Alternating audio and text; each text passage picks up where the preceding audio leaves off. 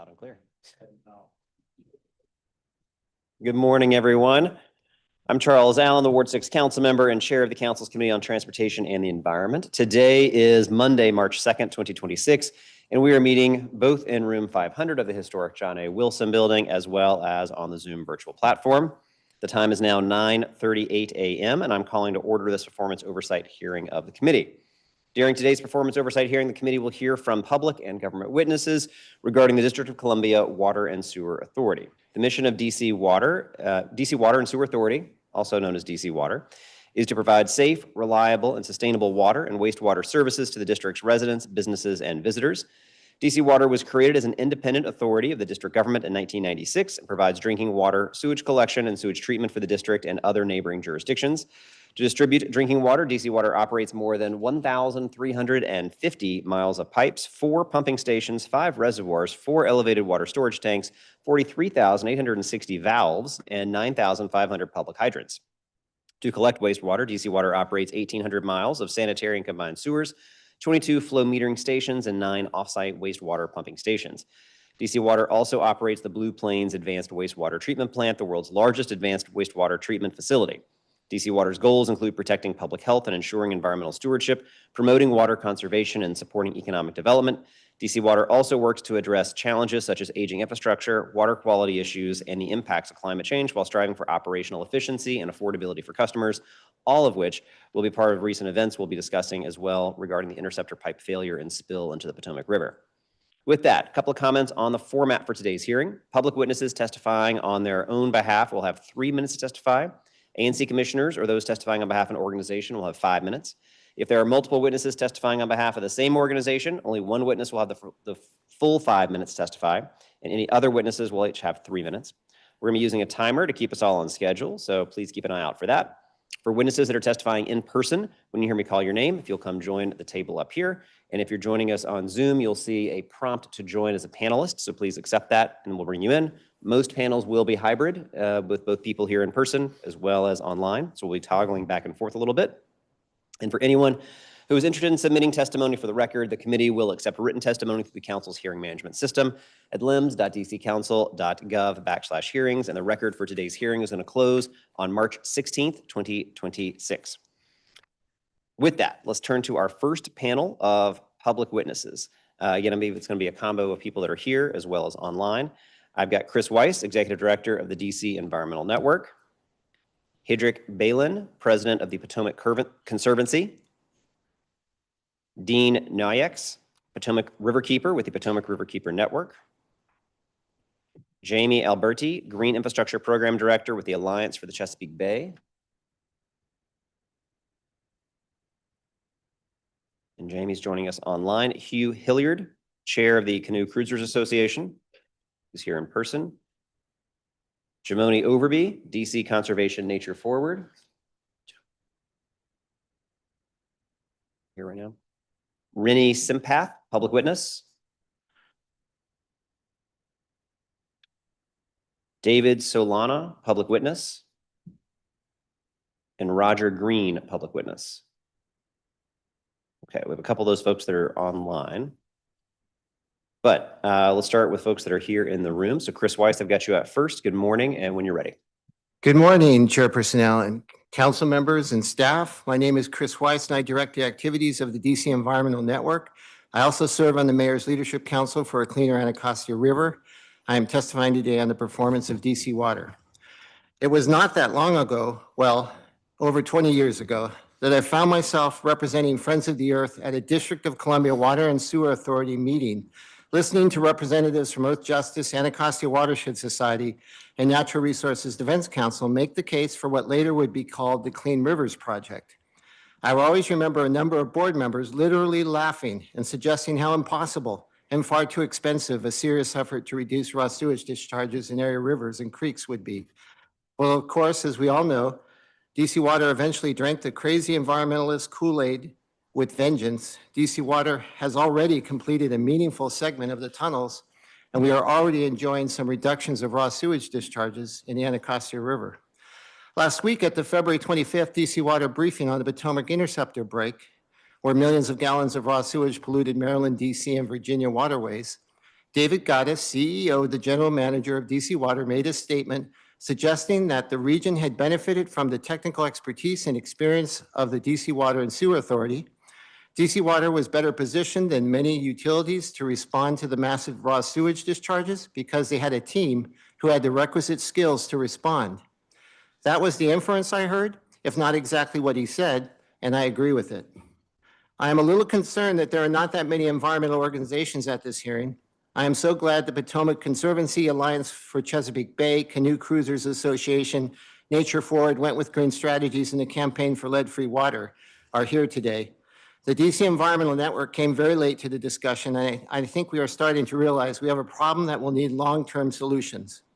The good news is our fearless Potomac Riverkeeper, Dean, has spent many 14-hour days since the January 19th break trying to make sure everyone knows what is at stake. We're very grateful for his commitment since that sad day. At the briefing, DC Water and their PowerPoint described next steps succinctly: repair and flow restoration, environmental restoration, and continued rehabilitation. I would add to that list these questions. How are we going to pay for the efforts to restore and rehabilitate? DC Mayor Bowser is taking one of the important steps to secure some federal funding. There are some political challenges related to the Trump administration that Maryland is facing, but in the end, they too should follow the lead of DC. How are we going to help the watershed businesses in the district and Maryland? How are we going to restore the public trust? How do we get people safely back into our rivers and creeks without being afraid? Can we get back to a place where the region won't be afraid of sewage contamination in their food? It has taken environmental organizations and government agencies decades to get people back on our rivers. If we don't do it right, it could take us many decades more to rebuild that trust. Talking to Dean yesterday, I became convinced that water quality monitoring will be critical to restoring the public's trust. We're probably talking about more monitoring than what DC Water, MDE, and the District Department of Energy and Environment are currently suggesting. The Potomac Riverkeeper Network identifies real-time public protection as a first essential action. PRK's essential actions list states, first, real-time public health protection must become the governing priority. That means daily publicly accessible water quality monitoring at recreation sites throughout the impacted reach of the Potomac and downstream tributaries. Clear health advisories tied to science-based thresholds available electronically and placed additionally where people access the river, and coordinated interstate communication so families, anglers, and boaters receive constant guidance no matter which shoreline they visit. Monitoring must continue through seasonal change and the high flow events to ensure the river is genuinely safe, not merely assumed to be. I have included Potomac Riverkeepers Network's meaningful accountability must now include several essential actions document below. The DC Environmental Network is trying to catch up, but much thanks to the environmental groups, DC Water, and others who are trying to fix this big problem. Thank you. Thank you very much, Mr. Weiss. I also was working off two different witness sheets, so I apologize. I forgot to call up Evan Quinter as well. So Evan, Dean, if you don't mind, what I'll do is I'll have Evan just kind of slide a chair up next to you because I assume your testimonies might work well together. So Evan will, yeah, just a slight shift and we can make this work. All right. So now, next, let me turn to Hedrick Balin. You correct me, please. Hedrick, can you, yeah, there you go. Red light's on. You're there good. you go. Well, good morning. I'm Hedrick Balin, president of Potomac Conservancy. We're one of the region's leading clean water advocates, and more than 42,000 supporters stand with us to protect the Potomac River. So 6 weeks ago, on January 19th, a catastrophic failure sent hundreds of millions of gallons of sewage into the Potomac River. I want to acknowledge the DC Water engineers who rapidly designed an emergency bypass, and the DC Water crews who worked in brutal conditions, winter conditions, to get that bypass operational within days. These efforts mattered.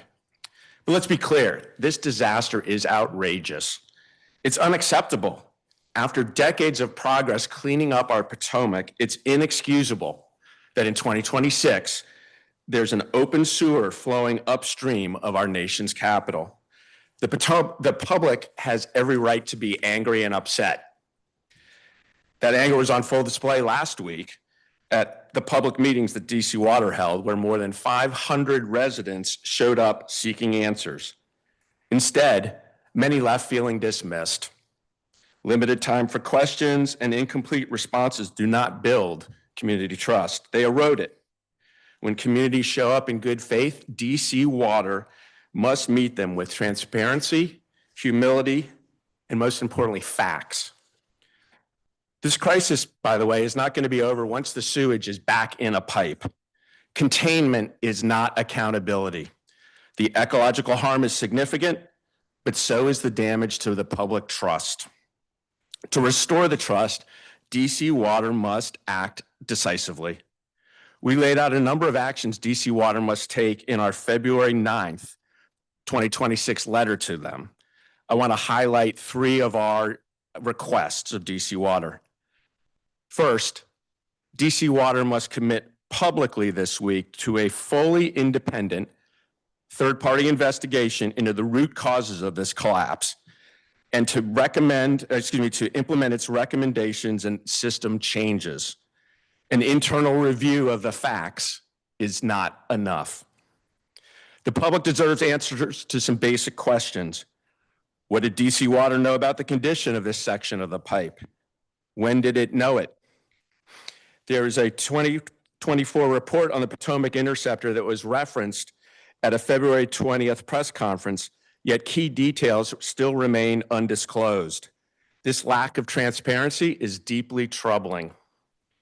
Second, environmental remediation plans must meaningfully engage the communities, the impacted communities, before the plan is finalized. This includes towns such as Glen Echo and Cabin John, downstream users such as at Minnie's Island, local businesses, high school rowers, fishermen, and public health and environmental organizations. They all must have a seat at the table, not as an afterthought, but as a partner. Third, DC Water and other government entities must commit to a robust public long-term monitoring at the spill site and downstream throughout the summer, not just a few more weeks. The Potomac is a treasured destination. Families deserve clear, timely data on water quality so they know when it's safe to fish, paddle, or let their children splash along the shoreline. This spill is a warning. When critical infrastructure maintenance is delayed, when investments lag, the consequences are devastating. What happened here is a stark reminder that neglecting water systems puts public health and the entire ecosystem at risk. The Potomac will recover. Rivers are resilient, but public trust does not rebound on its own. It must be earned through transparency, accountability, and authentic engagement. Thank you again for the opportunity to testify. Thank you very much. Next, I've got Dean Nalyux, who's our Potomac River Keeper. And so does that mean I get 5 and Emma gets 3? Yes. Okay, just to be clear. Yeah, thanks. So I just want to echo everything that's been said here. I agree with. I think moving forward, in case I do run out of time, I really just want to say I think looking ahead, we really need to just focus on what Hedrick pointed out as accountability for DC Water and making sure that those who have been impacted by this spill directly, particularly financially, that there is some type of support for those people like our watermen, charter captains, and others. And so, 243 million gallons, not millions of gallons, but hundreds of millions of gallons went into the Potomac River. And, for a group like ours, that's for the past 6 years has done water quality monitoring every week and launched the Swimmable Potomac campaign to convince people to come back and use this river. I can't tell you what a gut punch this is that we've lost that in a single week because of all this sewage that's been dumped in the river. And the impacts of this are just so significant. The perception, regardless of what the water quality data says, is just so big and important. So there was a poll that I saw on, I think Channel 7 ran that I saw yesterday, asking if people were comfortable coming back to the river once these advisories are lifted, which started today. 90% said no. And so I thought, well, okay, maybe that's just people watching TV, not river users. So I spoke at Friends of Fletcher's Cove just last night. There was over 50 anglers there, usually who would be very excited about coming back for the shad season and fishing at Fletcher's Cove, which I do every year as well. And I did a poll. I just said, hey, how many people here are comfortable, all you anglers coming back and using the river and fishing again? And literally less than 10% of those people raised their hand. So all these anglers who normally use the river are basically saying they're not comfortable touching the water, regardless of what the data says. And I keep hearing this perception up and down. You see it on social media. You see, I've talked to watermen who are terrified. We catch, pull about 3 million tons of blue cats out of the river every year. That season basically started today. These blue cat watermen are terrified that basically nobody's going to be taking their fish. These people are going to be put out of work. Crab season starts really soon. I've heard from watermen both in Maryland and Virginia saying like, hey, I'm going to put $20,000 in my crab pots and get them in the river like I do every year, but I'm afraid people aren't going to take those crabs. And I talked to Captain Tim Blanchard, based right here, charter captain in DC, just last night. He was at that meeting. He just opened a new business. He's got 3 boats. Nobody wants to go out fishing with him this spring. That is devastating. Caleva School saying that parents are saying they won't put their kids in the river, even though they're going to operate above the spill site. It's the perception of the river that's been harmed. I've had countless people telling me they're not going to let their kids row crew. They're not going to let their kids go to sailing school. So all of those businesses are going to be directly impacted. And DC Water, while they are working to fix the problem, and I do commend the crews on site, who is going to put money forward, some of this federal relief dollars to support? I think there needs to be an emergency funding mechanism to support these watermen and people who are directly harmed financially from the river. And then obviously the water quality monitoring is ongoing. We have requested to meet with DC DOEE for almost a month now. And I talked to you, Mr. Allen, when you came out the site. I still have not gotten a meeting request, no follow-up emails, not one single. We've tried to meet with the EPA.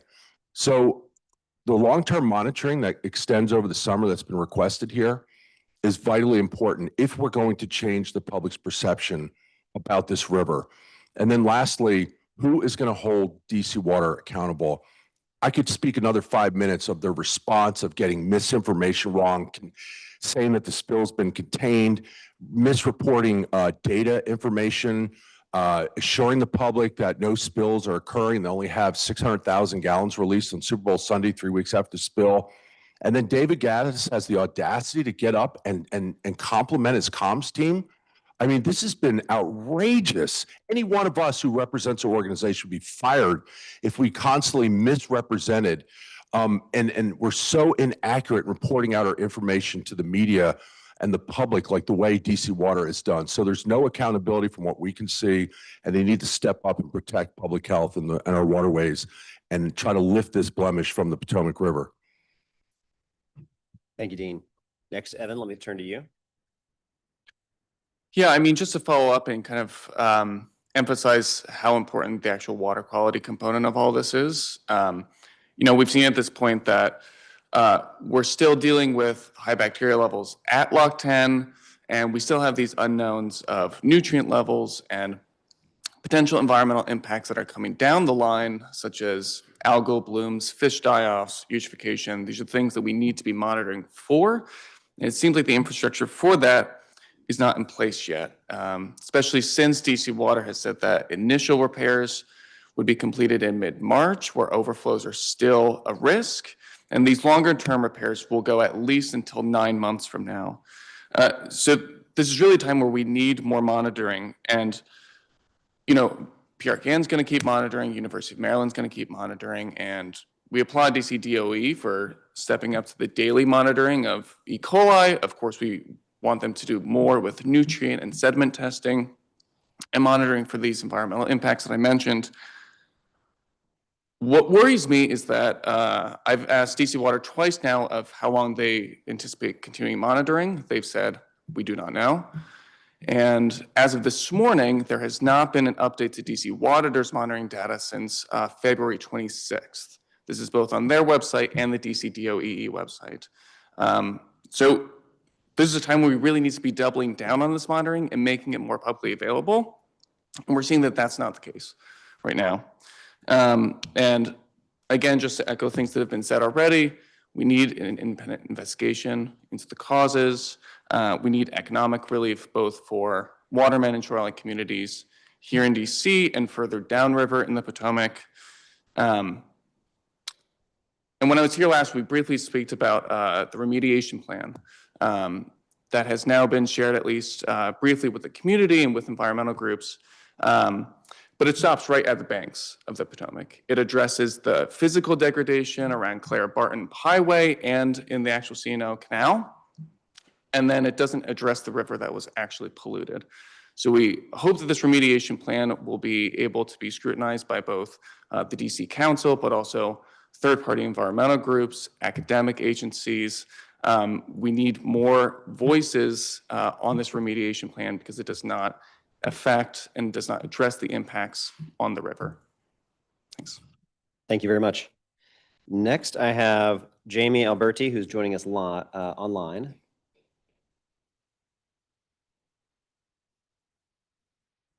So Jamie, if you can hear me.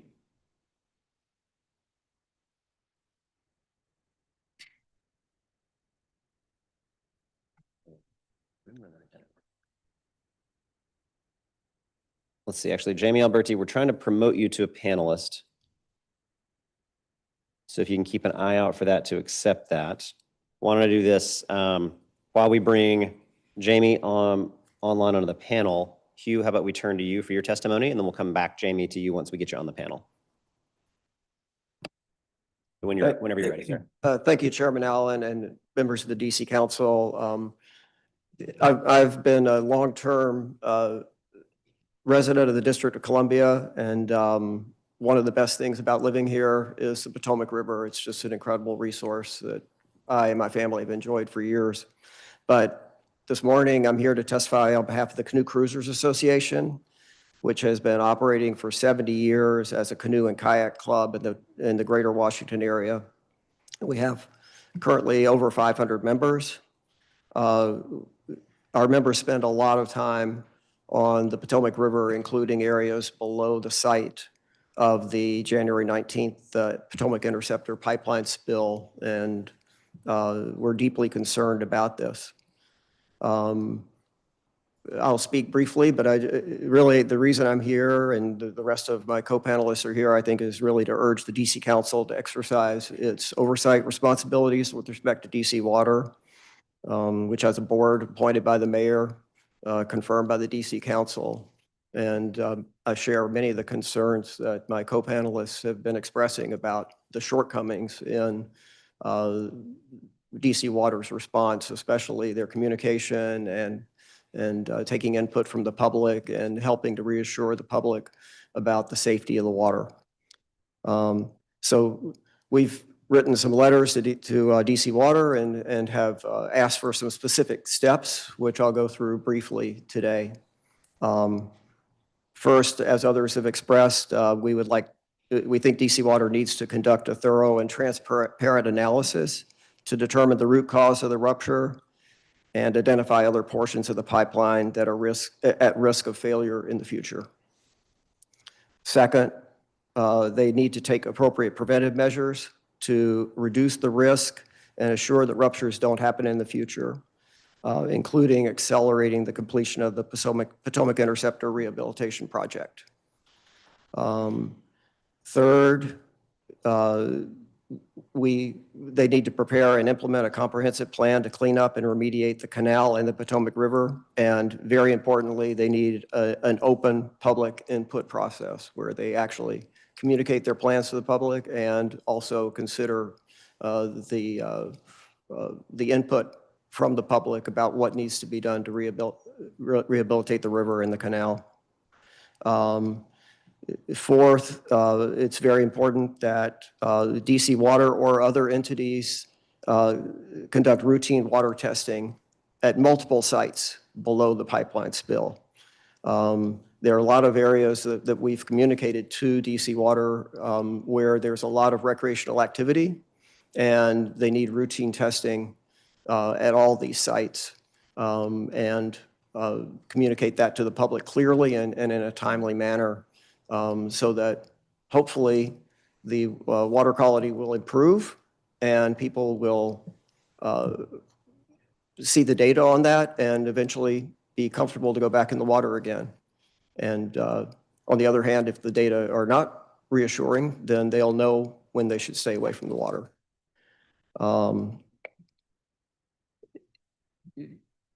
And there are a lot of entities involved in water sampling. Potomac Riverkeeper has really taken the lead on this initially, and now we've seen DC DOEE step up and DC Water step up, but we think independent water testing is better than having DC Water do it itself, and we think people will be have more faith in data that comes from independent testing sources. And as others have mentioned, it's not just testing the water itself. They should be testing the sediment, and they should have a broad range of tests that look for a number of pollutants in the river. So just really want to emphasize again, DC Water, I mean, the DC Council should be exercising its oversight authority and making sure that DC Water responds thoroughly to this rupture, and that these sorts of things don't happen in the future, and that they remediate the results of this recent spill. Thank you very much. So thank you very much. All right, I think we've got Jamie Alberti back now on the panel. So Jamie, let me turn to you. There we go. Good morning. Good morning. My name is Jamie Alberti, and I'm speaking on behalf of the Alliance for the Chesapeake Bay. We are a regional nonprofit that has partnered with the district for more than 20 years to improve water quality, strengthen compliance, and build a local green workforce. Today, I want to focus on 3 points that are central to environmental accountability and long-term success. First, clean rivers mean both gray and green infrastructure. The Clean Rivers Project, mandated by the 2005 Federal Consent Decree and modified in 2015 to include green infrastructure, was intentionally designed as a combined strategy. The deep tunnel systems are capturing billions of gallons of combined sewer overflows. That progress is real and measurable, but the 2015 modification recognized something critical. Tunnels alone are not enough.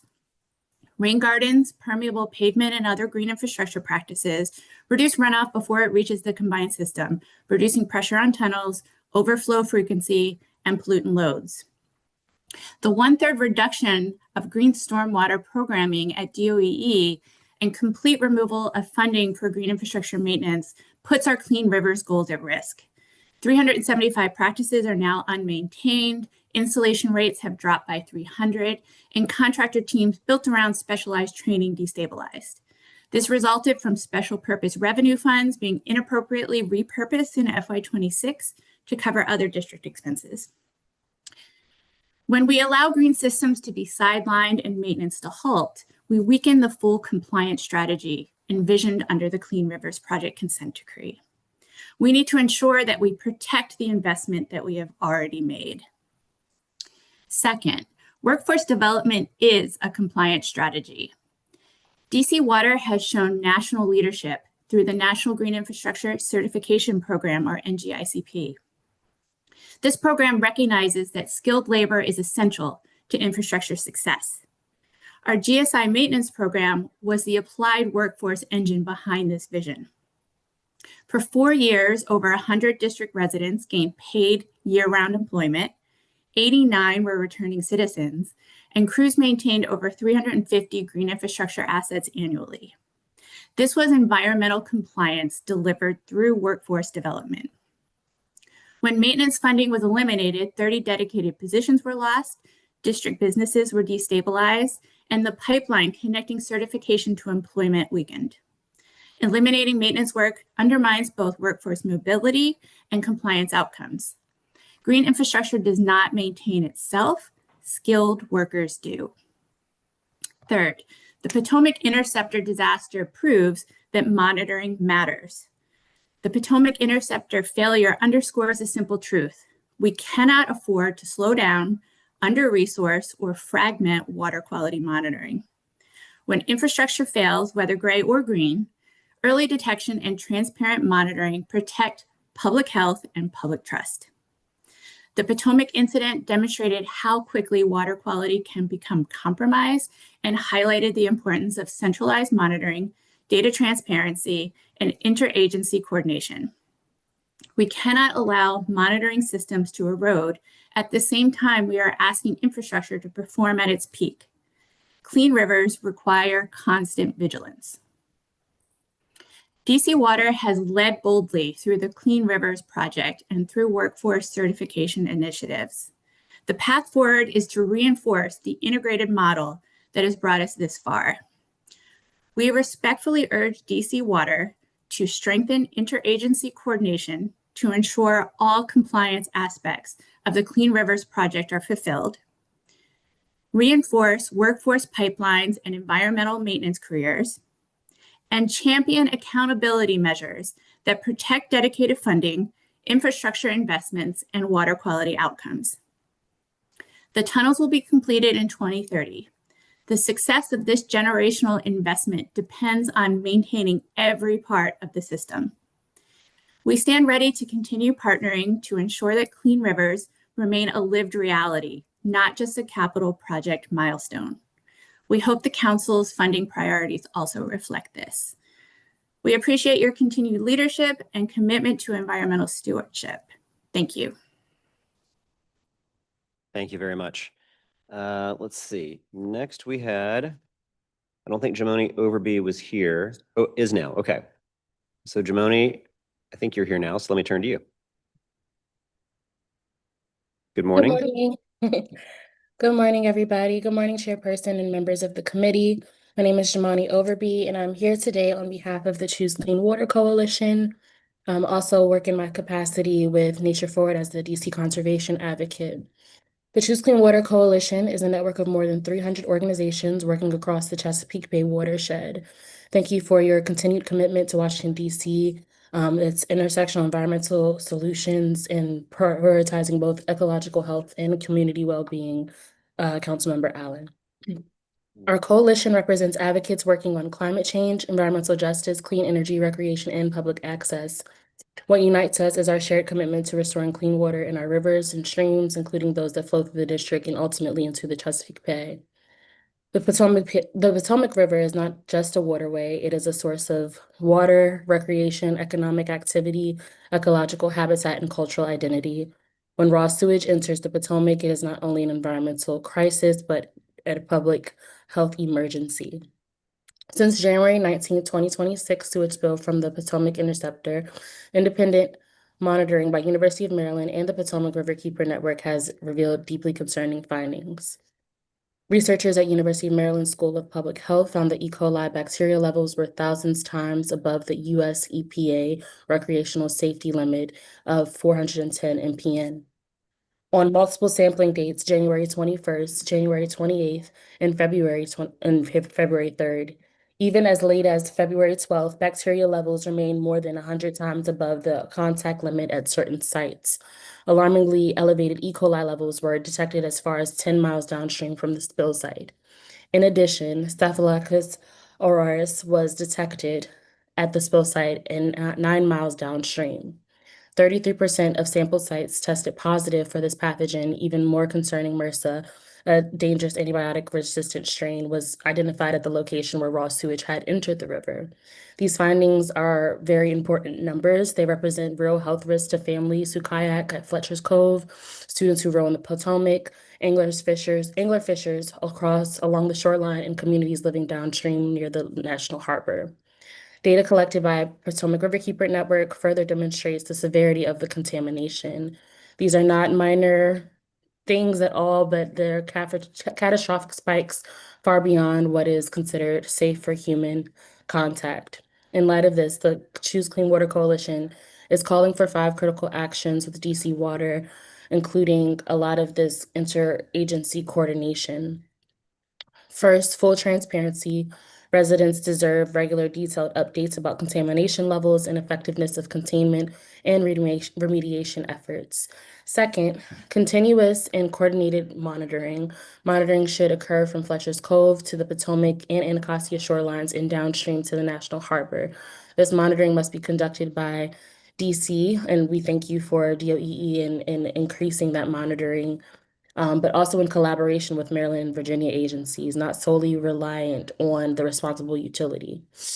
Third, comprehensive environmental investigation. Raw sewage introduces excessive nutrients, pathogens, harmful bacteria, and other pollutants that can disrupt aquatic ecosystems and pose serious public health concerns. Monitoring must assess the full scope of all of these impacts.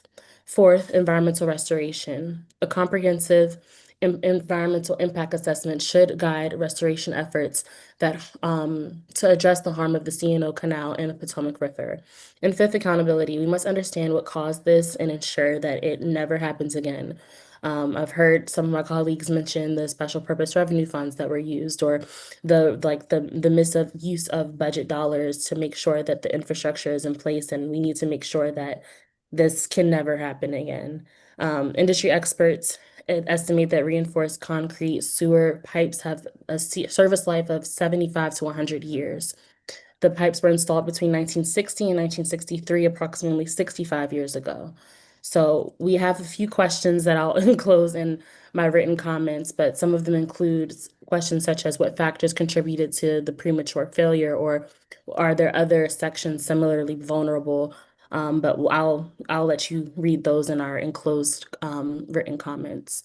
In conclusion, water is life, and it is clean water is a matter of public trust. And when the infrastructure fails at this scale, our response must be grounded in science, transparency, accountability, and of course, community. And thank you for your time, and I welcome any questions that you may have. Absolutely. Thank you, Ms. Overby. All right, and then our last witness on this panel, we have Roger Green, who's online. So, Mr. Green, let me turn to you.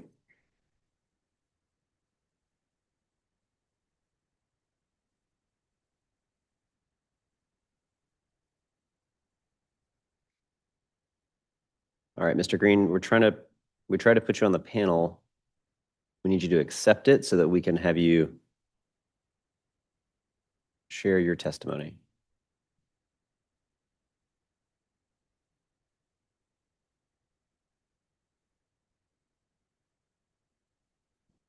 All right, let's try that again. Mr. Green, are you there?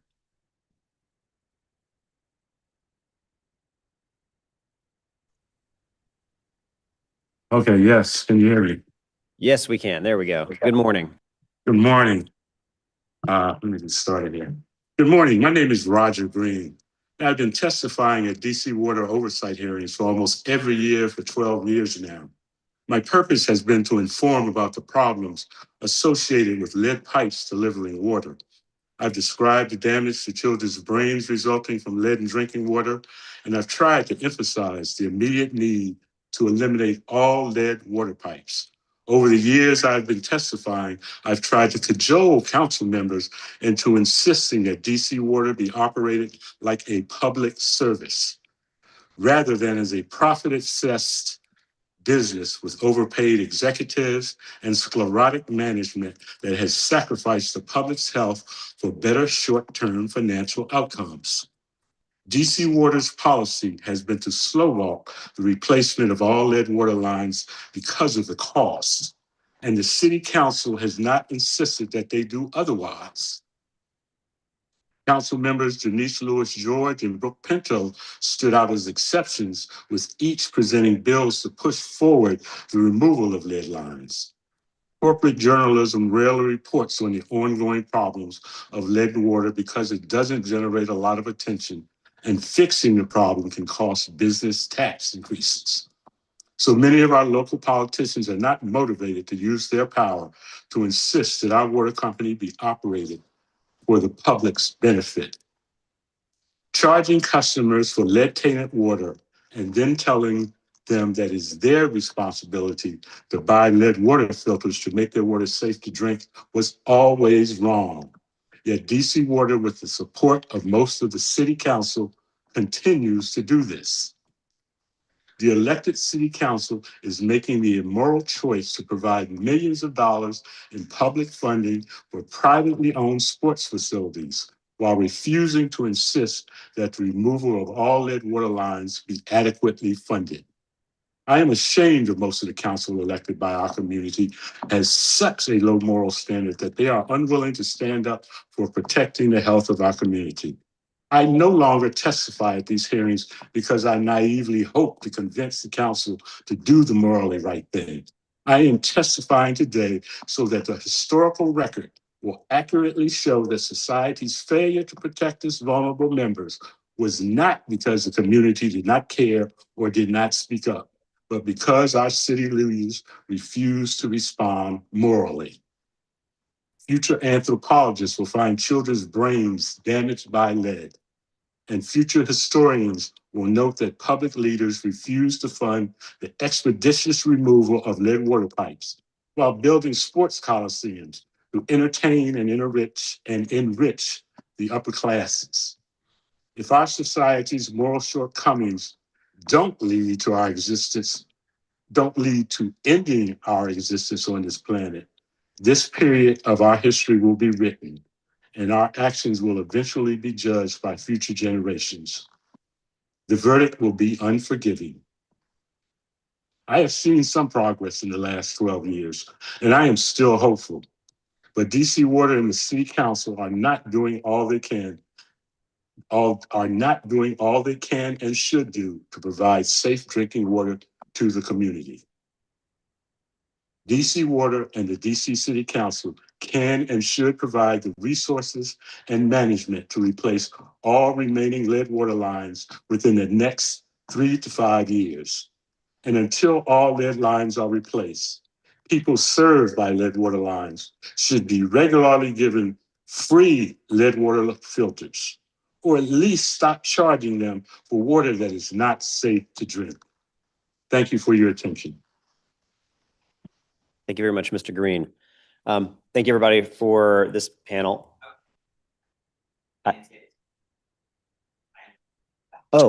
When I called your name, didn't have anybody step up. Tell you what, since I don't necessarily have a chair, Evan, are you okay? All right. So David, come on up. Got it. So I have another panel I can add you to as well. But if you want to go ahead and do your testimony here, but I know Dean and Evan, I'm going to call you back up for questions when we come in a little bit. But David, go ahead. If you'll push the button so red light comes on. There you go. Okay, thank you. My name is David Solana. I kayak on the Potomac River 4 to 5 days every week. And so this is very directly impactful to me and many of my friends. Water is life. DC Water's slogan says just how much trust we give them every moment of every day. We trust them to deliver clean water to us on demand, and we trust them to use that same water to remove our waste from wherever we are and to treat it before returning clean water back to the Potomac River.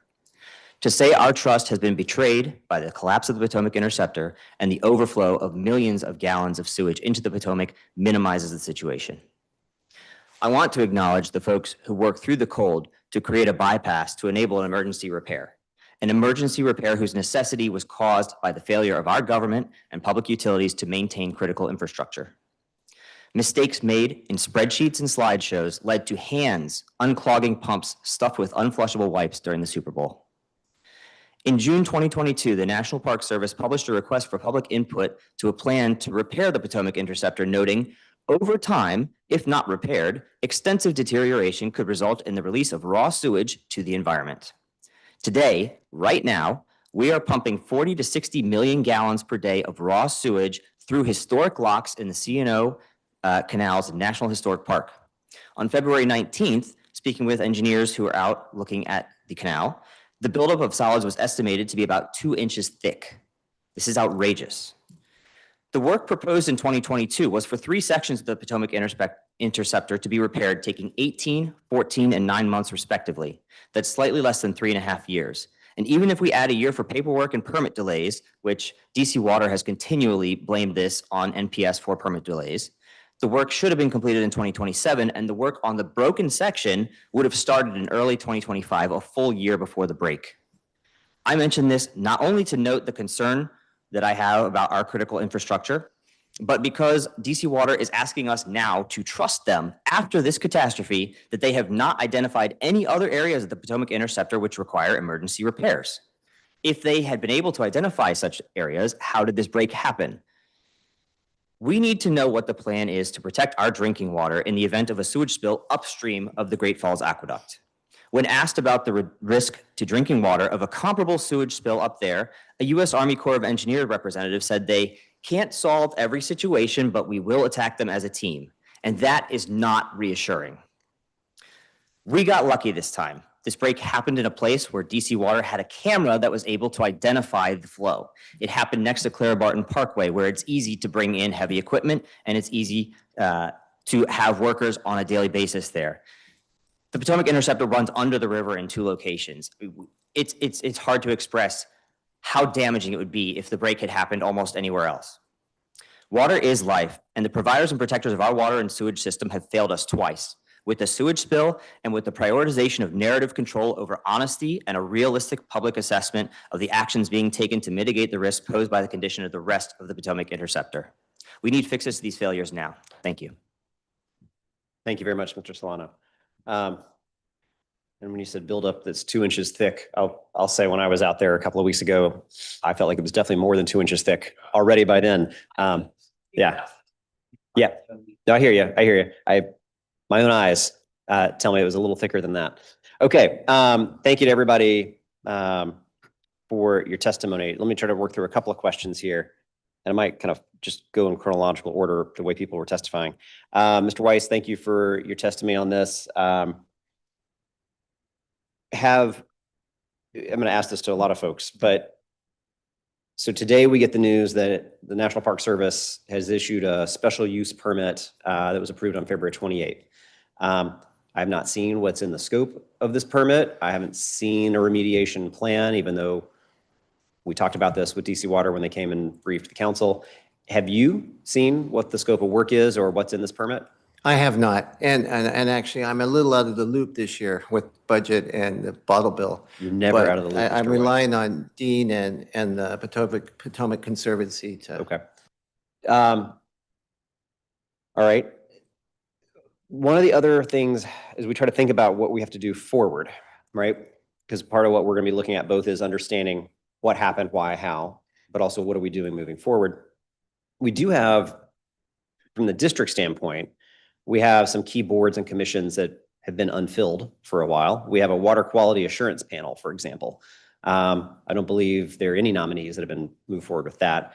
We have a soil and water conservation entity. I don't believe there's any nominees that have been sent down for that.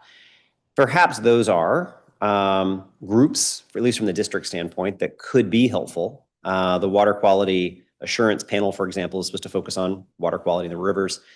Do you believe those should be entities that we try to prioritize getting those positions? I'd have to, nominations for the mayor and go through that process? Is it a little duplicative? What do you think? I'd have to think about this. I mean, I'm on the mayor's leadership council for and sometimes I wonder, what's the point? What are we doing here? We're getting great briefings on, technical briefings and others on what's going on. And quite frankly, DCEN led the Clean Water campaign for a couple decades with the Natural Resources Defense Council and stuff. And I just don't remember these ever really having to interact too much with these two entities. I suspect the COG. I've never been stood up, so that's probably Right. why too.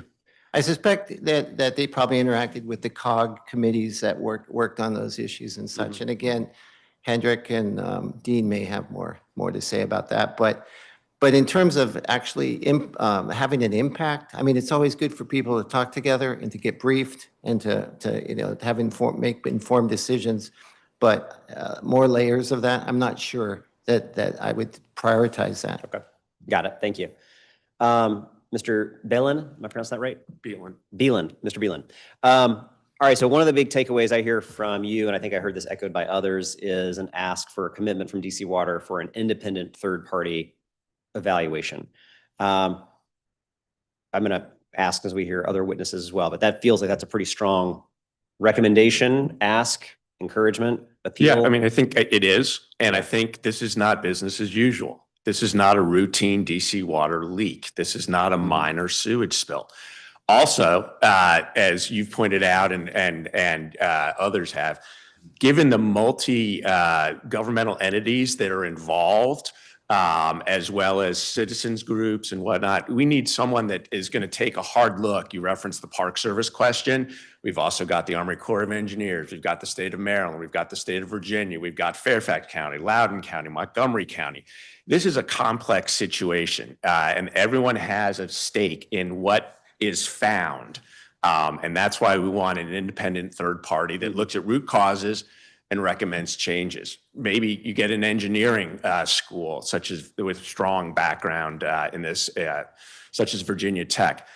I think it's not just important because we want to make sure this doesn't happen again in DC water service area, but this aging infrastructure issue is around the country. So what else can we learn from this incident and use it going forward for all sorts of wastewater utilities around the country? Yeah, thank you. Was the application for the National Park Service special use permit shared with you? No, we've not seen it. But again, that just amplifies why, as things come out, having someone with independent authority and authorized to really do a deep investigation, given the multiple partners involved, rather than having it come out drip by drip, we need to tackle this holistically. And yeah, I agree. Have you been asked has DC Water asked you for your recommendations on a remediation plan? They have not. And as far as I know, although they briefed last Wednesday, they presented 2 or 3 slides in a PowerPoint.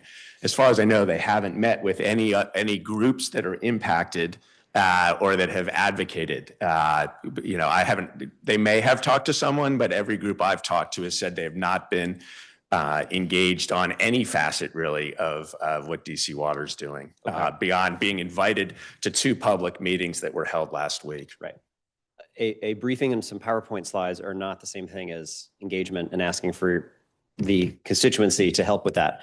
And if I may, Yeah, Councilmember, I think that's important for DC Water. We all share the same goal, I believe. Yeah. If water is life, several people have said yes. And so why not avail yourself of others in the community that want the same thing to come and ultimately get more money probably and have stronger rules and regulations that protect this regional resource that is so vital to making the DC metro area what it is. And I'm baffled by why they feel like they don't need to actually, it's insulting that they don't need to proactively engage and partner and communicate and meet with impacted and interested parties.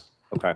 I appreciate it. And last question, in your testimony, you referenced a 2024 report being referenced at a February 20th press conference related to the interceptor. Is that a report you've seen?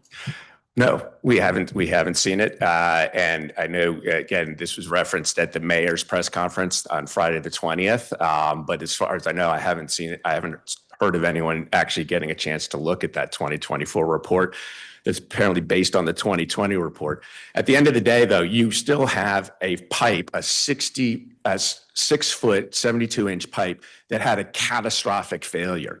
That should have been rated on their scale of replace immediately, not get to someday. Mm-hmm. And we want to understand why that wasn't the case. Got it. Thank you. All right, let me turn to Dean, Nayax, and Evan. I'll pull you into this one as well. All right, similar question real fast. You were nodding your head, so probably a quick answer. Have you seen the special use permit? Were you invited to help shape it, influence it, know what the scope of work is? No, they did reference it at the hearings last night. I think it's going to be in 3 phases where they do upstream of the C&O Canal, then the stream immediately down. This is what Evan was referencing, that it just basically stops at the spill site. And then obviously cleaning up the C&O Canal is my understanding, but we've had no involvement. In fact, we did have one meeting with DC Water last week and they couldn't figure out their comms. So I literally could not ask any questions because they couldn't figure out how to get me into the Teams meeting that they were hosting. So it was absolutely frustrating. And then at the hearing, you have like a minute to get up and express your concern or frustration about the whole process. So I'm just gonna throw out a few things. You know, I've been doing this for 25 years. I was directly involved in the Dan River coal ash spill. Very similar situation, but EPA was there from the beginning, announcing that they were providing oversight, that they were going to investigate the cause of the spill. And they were sharing monitoring data with us, asking us for our data. None of that has happened here, right? So yeah, EPA says they're involved now. They've toured the site. We still don't know what their involvement is. Are they going to hold DC Water accountable? But at the end of the day, Duke Energy, as a result of the Dan River coal ash spill, paid like $100 million plus fine. But most importantly, they created a clean water fund for the river, $60 million fund for impacted communities downriver, ways to restore confidence of coming back and water quality monitoring, all sorts of things, right? And I don't see this really happening here, you know? And what is crazy with all of this is, like, we keep getting requests from like Sycamore Island Club and others downriver to ask us to expand our sampling program because DC Water has denied. They did agree to sample right immediately downriver at Minnie's Island, but they denied Sycamore Island Club when Sycamore Island Club asked for sediment testing. None of that has been agreed upon with DC Water. As Evan mentioned, there's been no commitments, it seems like, from what we're hearing, and we met with MDE as well. MDE at least has said they're going to do sediment testing in that stretch of river. So MDE is stepping up for DC Water's problem. But the problem is like, you know, where is, you know, just where's the long-term commitment? You know, we can't. Yeah. I'm really concerned that both MDE and DC Water are going to start winding down their E. coli monitoring just as the season to go back on the river, May, June, starts picking back up. And so, you know, you heard over and over that this is why the long-term water quality monitoring is really important. But I'm very concerned about that. We just can't get answers from DC Water. We can't even get a FaceTime with them. I can't get FaceTime with DOEE. This has just been really kind of an unbelievable experience, in my opinion, based on 25 years of experience of river keeping and being on the water. Well, I want to both work with DOEE, DC Water. I also can acknowledge this is unique from the standpoint of other jurisdictions because we have 3/4 jurisdictions at play here. We have Maryland, Virginia, the district, and federal government. And you know, government is nimble and super easy to work with.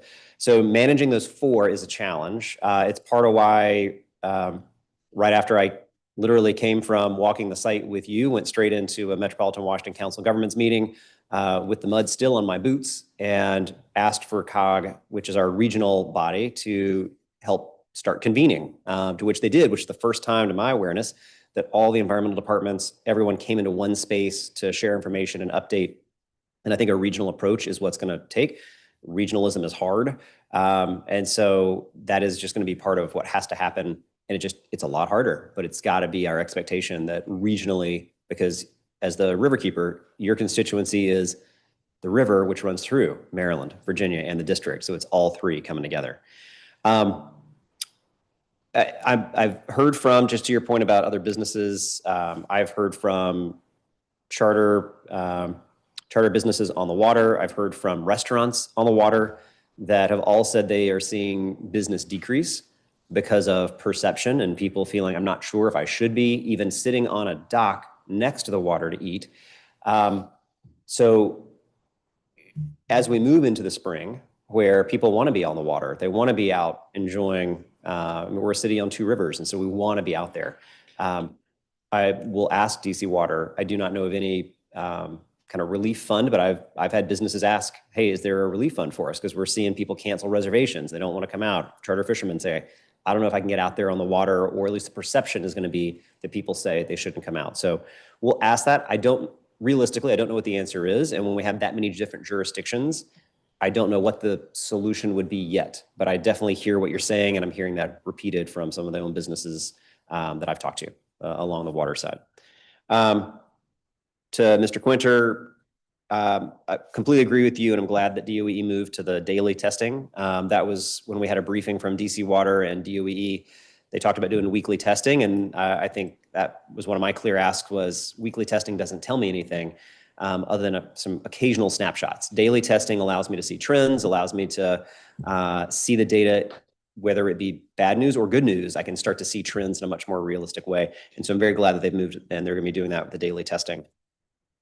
I am going to also ask DC Water why the report they shared this morning, February 26th is the last date. That's 4 days ago. I do know that, sometimes the lab isn't necessarily going to be less than 24 hours. Let's throw in a weekend. So there may be reasonable answers to that, but it also may be that there is capacity to do it more quickly. And if you want to add to that. Yeah, I recognize that we're just coming out of a weekend, so Yeah. we'll be looking for today's update, see what the past few days have been. But I think it still speaks to the point of having now spoken to DC Water representatives twice now and being very unclear of how long that monitoring is going to continue. We need much clearer answers on that. Yeah. And we also need monitoring not just to the end of May, which is the 8 to 12 weeks that DC DOE has said for. We need it very clearly into the recreational season, at least at the end of the summer, if not longer. Yeah. And Okay. I'll be real brief, but when we met with MDE last week, they still don't have any commitment to do long-term testing. They certainly don't have commitment to do daily testing. I agree with you, the regional approach is important, but if we can't get MDE below the Woodrow Wilson Bridge to test on a regular basis too, I think DC Water needs to express DC government and say, hey, we need to do this. We need to all put in together and figure out how to make this happen so people do feel confident about coming back to the river. Yeah. Regionalism is the only way this is going to work. It's the only way. I am DC government. I cannot control what Maryland does or what Virginia does. I can scream till I'm blue in the face. So regionalism is the only way it's going to work. And so I've got to be able to work with partners. And that's why I think, again, council of governments is a really great tool that we have here, because it's where all the electeds, all those agencies and governments sit at the same table. And it's the place where we can actually pull those folks together to get that work done. Mr. Hilliard, I think you also said your recommendation was a third-party independent analysis, both from a fact and a trust perspective. Did I hear that correctly? Yeah, that's correct. I think DC Water has a role to play. They could be out there advocating that the appropriate agencies do testing. So we're happy to see MDE do testing. Realize that's outside of your jurisdiction, but DC Water's pipeline causes a problem. People have been asking DC Water to make sure independent testing is performed, and I'm not aware that they have been out themselves talking to any other agencies with proper jurisdiction, asking them to do testing. If that's been happening, certainly it hasn't been communicated to us. Yeah. Got it. Okay. Yeah. And, in the same way that I was talking about the regionalism, right? I can't compel Maryland department to do something. They can't compel our DC Department of Energy to do something. What COG has been trying to do is actually pull together the different reporting, because we've got multiple places that have reporting out. So part of what they're building out actually is a space where they can pull all this different reporting into one place. That could be a role DC Water plays. It could be a role that COG plays, or in partnership. So that all regions, because there are different testing taking place, can all be pulled and consolidated into one place where people can have more confidence around that. Yeah, I totally agree with that. Having, transparency is very important. Timeliness is very important. I think independence is very important. But all these different agencies could work together to make sure that all the proper places are being tested frequently. They're being tested properly, independently, and those results are being made available to the public in a, easily accessible manner on a timely basis. Got it. And then I guess I'll just ask you the same thing I'd asked some of the other panelists. Did DC Water reach out to you and your organization with the remediation plan, scope of what a special use permit would look like, get your feedback or input? Yeah, I'm afraid you already know the answer to that question, which is no. Okay, thank you. Sorry, did you jump back in? Yeah, just one other, you asking some great questions. I just want to note again, we sent a letter on February 9th to DC Water requesting many of answers, formal written responses to many of the great questions you're asking. So, and we gave them till the end of the month as passed, and they still haven't responded in writing. And so, I think I speak for many groups. That's a good first step if they want to try to, if they aren't able to meet with us face to face, maybe they could put something in writing in response to these questions. We're frustrated that we're being ignored, but they're great. All your questions are in the letter we sent them on the 9th of February. So they've had them in front of them for a while. Okay, got it. Ms. Overby was going to ask you similar question, Nature Forward, and you work in coalition with a lot of our organizations here. Were you or your organization approached about any remediation plans? I'm afraid not, no. Yeah. Okay. Thought I knew the answer, but still wanted to ask. And then I think, did you also recommend that there should be some type of third-party independent analysis? Yes. Okay. Yes, also in alignment with our other colleagues that are there in person today, that it should be another third party, just because the magnitude of this this disaster, but also we need a lot of checks and balances when it comes to something like this. So definitely in alignment. Got it. Okay, thank you. And then Mr. Solana, if I can grab you back at the table just for a second. As somebody who's on the water frequently, or at least wants to be, can you share from your perspective as a user on the water, if testing is done on a daily basis and you see consistency in levels of E. coli that are below the 410 threshold, what are some of the types of things, and I'm going to try not to ask you to speak for other users, but to the extent you feel confident kind of sharing, what are the types of things you're looking for that give you confidence to get back onto the water, to do so in a way that you want to use, to feel safe, to feel confident? What are the types of things that help change the perception for you, even if I'm going to show you charts that start to show you trend lines of consistently staying below the threshold for unsafe water? What starts to get to your point of feeling the confidence? Yeah, so I'm simultaneously the best and the worst person for you to be asking this. And I'm going to give you some context. So I went to Lock 6 about 2 weeks ago, saw that there was actually a biohazard sign up there with a phone number on it, the DC Water's emergency phone number. So I called them and I said, this is the phone number. It says to call if you want more information. I'm standing at the river right now. Can I go boating? And I was told, well, at first I was asked, do I smell anything bad? And I said, no. And she then said, do you see, like toilet paper in the water? I said, no. She goes, okay, go boating. That was 2 weeks ago. Mm-hmm. I asked the DC Health rep who was at the DC Water meeting a couple weeks ago, my main concern, which is that there is raw sewage from Dulles flowing into the Potomac. That is an international airport that sees, I don't know how many travelers on a daily basis. I don't know what percent of them use the toilet. I don't know what diseases they're carrying through. And so my concern as a boater was, yes, I understand E. coli is an indicator bacteria. I understand that people test for E. coli because it is easy to grow, because it persists well. And my concern is, what other pathogens are there that are not normally there that I would not have usual contact with? And the answer from DC Health was, we're not going to test the water, but we will monitor emergency room admissions. And that was ridiculous. The next night I asked the Maryland Department of Health the same question, and she said, whatever, go boating. So I went boating the next day. So in that sense, I'm the worst person to ask. I did go boating. Mm-hmm. I've also, been boating upstream of the spill many times, and people who see me with a kayak up there freak out, like, oh my God, you're touching the water. Like, what are you doing? I said, well, the spill was downstream. And I can tell you, having gone boating with the advice of the Maryland Department of Health, that it was okay. So far, I haven't gotten sick. I know the incubation period can be up to 10 days for certain things. I will let you know. But I have had many boaters say, what the heck is wrong with you? And I said, well, if the Department of Health says it's okay, and I look at the E. coli readings, and the numbers look okay to me, and I am aware that there are regular spills of various kinds into the river. I mean, DC Water will say, oh, it's normal for there to be spikes. That's not normal. That's just humans polluting in other places, and we don't know who does it, okay? It's normal, but it's not normal. So yes, I go boating. I have been boating. And I can tell you right now that I have a lot of friends who still will not go boating because they're like, you're crazy. I can't believe you would do that. Yes, the numbers are this, but, and to be fair, I went boating on Friday. I have friends who went boating on Saturday. Sunday was also a beautiful day. So you hear people talk about the recreational season. There aren't bookends. I go boating all winter long.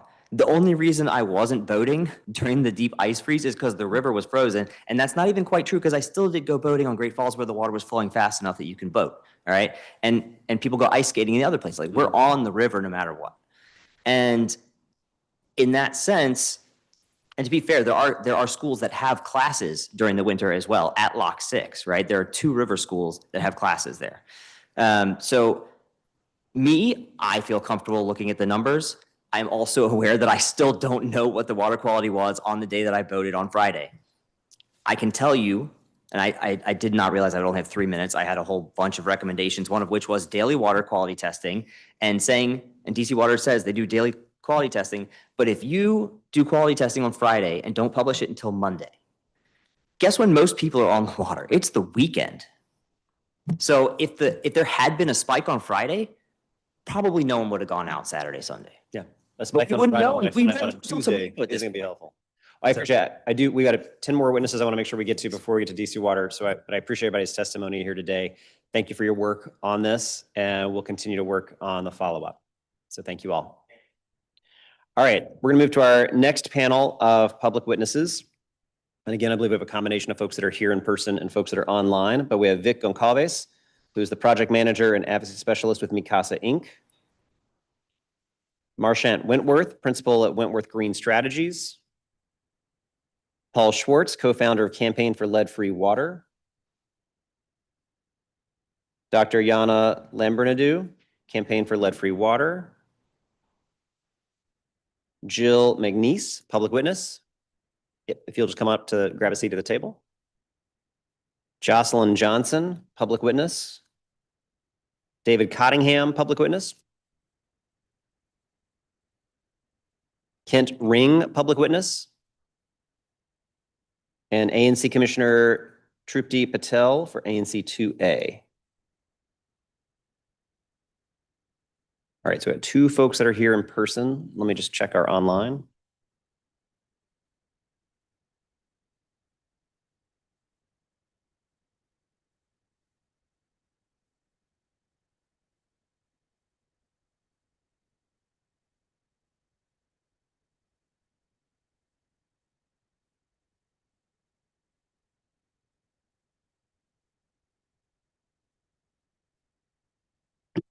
All right, I think we've got Marchant Wentworth online.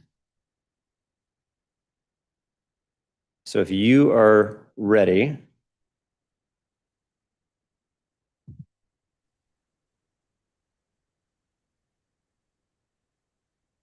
Marchant Wentworth, are you there? Yes. Okay, when you're ready. Mr. Chairman and members of the committee, I am Marchant Wentworth, principal, Wentworth Green Strategies, and previously I was part of the multi-year stakeholders process that created the long-term control plan to curb combined sewer overflows.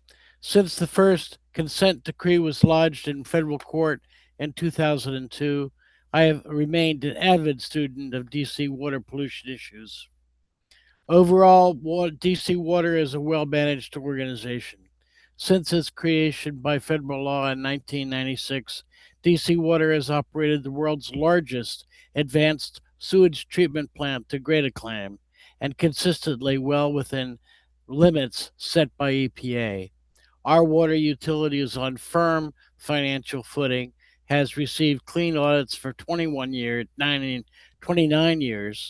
and has achieved high bond ratings that have saved ratepayers millions of dollars. My oral testimony for this hearing focuses on the catastrophic sewer collapse of Potomac River Interceptor on the evening of January 19th, 2026, because it serves to highlight the strengths and the weaknesses of the utility. I focus on other issues in my statement submitted for the record. My oral testimony for this hearing focuses on the catastrophic sewer collapse, and DC Water reacted well to divert massive overflow into a dry portion of the C&O canal bed and then divert it back to the secure portion of the 6-foot, 73-year-old reinforced concrete pipe. But even then, by DC Water's own estimate, about 243 million gallons of raw sewage flowed into the Potomac River, endangering public health, wildlife, water quality in the river. This is roughly equivalent to 4.5 days of flow from our suburban users.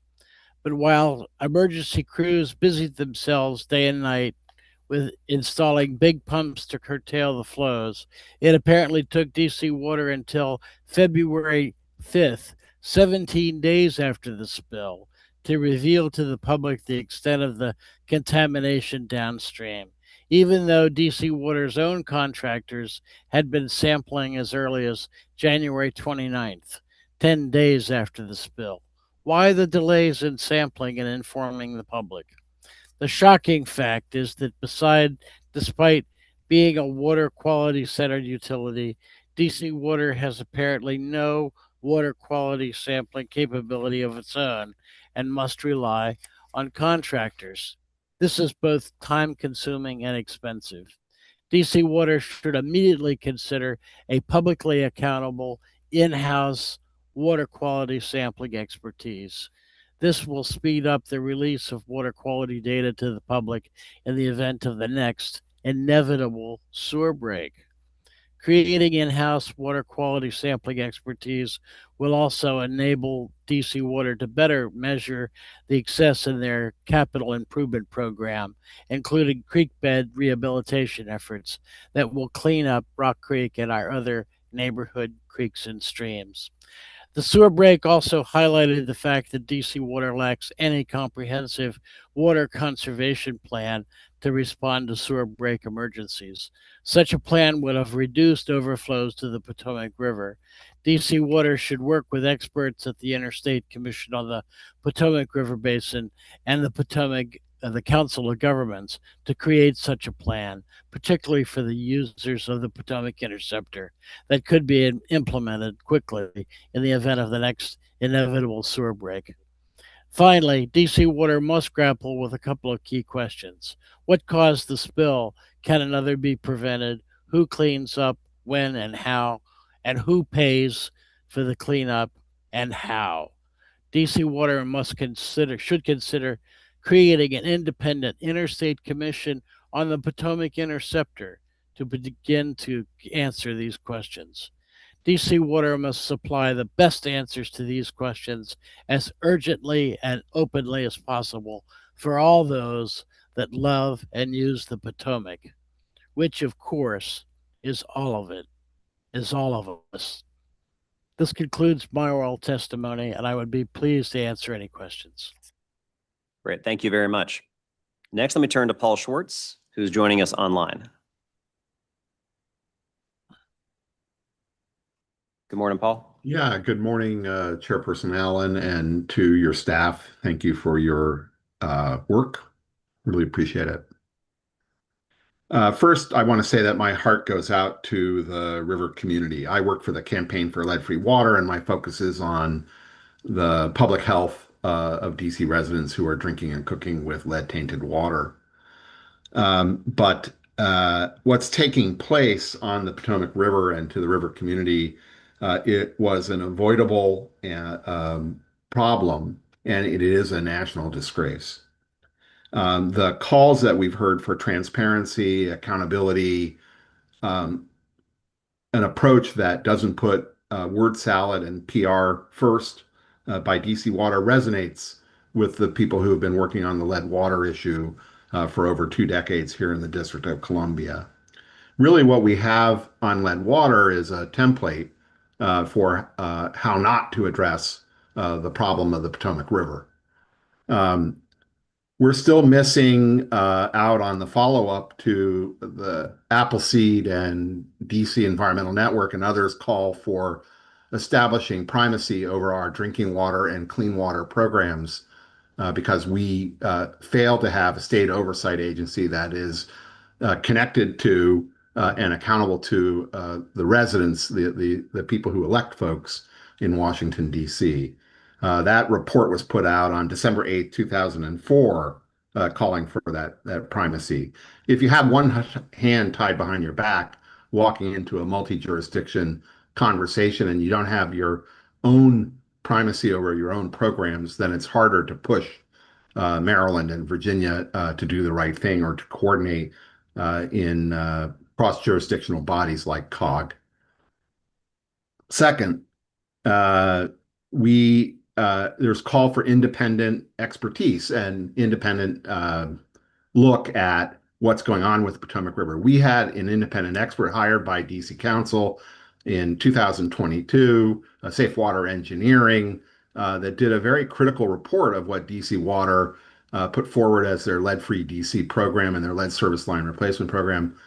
That has not been followed up on. So more unfinished business. And third, we had legislation that was supposed to be a comprehensive fix to not only lead service line replacement, but other ingestion routes for lead and water that are really serious. That legislation, which was put forward by Janice Lewis George, was supposed to be put forward by Janice Lewis George, the Accelerating Lead-Free DC Amendment Act of 2025, was stillborn. As the mayor said, she would veto it if it moved forward. And we were told that the committee wasn't going to do anything until after fiscal year 27 because of the cost issues.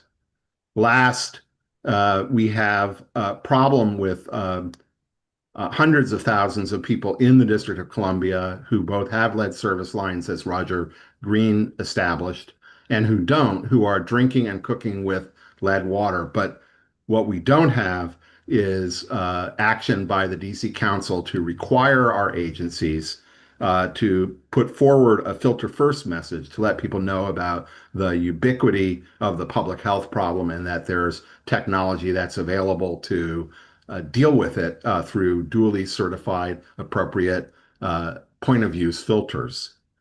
We are in conversation with DC Water, DC Health, and DOEE about doing better on the filter first language, but it still hasn't happened. So I would end by saying that we have a great need to work with this committee and staff and with other city council people to upgrade the priority that's put behind this public health scourge.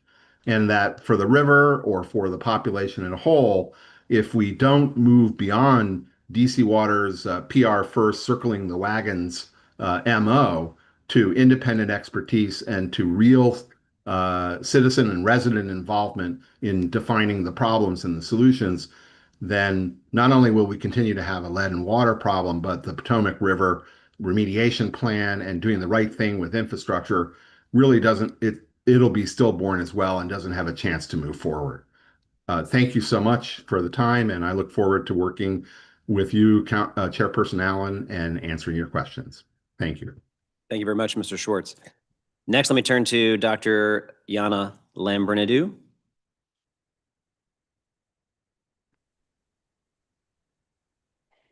Good morning. Good morning. I'm Anthea Walker, Dr. Yana Lambrinidou's daughter.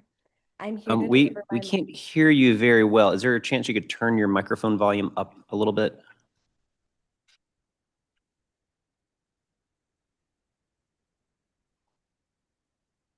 Is it better now? It's a little better. Okay. We can hear you. Okay, cool. Good morning, everyone.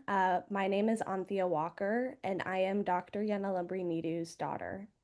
I am here to deliver my mom's testimony because she had another commitment this morning and regrets that she couldn't make it to this hearing. Chair Allen, members of the committee, thank you for the opportunity to testify. I am Yana Lambrinidou with the Campaign for Lead-Free Water, a national network of impacted individuals and groups working to protect our communities from lead in our drinking water. I come here with the utmost respect for this committee and its important and difficult work, but I won't hide from you my frustration with the progress we are making in ensuring that DC Water is faithful to its stated values of safety, accountability, and trust. 1 year ago, almost to the day, I gave testimony to this committee that I will be resubmitting today. In that testimony, I highlighted 2 points for the Council's urgent attention. First, DC Water's staggering cost estimate for replacing all remaining lead service lines. DC Water tells us that to replace 51,000 lead and brass service lines, it will need $1.8 billion. This translates to approximately $35,000 per replacement. The charge continues to be obscene and remains unexplained, even on DC Water's own webpage that supposedly helps us understand these numbers. Notably, this webpage discourages city-to-city comparisons because it claims different cities calculate costs differently. Let's not fool ourselves, though. This argument justifies evasion of transparency and accountability. Sorry, is the sound working? We can hear you. It's not very loud, but we can hear you. So if you just speak as, I guess, maybe a little closer to the microphone, that'll help us. Sure. So I will add to the city-to-city comparisons I made last year. In Philadelphia, the estimate per replacement is 6,000 to 12,000. In Massachusetts, 3,000 to 8,000. In Milwaukee, 8,000 to 13,000. We are outliers. In addition, although DC Water frequently laments that district law prohibits it from using ratepayer funds for private side replacement, to our knowledge, the agency has taken no steps to try to overturn this law. We would very much like to know, what has DC Council done with this information? Has the Council looked at the sobering analysis of DC Water's charges in the 2022 Safe Water Engineering report that it commissioned? Has the Council examined evidence from Safe Water Engineering that DC Water's contractor, CDM Smith, has a history of making flawed interpretations of data and significantly inflating lead service line replacement cost estimates? And has the Council considered Safe Water Engineering's detailed criticism of excessive DDOT and DCRA costs, for which there is little justification that we can see? Who is protecting DC residents from potential opportunistic pricing, inefficiencies, and even corruption? Who is working to prevent the excessive cost of lead service line replacement from falling on DC residents, the very victims of documented severe and unjust harm, while protecting those who caused or were complicitous in this harm? When we asked DC Water to explain these numbers to us in the presence of Safe Water Engineering's president, who is a nationally recognized expert on service line replacement costs, DC Water turned us down. The second point I highlighted last year is DC Water's public messaging. DC Water should have, decades ago, leveled with all of us about the ubiquity and severity of lead in our water. Like every other year, DC Water's 2025 lead and water measurements at resident homes included levels like 123, 243, and 293 parts per billion. These levels are extremely high, subjecting our community unknowingly to acute exposures with potentially lifelong health consequences. We ask this committee once again to follow the example of our lead paint bill and adopt legislation with the commonsensical presumption that lead-bearing plumbing is present and poses a health risk in every building, no matter its service line status and age. We also ask this committee to heed the science and DC Water's own data and mandate a long overdue filter-first messaging. Such messaging would promote DC residents' precautionary use of lead-certified point-of-use filters for drinking and cooking, because proper filtration has been shown to reliably reduce lead and water levels to or very close to EPA's health-based standard of 0. Lead and water is a serious public health threat, and DC residents have a right to know how to prevent exposures now. Next week, we have a meeting to discuss these matters with DOEE and DC Health. It is our understanding that DC Water will join us as well. Chair Allen, we kindly ask for a meeting with you two. Please let us know if that is possible. Thank you very much. All right, thank you, Ms. Walker. And I know that was hard to hear. The volume was down on the microphone, but thank you very much. Let me turn to Jill McNeese, who's here in person. I'm Jill McNeese, a longtime DC resident, a kayaker and CCA member. I paddle the Potomac year-round, and I'm a volunteer water quality monitor with the Potomac River Keepers. I treasure and care for the Potomac River, and I want it to be safe and healthy for everyone. I'm here to testify about the implications of the release of 240 million gallons of raw sewage into the river, an ecological disaster and perhaps the biggest sewage spill in US history. Human bodies are 60% water. And for those of us living in the DC area, that water is Potomac River water that we drink every day. It literally flows through our veins. When we take care of the Potomac, we are taking care of ourselves. So my main ask as a concerned community member is take safety first. This means get the word out fast. While the pipeline was spewing sewage with bacteria 12,000 times above safe level, information was dribbling out to the public in a spotty, uncoordinated way. The public didn't really know about it until 5 days later when the AP and Washington Post ran the first local stories about it. We need a fail-proof system to provide timely information about sewage spills and high bacteria levels to everyone in the region in real time, the way we inform the public of pending weather emergencies. Safety first means monitor, monitor, monitor. And by that I mean monitor more frequently. Once a week is not enough. We need ongoing daily monitoring. Conditions change as the weather changes. Snowmelt, heavy rain, and high flows from upstream will stir up sediments, creating flash incidents of dangerously high bacteria. We need daily monitoring until the pipeline is fixed and the renovations are finished. Monitor more locations where we know people paddle, fish, and recreate. Virginia's DEQ shows bacteria levels at 59 locations. DC Water, only 6. We can do better for our citizens. We need to monitor more contaminants. It's not just E. coli. The University of Maryland's lab found MRSA and staph. We need to measure nutrients like phosphorus and nitrogen that can fuel algal blooms, along with heavy metals and PFAS, often found in sewage, that can cause disease. To be safe, people need to know what they're getting into. We need to monitor the sediments too, not just the top of the water column. As a water quality monitor, I know that sediments sequester bacteria. And even when the water near the surface is safe, sediments disturbed by activity or heavy flows can release large amounts of pathogens. Monitor the fish. Fish are the canary in the coal mine for rivers. When the fish are sick, the water is not safe. Also, I want to stress that it ain't over when the E. coli levels go down. We must look beyond the immediate moment of danger. We must look beyond the moment the immediate danger subsides to longer-term effects. Sewage nutrients can fuel algal blooms and create dead zones, etc. We need to keep the monitoring going. We need to restore the river. Nature can't take care of itself after a spill of this magnitude. All areas contaminated by sewage should be brought back to their pre-spill health, especially the sediments. Safety first also means taking responsibility.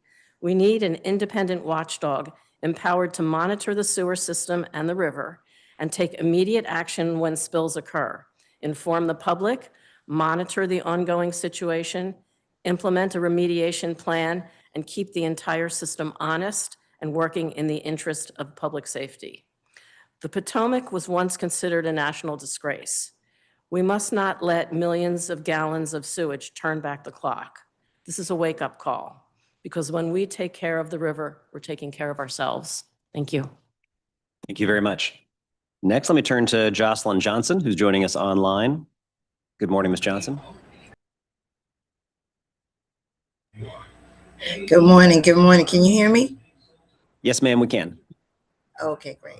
Yes, I'm Jocelyn Johnson, longtime Ward 4 senior resident, as well as Ward 4 resident since 1998. And I've had my house since 98, and I've been here since 1962. I'm coming back, on behalf of myself, and I have a little different testimony. I actually wanted to let you know that I was a participant going back to April of 2025 in your DC lead pipe replacement program.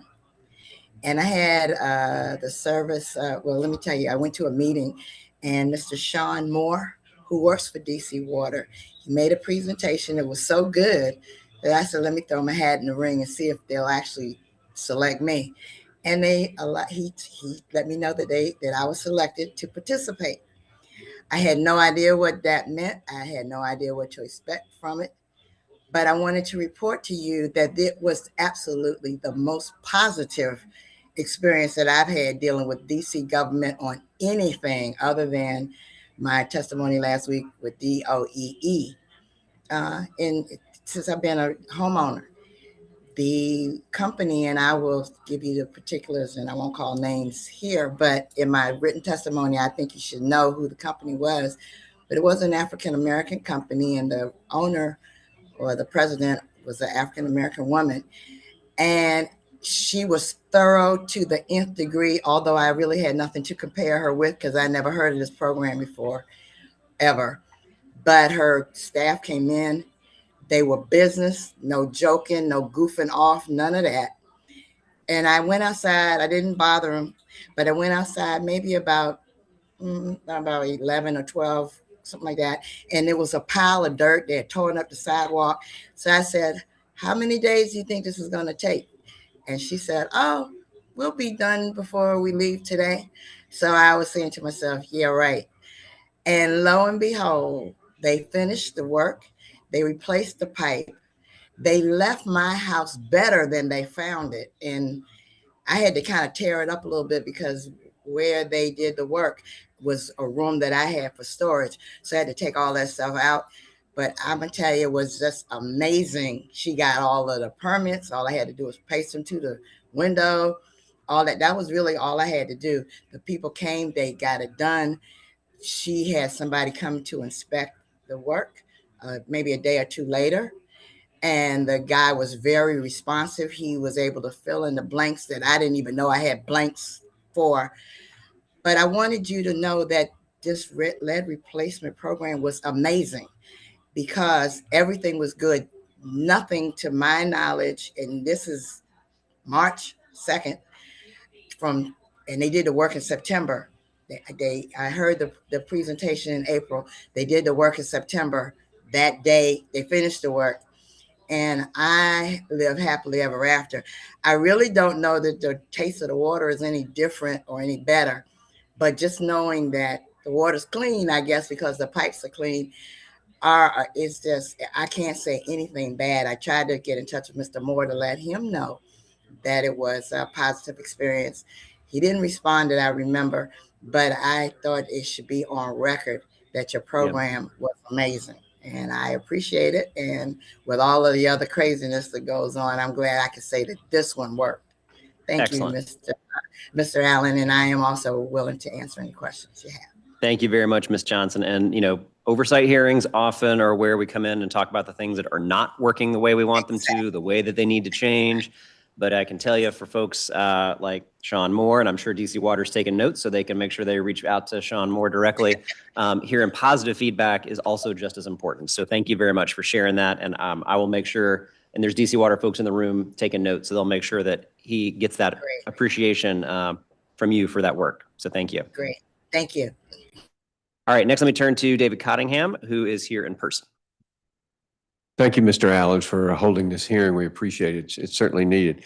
I'm a longtime Ward 4 resident myself. I'm an active canoe kayaker with Canoe Cruisers Association, also with the Washington Canoe Club in Georgetown. And we haven't really talked about the flatwater paddlers in the Georgetown area with DC boating, but you've been to Georgetown on the warm weekends. You know how many people are out there. That's another industry that will not be renting nearly as many boats. I want to associate myself with the comments of the CCA and the Riverkeeper and the other organizations here regarding the degree of the problem. I mean, it's horrible. But we haven't really talked much about the national park. You said you went out to the site. Lock 10 and locks 10, 11, 12, and 13 are right there. I've included photographs in my written testimony that I asked to be submitted. I was out there the other day, and here you have these, 15, 18-inch pipes. There are about 8 of them spewing sewage water into the C&O Canal. It's a national park. This is a national disgrace in and of itself. Where else are you going to allow sewage water to flow through a national park, not in pipes, but in a 200-year-old ditch? The ditch is not lined. It leaks. We know that the C&O Canal leaks. It's clay lined, and it's going to have holes in it. So where's that water going out of that? Also, you mentioned when you were there, the DC Water had to put in a little check dam so the water would flow back into the pipe. that's serving as a settling pond. So all that stuff that flows down is settling out. I have no idea how thick it is. Mr. Solano said it might be 2 inches thick. I got an idea it's a lot thicker than that. I also want to mention the importance of Lock 10 to the paddling community. Lock 10 is where many people take out. If you put in at Anglers Inn or you put in at Great Falls, you paddle downstream, and Lock 10, which is of course just below the Beltway, is where most of the whitewater rapids have ended by there. So you get out, you paddle over a little canal, you get out of your boat and you walk through about 6 inches of muck because it's the sediment on the side of the river. What's in that sediment? Ms. McNeese and many others have talked about the importance of sampling for sediment, sampling for E. coli and other pathogens in sediment. That is absolutely critical for the boating community as we get into summer. Solano paddles all year. Most people don't. But most people wait till it warms up just a little bit. But it's, what's it going to be like? The schools, the kayak schools, there are many kayak schools here because the DC area is so important to kayakers. The Potomac Whitewater racing people who do the slalom gates down there have produced Olympic quality racers. The Washington Canoe Club has Olympic quality racers on their teams. And all these people are fearful of getting back on the water again. So the continuous monitoring the sediments, and help for those companies and small businesses that are trying to make a living by allowing opportunities to teach and recreational opportunities for the regions, the citizens of the region, is absolutely essential. I'll cut it off there because I've exceeded my time, but thank you. I appreciate it. Thank you. And we have your full testimony and the images that'll be introduced for the record. So thank you. Next, we had Kent Ring. And I realized I forgot to call up Talib Din Uda, if I pronounce that correctly. If you can come up to a chair, I'll get to you in just one moment, sir. Okay, I don't have Kent Ring, but I do have Commissioner Patel, who's here and joining virtually. So Commissioner Patel, let me turn to you.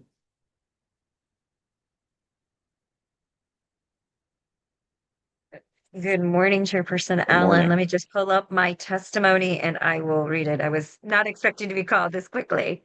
Apologies. All right, I am ready to begin. Good morning, Chairperson Allen and members of the committee. My name is Tripti J. Patel, and I'm a fourth-term advisory neighborhood commissioner serving ANC 2A, which includes Foggy Bottom and the West End. My testimony focuses on DC water service and infrastructure failures that directly affected residents and facilities within ANC 2A during 2025, and also things that I referred to that happened in 2024, but it testified about in 2025. Prioritized by severity of impact and risk to vulnerable residents. The first one, the Aston repeated water-related building impacts and emergency preparedness failures. The Aston, located within ANC 2A, houses district residents in a non-congregate living setting and includes individuals with heightened health and safety vulnerabilities. While oversight discussions often involve silo agencies, DC Water's performance intersects directly with life safety and outcomes in this facility. During 2025, ANC 2A documented and raised concerns about, number one, water intrusion and building condition issues, including persistent moisture and water-related impacts that worsened habitability concerns in a building already known to have structural and environmental deficiencies. Number two, insufficient coordination between DC Water and sister agencies when infrastructure issues affected building operations, emergency response readiness, and continuity of services. And then last, lack of transparency to the community and ANC regarding whether water or sewage conditions contributed to broader facility failures or required emergency response measures. For residents of the Aston, water service reliability is not an abstract infrastructure concern. It is a public health and human safety issue. ANC 2A continues to seek clear answers as to, number one, whether DC water infrastructure conditions exacerbated building impacts. Number two, what preventative inspections occurred prior to 2025. And three, why community notifications and interagency coordination remains inconsistent. DC Water's performance must be evaluated not only as a system-wide metric, but on how failures compound risk and high impact residential sites like the Aston. Number 2, Snow's Court, chronic sewer failures and longstanding neglect. Snow's Court, a narrow residential and service corridor within ANC 2A's experienced repeated longstanding sewer issues, including backups and poor drainage, which continue to affect residents and property owners into 2025. ANC 2A has raised the following concerns repeatedly: chronic sewage backup that were addressed reactively, then through permanent remediation, inadequate root cause analysis, and failure to modernize aging sewer infrastructure in this corridor. Disruption to residents' daily lives, including unsanitary conditions and damage risk to private property. Despite years of complaints and prior engagements, Snow's Court remains, emblematic of DC Water's failure to resolve known problem areas in a durable way. Temporary fixes have not prevented recurrence, and residents continue to bear the burden of infrastructure that no longer meets the needs of the neighborhood. It has gotten better, Councilmember Allen, but it's still not where we'd like it to be. And then last, 25th and I Street Northwest, water main failures and prolonged right-of-way damage. At 25th and I Street Northwest, ANC 2A in 2024 experienced significant water main failures that resulted in 3 things: damage to sidewalks and public space, extended periods before full restoration, poor coordination with DDOT and other agencies responsible for service repairs. While the incidents appear routine at a citywide level, their cumulative effect in a dense pedestrian corridor created accountability and safety concerns, particularly for seniors, people with disabilities, and families with children. ANC 2A remains concerned that the infrastructure replacement continues to lag behind known failure points. They have fixed it, but still concerned that, we don't want this to be temporary and that it's actually fixed. Restoration timelines are inconsistent and poorly communicated, and accountability for post-repair conditions remain unclear. Conclusion and oversight request. ANC 2A urges the committee to require DC Water to do the following 4 things. Number 1, provide site-specific explanations for incidents at the Aston, Snow's Court, and 25th and I Street Northwest. Number 2, demonstrate how lessons learned in 2025 have changed operations and not just policy language. Number 3, improve interagency coordination protocols when water and sewage issues affect residential facilities, including housing vulnerable populations. Number 4, commit to permanent infrastructure fixes in known problem corridors like Snow's Court rather than repeated temporary responses. For ANC 2A residents, performance is measured not by testimony slides, but whether these same failures return year after year. At the end of 2025, too many of them have. Thank you for the opportunity to submit this testimony for the record. Thank you very much. And then last on this panel, I've got Talib Din Ukta. If I mispronounced that last, please correct me. Good morning, Mr. Chair. My name is Taladin Ukta. I'm a native Washingtonian, entrepreneurial visionary, businessman, and president, COO and CFO for Uptown Development. I'm a commercial property owner and real estate developer along 14th Street. I am also a Ward 4 resident at this time for the last 40 some odd years. For the first time in decades of testifying in public venues, I found myself hesitant to do so. Not that I'm afraid or nervous, but concerned that when I'm finished, you'll know no more in the end than what I'm telling you in the beginning. Because my problem or our problem as DC WASA rate payers are the authorities, processes, and procedures for disputing a bill. There are 2 ways to dispute a bill. You pay under protest or not pay at all. Should you choose the latter, that portion of your bill is suspended, but WASA's procedural processes either way are onerous, confusing, and make no sense.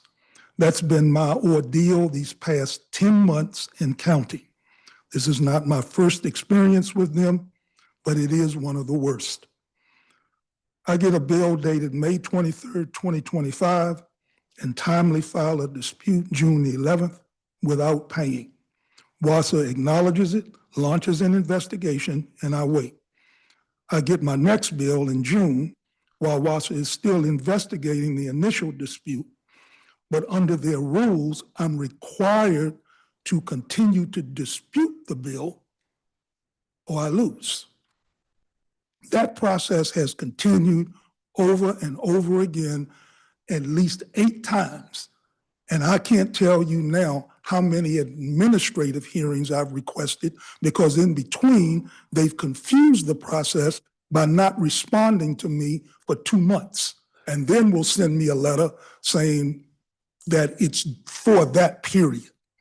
So now I'm get these standing investigation reports that have the same language, don't tell me anything. They use words like verified, used, investigated, but they don't provide me any proof of what they've done. So I have no way. It's kind of, when I file my administrative hearing, I'm being asked to defend the negative. And it's hard to do because you haven't given me enough information. I continue to request for new meters. They did put the new meter in, didn't inform me, but that's okay. But the new meter shows that I'm right. They won't let me come down for the administrative hearing because what I have submitted to them is my own testimony and a decision that was given to me back in 2019 that showed their meters were not only faulty, but when they replaced the faulty meter, they replaced it with another one. The overall problem with this agency is they don't follow DCMR rules for weights and measures. My first business was a grocery store, 24 hours, back in 1972. No, 74, I'm sorry. 1974, I opened up a 24-hour market over in Southeast DC. Weights and Measures was right across the street. They came over, they did what they did to make sure that if I was selling a pound or something, that you were getting a pound. But I don't have any way of knowing whether or not the meters that they've installed, not just at my facilities, but all over this city, whether or not they're accurate. And now there's no one coming around reading them anymore. They're using technology that's going to depend on satellites and the sun and position, stuff that I don't understand. But I do understand when I get my bill. And when that's out of whack, because I own multiple properties, I can compare. One of my properties is a salon. We got 2 shampoo bowls. And it's a salon where I live with me and 3 other people. So when I get a commercial bill at one of my commercial properties, and it's out of whack with another commercial property, one is an office, one is a salon, something's wrong. I know we're over time, but I know. I appreciate it. Yeah, absolutely, sir. And we do have some folks from DC Water that are in the room, so perhaps after this hearing, we make sure they're able to circle back with you, but I'll touch back on that in a second. I want to thank everybody for your testimony from this panel as well.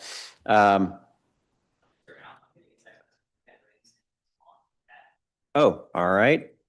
Thank you very much. We had called Kent Ring earlier, but let's see if we've got him now. Okay, yep, sorry, he just joined in, so let's move him onto the panel. We'll get his testimony. Then we will move to a couple of questions.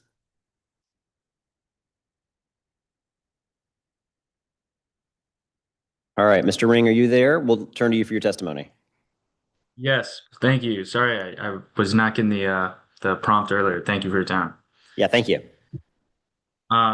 I'll be brief. I just wanted to hit on a couple of things that David and some other members tapped on earlier.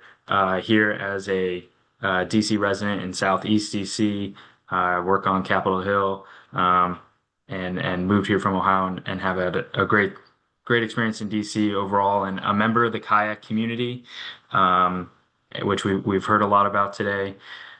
Just want to say I'm here today because for the last 6 weeks, the Potomac River hasn't been a resource. It's really been a hazard for a lot of kayakers, and it's been really concerning to see the millions of gallons of sewage that have prevented any activity in the river. While relieved to see that the advisory was lifted. I don't think we can return to normal and kind of forget the weeks of frustration and issues with the waterfront, E. coli levels, and some of the safety concerns that many of us have had. I think people that were even going to view the river, to get a sight on things, not even entering the water, weren't fully informed of some of the dangers and risks involved with that. So that's that. I think the other thing is the need for oversight. I think it wasn't really a freak accident, as David and members have touched on earlier, is that it was decades old infrastructure, thinning walls, and what I'm really worried about is that it's in the future something like this happens at a smaller scale. Is it going to take a president's tweet or a dispute between states or national news to get action?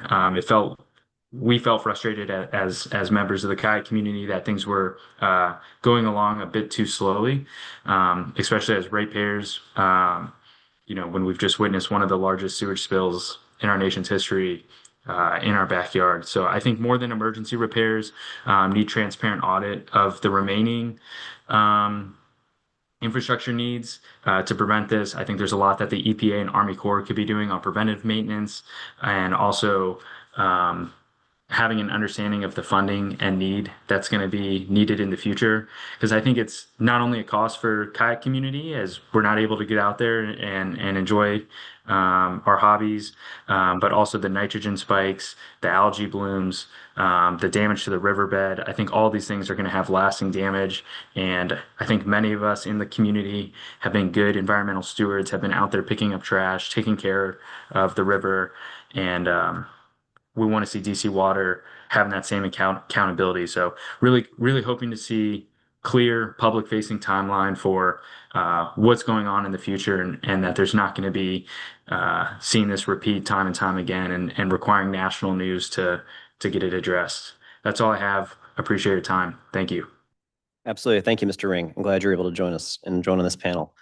So again, my thanks to everybody on this panel. And Mr. Ring, you kind of talked about, since this has begun, and we're specifically talking about the Potomac Interceptor break and spill, part of my concern has been, what does our remediation plan look like? Having gone out and walked the site, I was convinced pretty early on how serious I saw DC Water taking the repair itself. Sheer amount of equipment mobilized, the number of people that were out there. I did not question DC Water taking very seriously the actual repair, and trying to figure that part out. Where my concern has really been is seeing, what does a environmental remediation look like? And it's not going to be a matter of weeks. I think it will be months. It could be years. And as you talked about, those different impacts, and that's something I'm very concerned about and want to hear more about. And we'll dig in as well now that there's a special use permit, but nobody seems to know what's really in it, or was the community consulted in helping shape what that looks like. I did want to ask to Mr. Cottingham, this is something that I think we're allowed to wrestle with, right? You talked about in your testimony kind of the travesty of this sewage spill, this wastewater coming into the C&O Canal. Which I agree. I've been out there just like you. I'm seeing it, right?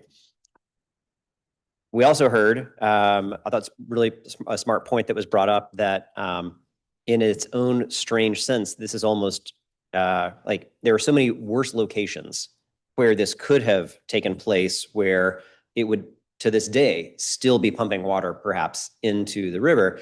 And the C&O Canal and the proximity of it, from an engineering perspective, actually allowed for us to, while this, I don't think the spill is still happening, right? Sure. But it allows an ability to capture it and then be able to redirect. It is going to have a massive environmental impact on that section of the C&O Canal. And I don't think we fully have comprehended how much damage that section of the C&O Canal. But I can also wrestle with, but for the C&O Canal being there, we'd be talking about this disaster in a very different way too. Can you just share a little your thoughts? Like you kind of talked about just I could feel, watching that occur in this historic C&O Canal in its own way, but for the canal being there, though, we'd be talking about a very different nature of what this spill continues to look like. Oh, I agree with you 100%. If the canal weren't there, they would have had to, put in some sort of temporary piping or something like another 6-foot pipe that goes there. But that doesn't alleviate the need to really do a good job. During my professional career, I spent 35 years as a Fed, and during that time, we had things like Deepwater Horizon. And what I want to make sure, and the response to I don't want to compare this to Deepwater Horizon, please. But the response of the federal agencies through something called the Natural Resources Damage Assessment Program, where NOAA and the Fish and Wildlife Service and all these state agencies throughout the Gulf of Mexico went and did comprehensive assessments of what was the damage, not just to the fish and the shellfish and the turtle beaches, but to the local businesses. Is exactly what you were talking about, that and Dean and others that the restaurants were there. So I concluded my written testimony and saying, I want to make sure that there are adequate resources. And now it's gotten even more confusing that the Corps of Engineers is, we heard the other day that the Corps of Engineers is now in charge of the command center out there, which brings in more alphabet soup and, inter-council of government type things. But that the resources are there. And I don't know where the resources are going to come from. Congressman Raskin said that he had put some money in something called the Water Resources Development Act. I think it was $375 or $400 million for this. But that these restoration and mediation things are fully compensated. The canal's in bad shape. I mean, the National Park Service is working on the different locks throughout the whole 185-mile length of the thing. And so sewage water has hydrogen sulfide in it. Hydrogen sulfide makes sulfuric acid. What's that doing to those stonework, that 200-year-old stonework and concrete, and not to mention the sediment? I mean, I can go on forever. Sorry, I'm trying to be succinct. No, but I think that is part of what realistically we're going to wrestle with is both an acknowledgement that, but for the C&O Canal being there, we'd be talking about a very different disaster and 100%. Impacts, and I am deeply concerned about what that remediation looks like. We talked about this with the last panel. The coordination it's going to take between the state jurisdictions and the federal government. It is. I don't think people have. I mean, I think people in this room probably do, but I don't think the group, the residents at large, have a full comprehension yet of how serious the environmental remediation and how significant that's going to be for the region. Not for a couple of weeks or a couple of months, but it will be a pretty long time in terms of what that recovery looks like. Thank you. The other thing I will add to that, I'm in contact with various people in the National Park Service, the C&O Canal Park, and I was asking one of them about Lock 10, particularly because it's such a popular entry access point and takeout point for paddlers. And I said, well, okay, what about the sediment down by the river? He said, David, we don't touch the river. The river is Maryland. So you've got all these interjurisdictional things that you've referred to, but remember, the canal only goes up to the edge of the water, and that's National Park. You got to hit Corps of Engineers, DC Water thing in a national park. Then you got Maryland, and Dean has done a great job of working with Maryland Department of the Environment to alert them of the need for sediment testing and there. I'm not sure that we're doing sediment testing, that any of the DC agencies are doing sediment testing at places like Fletcher's Cove or further downstream. Some of the, I mentioned I'm a member of the Washington Canoe Club. When you go out in the Potomac, there's Three Sisters Island out there, and at low tide, the number of people who are out there playing around on the mucky sandbars in the Potomac, my kids and grandkids love to go out there and get filthy dirty, but I don't think they're going to do that this summer because I don't know what's going to be in that sediment. Right. Agreed. And that speaks again to the interjurisdictional, interagency coordination is going to have to happen, which is why also I felt really strongly of we've got to get the Council of Governments who can pull that table together from those different jurisdictions engaged really quickly, because that's one of the few places where all those folks all actually sit down together and work and be able to do that. I do want to make sure we can turn to our representatives from DC Water who are here so we can dig in with them as well. Ms. Jocelyn Johnson, I'll just let you know our leadership of DC Waters in the room, so I'll repeat for you. While oversight hearings tend to spend a lot of time on what's not going right and what needs to go better, your testimony talked about just a great experience you had with lead pipe replacement, and you called out and singled out Sean Moore as somebody you had a great interaction with and delivered what I would hope to be the expectation we have for everybody. So just want to make sure our DC Water hear that. And that company that he connected me to.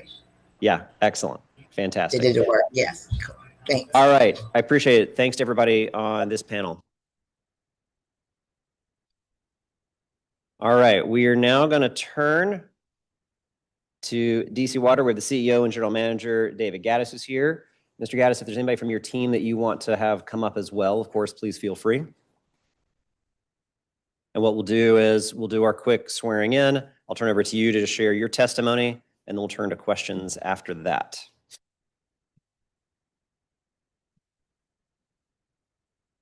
So if you let me know you're ready, raise your right hand, please. Do you swear or affirm under penalty of perjury the testimony given to the Committee on Transportation and the Environment is the truth, the whole truth, and nothing but the truth? Excellent. Thank you very much.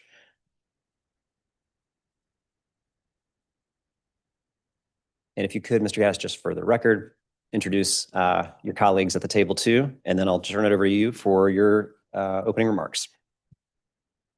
I will do. Thank you very much, Council Member and Chair. I have with me to my right our COO, Mr. Matthew Brown. And then to my left here is our CAO in charge of administration, Kirsten Williams. Is it all right if I go ahead? Absolutely, when you're ready. Thank you very much. Appreciate it. Thank you.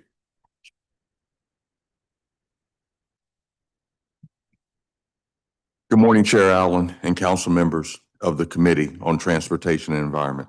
I am David Gaddis, and it is my privilege to be serving in my 8th year as the Chief Executive Officer and General Manager of DC Water. Since I joined DC Water 7 years ago, my administration has led tremendous growth across the entire organization, all structured around the 5 strategic imperatives, most critical to our success in the years ahead. The first imperative is healthy, safe, and well. Number 2, and not in any particular order, reliable, resilient, sustainable, and equitable. Today, my testimony will highlight resilience in particular, and I've got I think, a lot of good news to share with you today. In January, we released our 2025 annual report titled Resilience in Water. In fact, resilience was a great way to sum up 2025 for the authority. We faced challenges on numerous fronts, and I'd like to highlight significant pieces of the work that we performed, particularly how we are improving water resilience throughout the district. As I have noted many times, both to Council, the DC Chamber of Commerce, and other stakeholders, we are reliant on a single source of water, the Potomac River, for the region's drinking water. We are the only major metropolitan city in the United States without a backup water supply. What is not as well known is that we are dependent on one single provider to access that single source of water, the Washington Aqueduct. The aqueduct is currently owned by the federal government and operated by the U.S. Corps of Engineers. On a number of occasions over the last 2 years, or 3 years as well, we have encountered challenges relating to the management of the aqueduct. In one incident on July 3rd, 2024, an unexpected decrease in flow from the aqueduct nearly brought the district to a citywide boil water advisory. This was the night before the biggest consumption day of the year for us, which is Independence Day. And it would have been an international news story.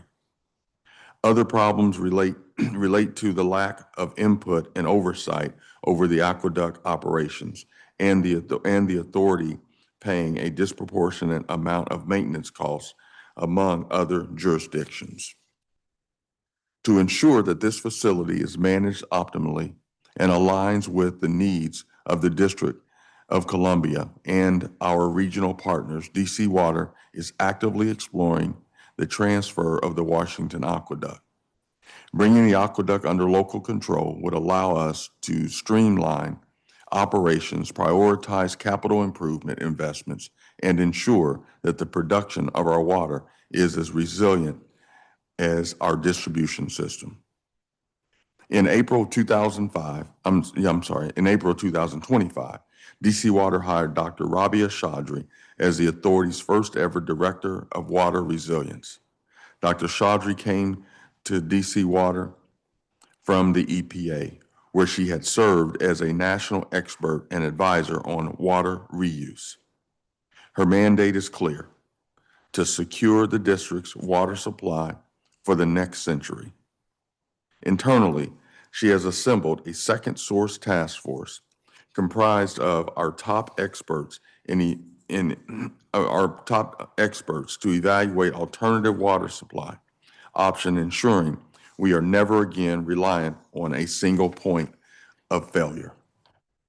Externally, Dr. Chaudhry has taken the helm of the regional consortium, placing DC Water in the conveyor role. For over a century, the Potomac has served the region well. However, equally as important as identifying a second source, we must do everything we can in our power to protect the first source, the Potomac River. The authority is leveraging smart water infrastructure to boost water resilience through improved efficiency and conservation. Through the deployment of acoustic sensors and advanced metering systems, we are detecting even pinhole leaks and non-revenue water loss faster than we ever have before. Every gallon we save from leak into the ground is a gallon we do not need to pull from the Potomac. Not only are we tightening our system through technology, but we are also effectively expanding our capacity, ensuring that our infrastructure is robust enough to serve the District of Columbia and for decades ahead. In our smart infrastructure strategy about maximizing the water we have, our second source strategy is about minimizing the risk to the water we need. In November 2025, DC Water launched Pure Water DC, a critical and imminent and immediate step in our journey towards water resilience. Unlike massive civil engineering projects that take decades to come online, Pure Water DC allows us to deploy advanced purification technology relatively quickly. Pure Water DC offers a flexible capacity to purify and to store water, creating a variable strategic reserve. Whether for emergency distribution during localized outages or to store Pure Water DC will be a game changer for the authority in the future to come, and also for the region as well. Pure Water DC is the key piece to our strategy as a critical rapid response component of our overall resilience strategy. Securing our water source is one part of the equation, but we remain steadfast in our commitment to ensure that no one in the district has a lead service line. We made excellent progress in 2025. In October, we celebrated our 10,000th lead service line replacement with Washington football legend and Hall of Famer Darryl Green. As of today, we have now replaced more than 11,300 lead service lines across the district, and we're very proud of that. While we work to secure the water coming out of the river, we remain committed to managing the water that flows into it as well. Our Clean Rivers project is the backbone of our environmental compliance, and having successfully commissioned the Northeast Boundary Tunnel, DC Water began work on the Potomac River Tunnel in 2025. The 5.5-mile Potomac River Tunnel, or also PRT, will be key to reducing combined sewer overflows into the Potomac by 93% in a typical year of rainfall. We are currently in the heavy construction phase, and despite the engineering complexities of tunneling beneath a dense urban environment, we are on track. The PRT is about more than regulatory compliance. It is also about reclaiming the district's waterfronts for our residents. By preventing millions of gallons of sewage from entering the river during heavy storms, we are also ensuring that the Potomac River remains a resilient ecosystem capable of supporting commerce and recreation for generations to come. FY25 fiscal surprise. As I noted in my testimony before the committee last year, DC Water and the utilities nationwide remain at a crossroads because of continued uncertainty over long-term funding from the bipartisan infrastructure law, which we have used for our lead-free DC program. The WIFIA loan funding and EPA grants, which support small diameter water main replacements, and a FEMA grant awarded for the completion of a flood wall at Blue Plains. Our long-term credit ratings of AAA and short-term credit ratings of P-1, A-1, and also F1 were reaffirmed in 2025 and are more than just a financial achievement. They're a testament to our commitment to the communities we serve.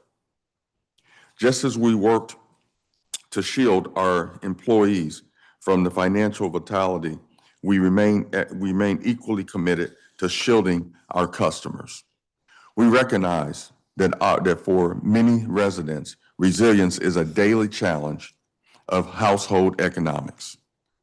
Our DC Water Cares program remains one of the most comprehensive and progressive customer assistance programs in the utility sector. Over the past year, these programs have been a lifetime, keeping families connected to water services. The DC Water Works program provides even greater water resilience in that it helps us maintain a pipeline of talent to maintain our systems in the future. DC Water Works also functions as an economic engine for our communities and leveraging our infrastructure program to create career opportunities for district residents. These programs aren't just covering the basics. We are not only hiring, we are upskilling. Through partnerships with local unions and workforce development agencies, such as Department of Environment Services, we are training residents for highly skilled positions in water quality, engineering, and also heavy construction and more. Occupational and financial resilience are impossible without the trust of the people we serve. Resilience cannot be built in a vacuum. We must build it in partnership with the community.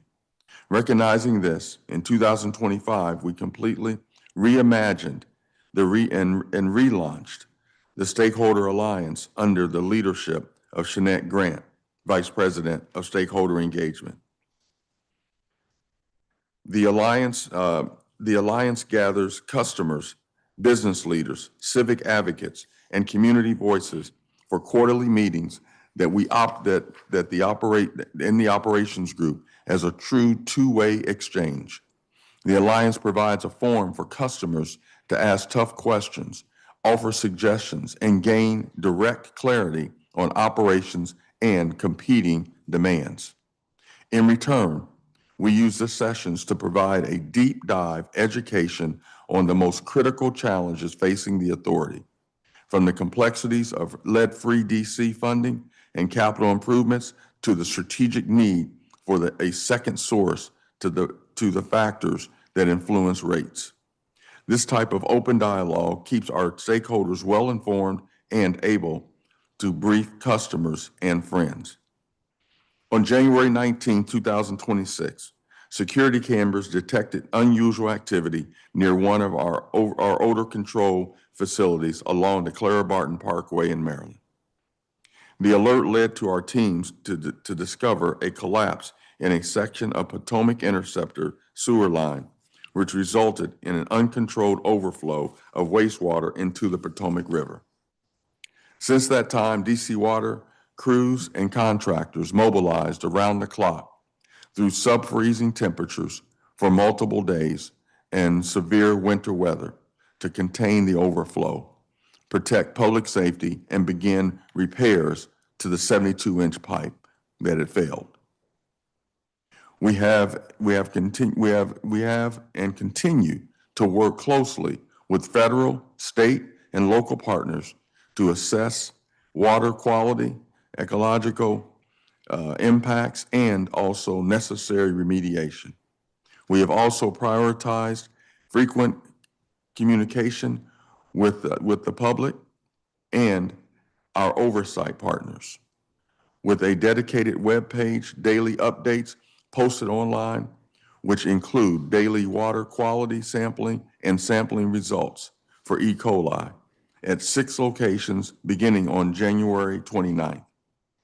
I want to reiterate and assure those in the room and also watching online that DC Water's drinking water system is separate from the wastewater system.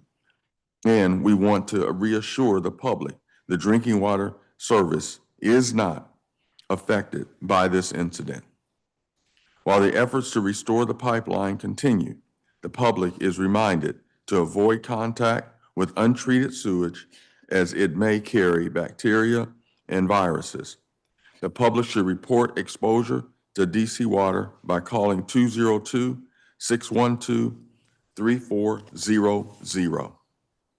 At the beginning of this year, several customers received a letter notifying them of updated equivalent residential unit, also known as ERU, measurements used to calculate their Clean Rivers Impervious Area charge.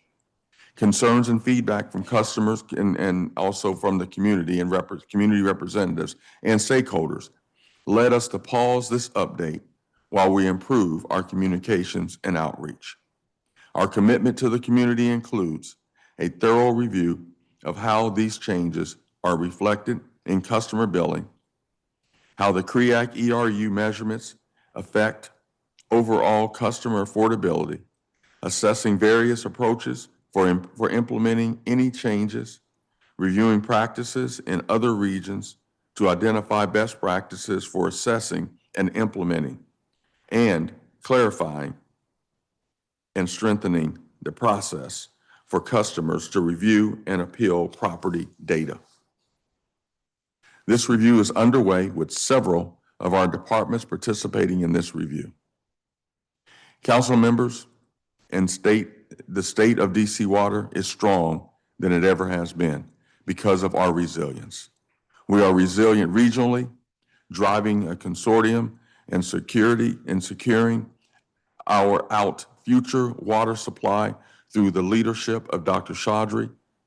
We are resilient operationally, accelerating lead-free DC, building the Potomac River Tunnel, and deploying smart infrastructure. We are resilient financially, having weathered a $51 million shock without losing a single employee. And we are resilient socially, supporting our vulnerable neighborhoods through DC Water Cares and building a local workforce through DC Water Works. Overall, the authority had a tremendously successful year in 2025. As you have heard today, our programs, our employees, and delivering impactful work that will benefit Washingtonians for decades to come. While much of the credit belongs to the women and the men of Team Blue, I want the community to know that our success would not have been possible without the leadership and commitment of our board, Mayor Muriel Bowser, Chair Charles Allen, and members of the Committee on Transportation and Environment and the broader DC Council. This concludes my testimony. I want to thank the committee for the opportunity to share this update with you today, and I'm happy to answer any questions that you or any other member may have. Thank you very much. Thank you very much, Mr. Gaddis. We're gonna have other members I know that'll be joining us. So we'll do 10-minute rounds as we go with other colleagues. And I'll start by emphasizing what you did as well. I think it's incredibly important to make sure we continue with that public messaging. Much as I've been drinking my water all day long, my drinking water through DC Water is safe to drink and will continue to do so. You are not going to be surprised. We had a lot of public testimony related to the Potomac Interceptor spill, and I'm going to kind of start my questions there. So the Potomac Interceptor is 54 miles long. I've learned a lot more about this pipe than I ever thought I would. This collapse occurred along a section adjacent to the C&O Canal in a National Historic Park. When was this specific section of pipe last inspected, and what did that inspection find? That specific piece of pipe was last inspected, I think it's October of 2024. Okay. And what did it find in October 24? It found, so the pipe is inspected on 1,800-foot sections of the pipe. So it's not just like a 6-foot section or a 4-foot section. And when we went into that pipe, we found a couple of sections that we were told we need to keep an eye on. So it's looked at by an operator that goes in with CCTV. We also use sonar and LiDAR to take a look at the pipe. The pipe, it had a couple of sections, and we have kept an eye on those sections, which did lead us to putting out an RFP where we were going to replace that section of pipe. We already replaced a section of the pipe this year. I think it was completed in January or thereabouts. It was 800 feet that we slip line, and then this piece of pipe was the next piece of pipe that was going to be repaired, and it broke before we got there to repair it. Okay. And I'm going to assume that there's a more technical report they give than keep an eye on it. So can you maybe elaborate, when they say keep an eye on certain sections, are they saying we believe it's imminent collapse? We They do believe not. this is some kind of grading system that says what the risk level is. Can you explain that a little bit? It was not deemed to be imminent that it was going to collapse. It was not deemed that it was an emergency. It was not deemed as that. So we have the numbers range from 1 to 5, 1 being the best or 0 being the best, and then 5 being the worst. This pipe in in October was a 3. Okay. Is what it was. So it was not deemed as a piece of pipe that needed to be replaced immediately or that was an emergency. But it was deemed as it was put into our CIP program, and it was going to be replaced this summer. Okay. All right. And would I be correct in assuming a 5 is an emergency action is necessary, a 4 maybe is imminent, a 3 is where you feel like you were going to put into your CIP, but it does not indicate an It was imminent moderate, collapse? yes. Okay.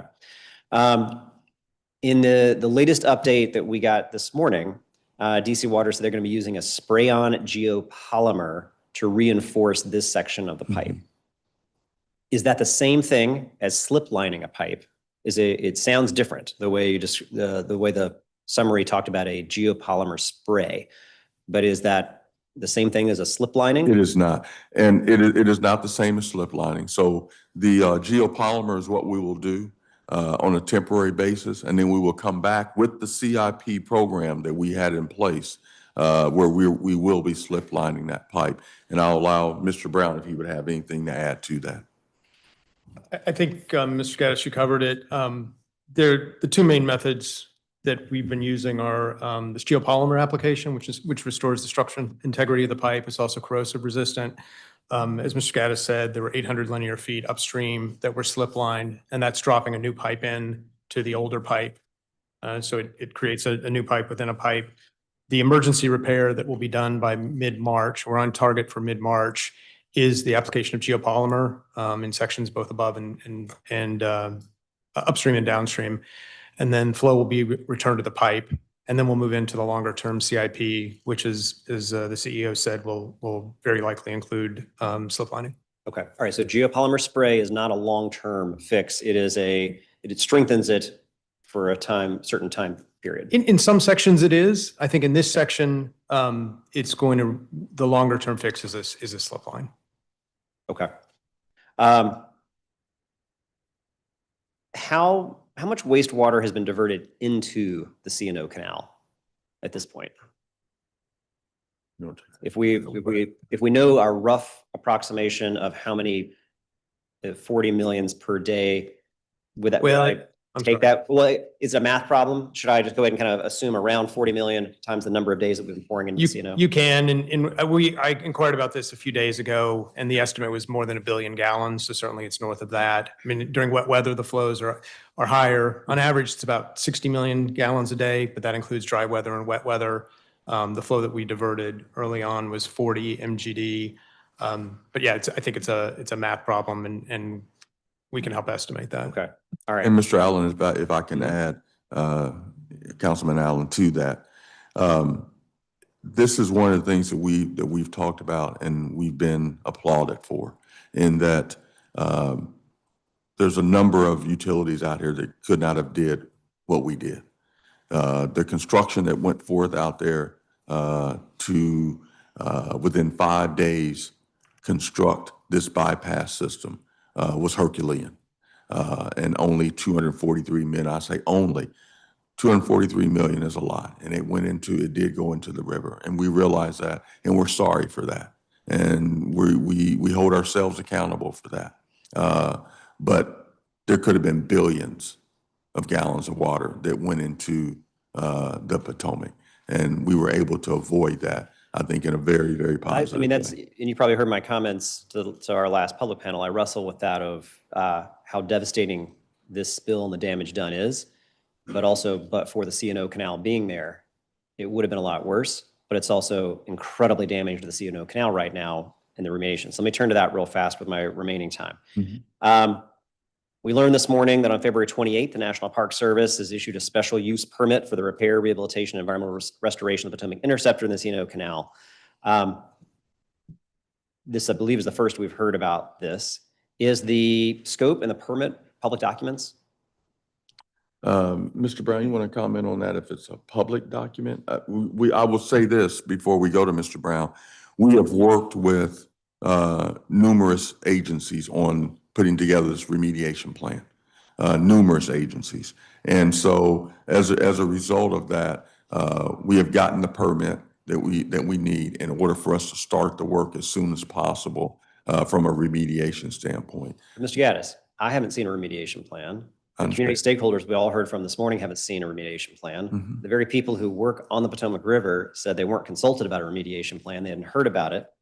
So maybe some agencies got together, but we haven't seen it. I don't know what it is. I'm just reading on a bullet point this morning that there's now a special use permit. I understand. I was just trying to bring it together in that these are the things that we did. And so we know that MDE and others have, we submitted the plan to them, and we did get a permit from them. And I'm happy to speak to that, Mr. Gaddis. Councilmember Allen, and certainly want to acknowledge the comments that were made earlier today. And I think from the beginning of this, the public transparency and the communication efforts have been something that we have wanted to ensure we get right. And this is another key element that we wanted to ensure we got it right. So from an operations perspective, we certainly wanted to move as quickly as we could. You understand as the district requested the emergency declaration that there is a unified command helping to ensure that nothing is in our way to ensure we can move quickly. The next element of this for me, from a communication standpoint, is engaging the community effectively. So there's the operations aspect of submitting the permit to MPS in the Maryland Department of the Environment. And then there's my portion of it, which is to ensure that we can engage the community effectively. What we committed to both of the community hearings that we had, or community briefings, certainly is to make sure that we bring the community together to discuss it. There's really the regulatory aspect of it, and then there's the public engagement piece. And so that's what's next for us, is to bring the community back together to engage, to make sure the document is, posted widely, is disseminated, but to also, as Mr. Gaddis noted, to work with our partners, MDE, who will be managing those public comments and to ensure that there is robust effort done around that portion. So the report certainly can be posted on our website. We will commit to doing that. But I think the greater commitment is ensuring that the public has vehicles by which they can submit their comments to engage us, to talk through each of those aspects. And that's really the next phase. Got it. And we I'm gonna- understand just that one it second, will. If I can, Mr. Gaddis. Okay. I'm going to go just a minute or two longer on this round. I'll give you some extra time so I can finish this thread. Yeah. I was just going to say the report will be made public today Okay. The, by NPS and MDE. the report being the remediation plan? I'm sorry, the remediation plan, the plan. Okay. So if it is a remediation plan that's approved by the National Park Service and a special use permit given, where is the public comment influencing what the remediation plan is? So MDE, they informed us they are going to take that part of it and look for the public comment to come to them. So the Mr. Brown, you remediation wanna plan comment on can't that change? further? Is it a draft remediation plan?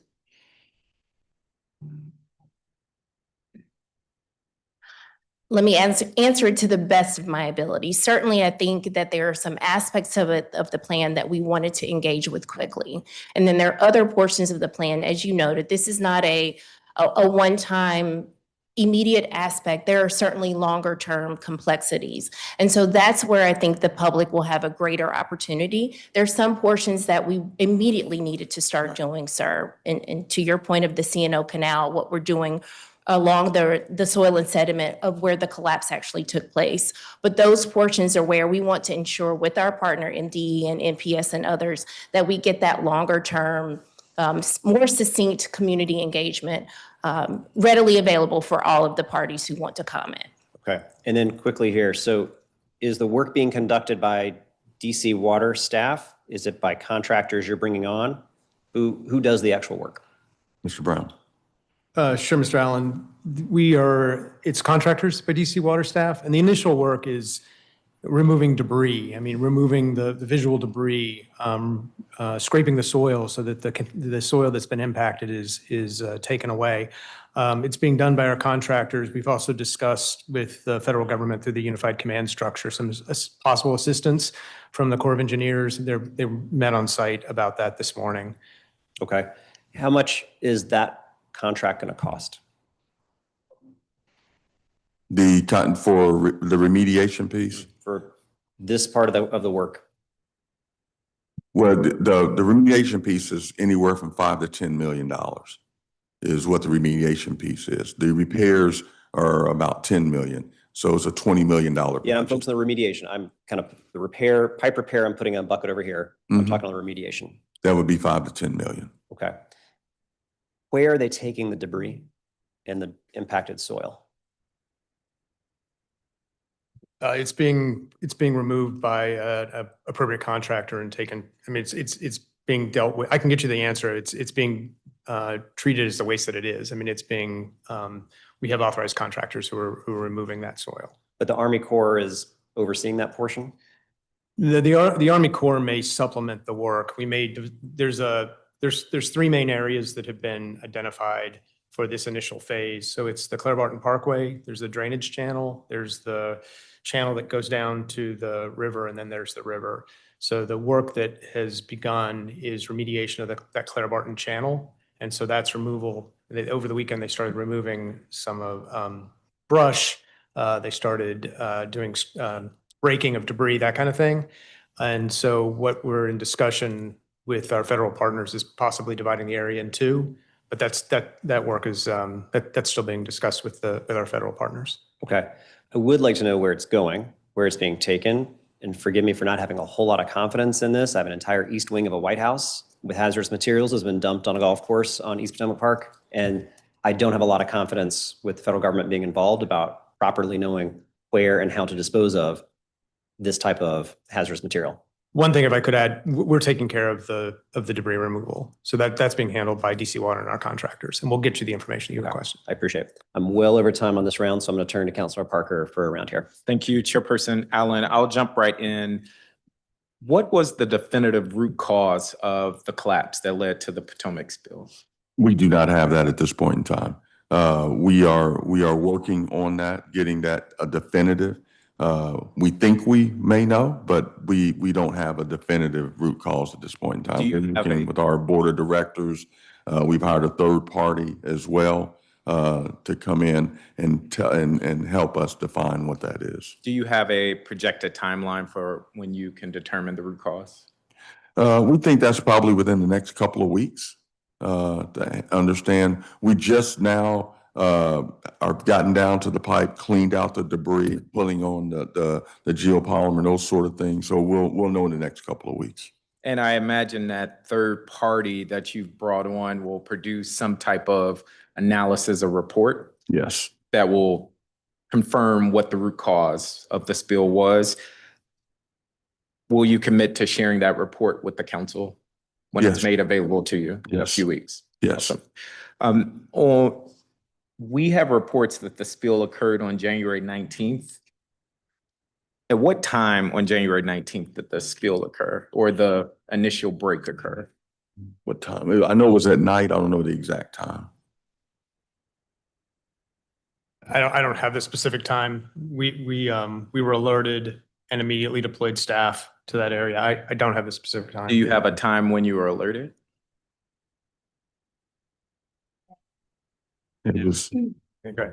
So Councilmember Parker, that's a fantastic question. One of the things that we have noted is the security cameras at our odor control facility is what captured some unusual activity. And interestingly enough, our partners at WSSC were also involved by the residents who live along those areas because that's their drinking I got water. it. So I'm just mindful of time. So I think the January 19th. afternoon was around the time The that we were afternoon. in the afternoon. So I don't want to give you a specific time as well, but we certainly can come back to give you a concrete time frame on the time. So we don't have a root cause. We don't have a time. I note here that Chairperson Allen sent DC Water a letter. I have your responses here. One of the questions you failed to respond to was when was either DC Water or DOEE notified of the rupture? And DC Water doesn't have a time. I would clarify. I certainly would say we were notified by both our own internal cameras, our partners at WSSC, and then our crews immediately went on Notified. on January the 19th. At what time? I don't have the specifics of the time, but we certainly will respond If you back could to follow up with that, I think that's important. DOEE says that they received notification from DC Water at 9:30 PM on Monday, January 19th via voicemail. Okay. So if you could follow up with the time, I think that will be important. Related to that, did your notification systems meet regulatory requirements under the Clean Water Act? And how did you notify surrounding jurisdictions of the spill itself? That's also a great question because one of the most important aspects that we continue to try to stress to both our legislative community, our regulatory community, and also the community at large is that this matter does follow an EPA mandated notification. So within hours of our awareness, not just the crews going on site, we began our public communications. That does include notifying all of the respective agencies, implementing our incident command process so that we could identify all of the respective departments that needed to be informed, both on the federal side, the state of Maryland, and in the District of Columbia. DOEE also says in their response,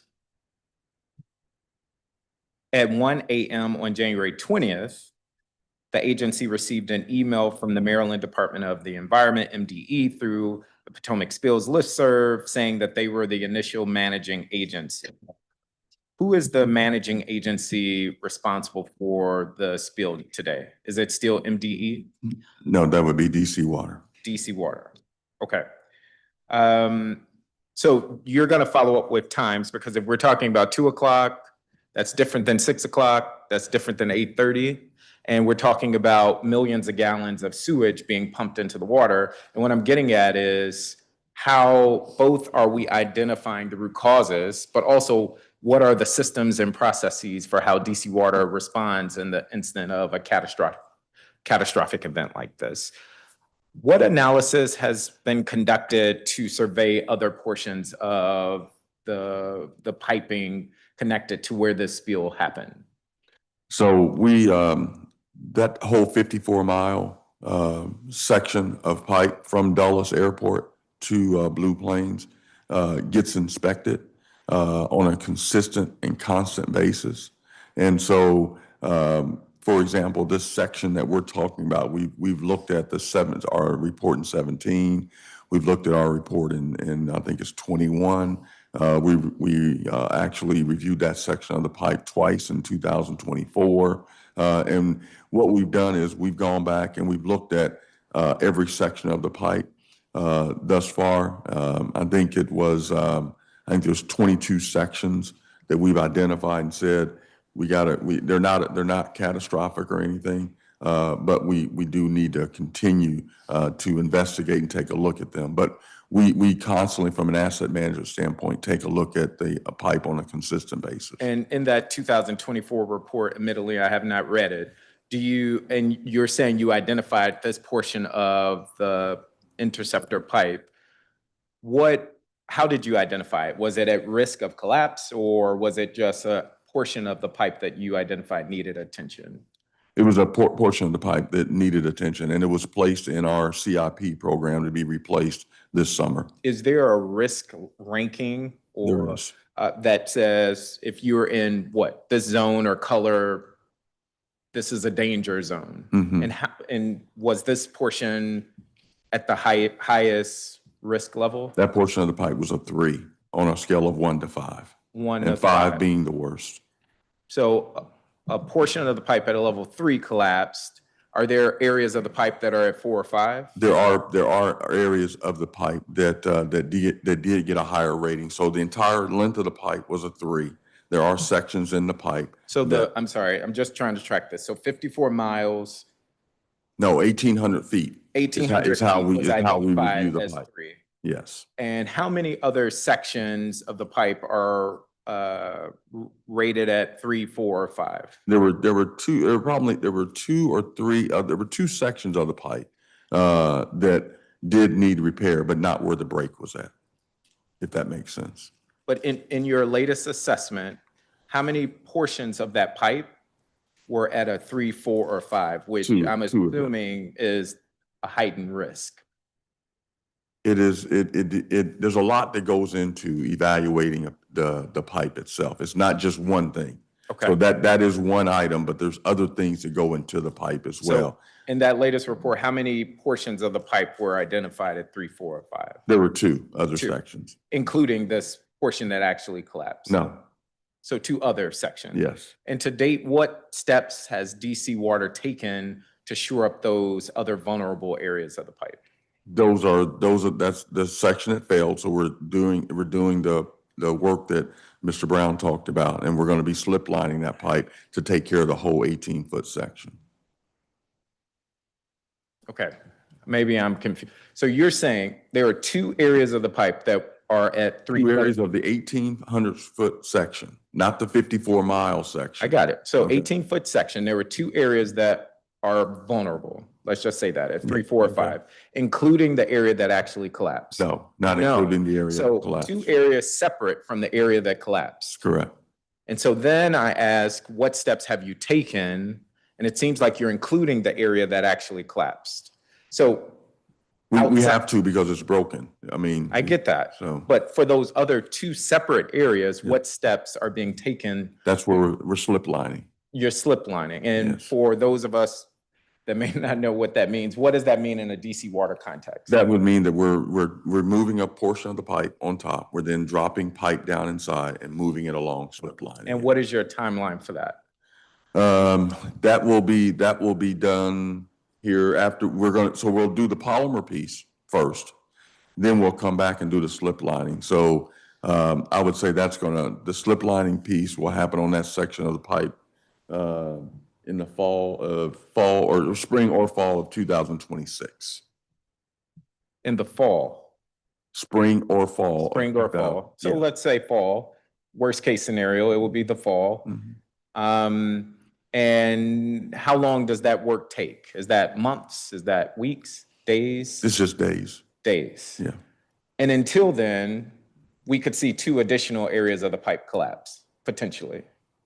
No, we don't think that's the case. Or we would be, it's not an emergency. It's not a emergency where it needs to happen now. Well, frankly, we're not respectfully, seeing we that. didn't anticipate this collapse. We agree. So we can't predict it. Mhm. But you're saying, based on your assessment, there are other areas of the pipe that are vulnerable. Mhm. And I guess my natural reaction is, how do we act more urgently to get to those areas of the pipe to shore them up than waiting another 6 months potentially?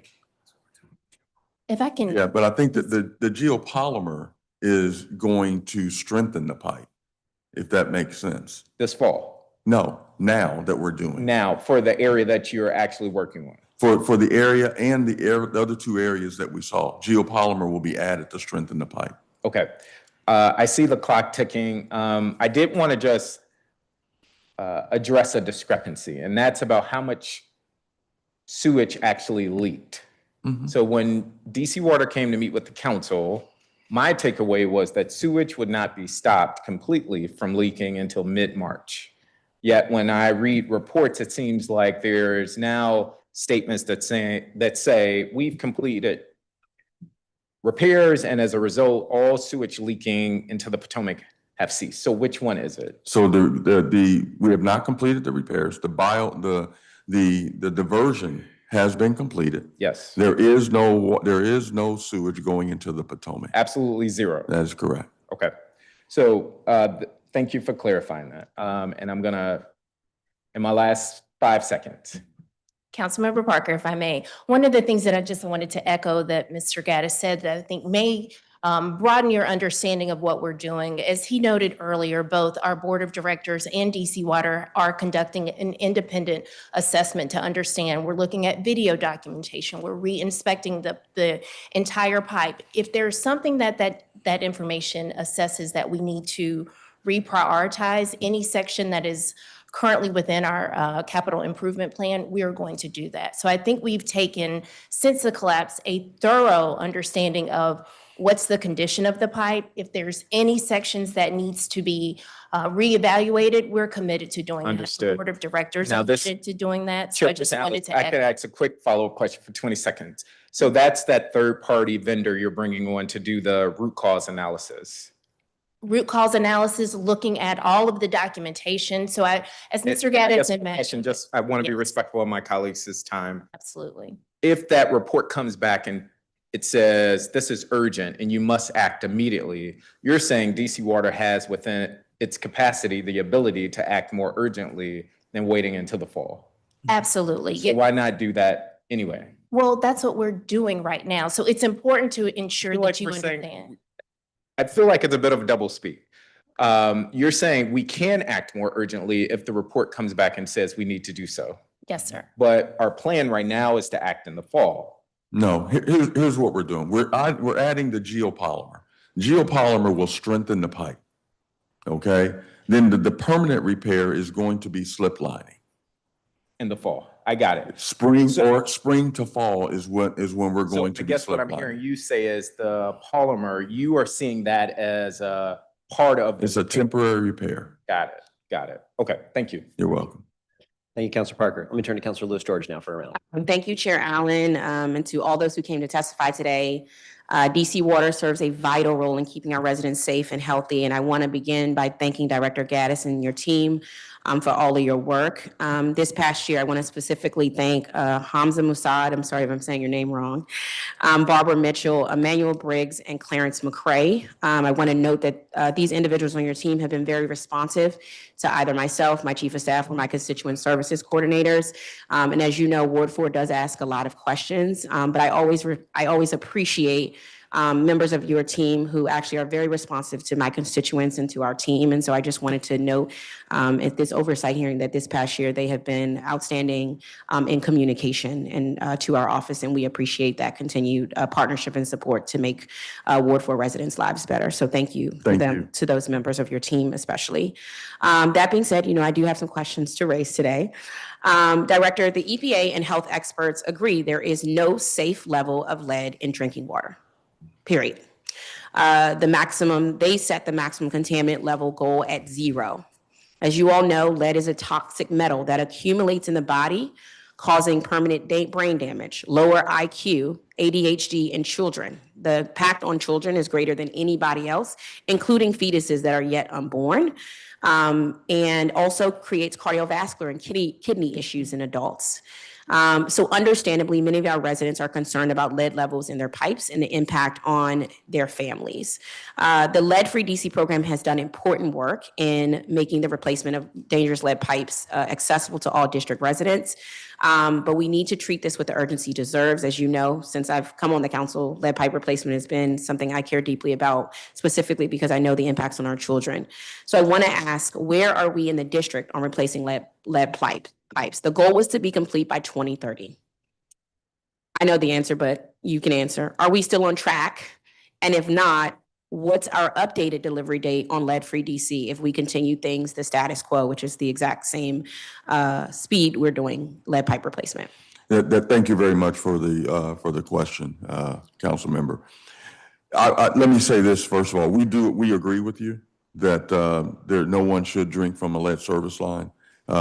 This has been something that has been a personal goal of mine to rid DC of lead service lines.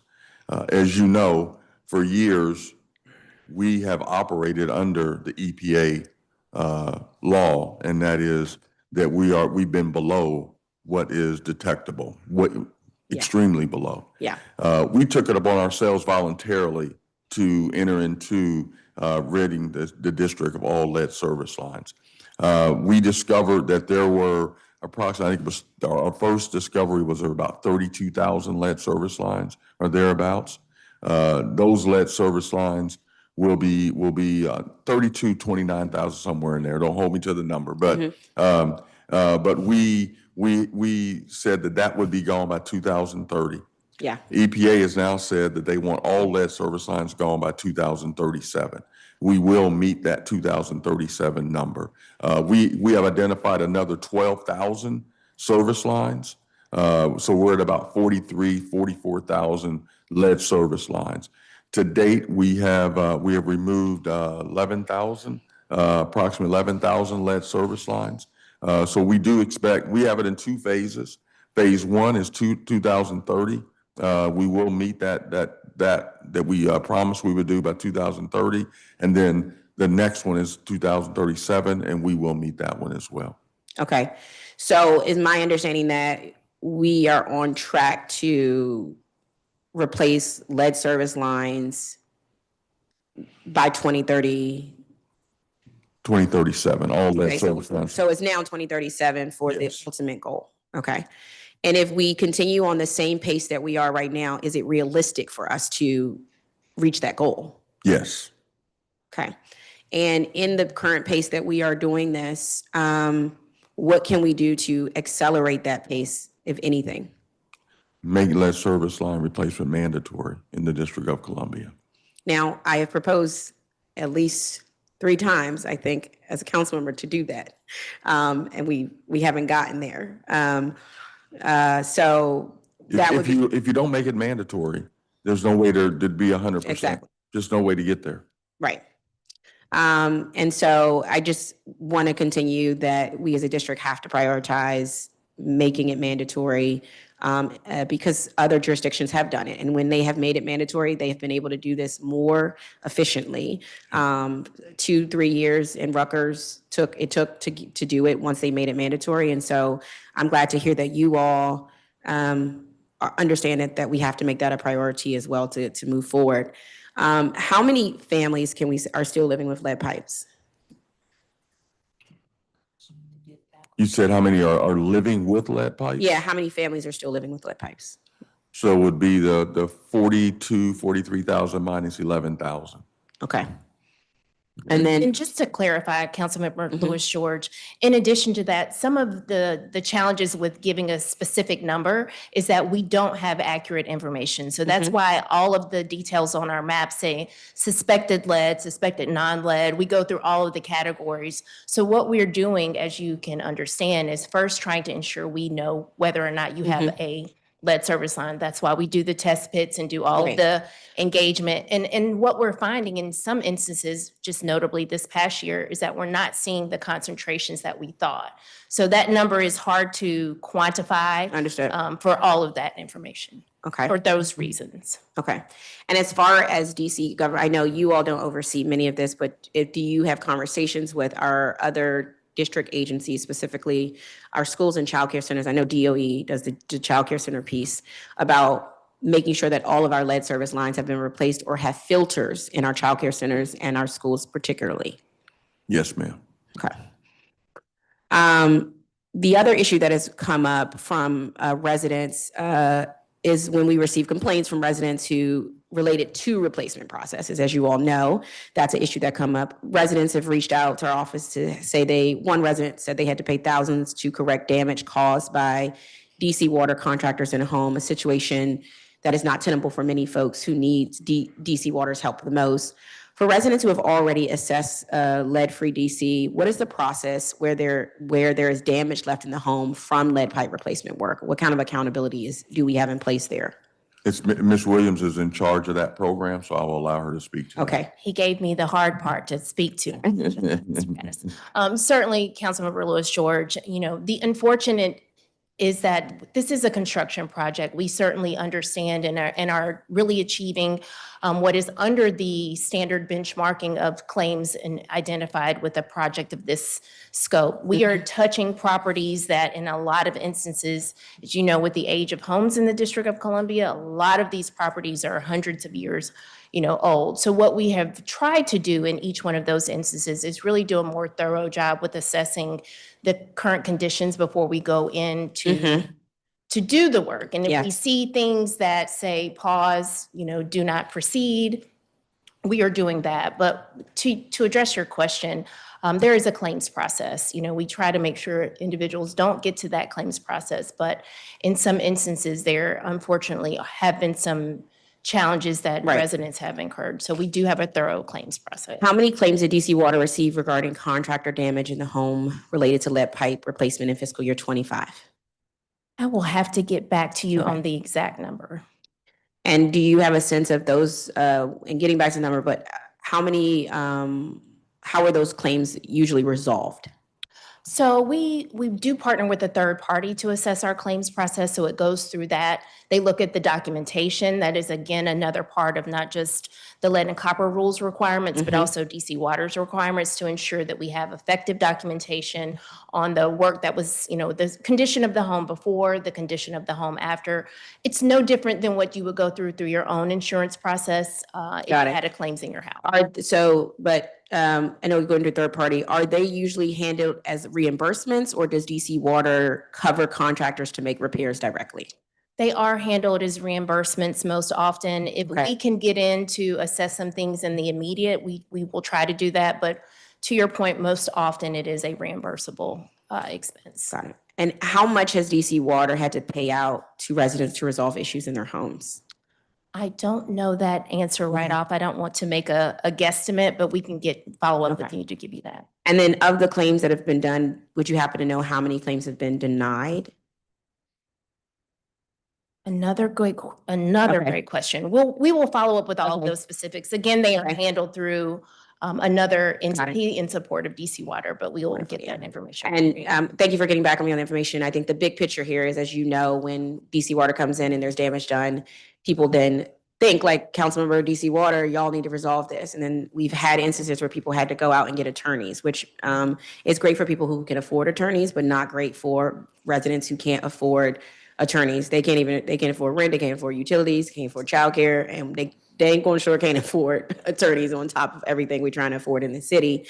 So the more we can make this process happen more swiftly, the more there's accountability. So if there's a certain contractor we're getting a bunch of claims about, obviously we know we gotta think about a different contractor if that's the case. So just want you all to examine that and see what takeaways we can make to improve the process moving forward. And that is something we are certainly doing every year. We are not only just tracking the types of claims, we're tracking the types of constituent concerns that come to you so we can better understand, what our challenges are.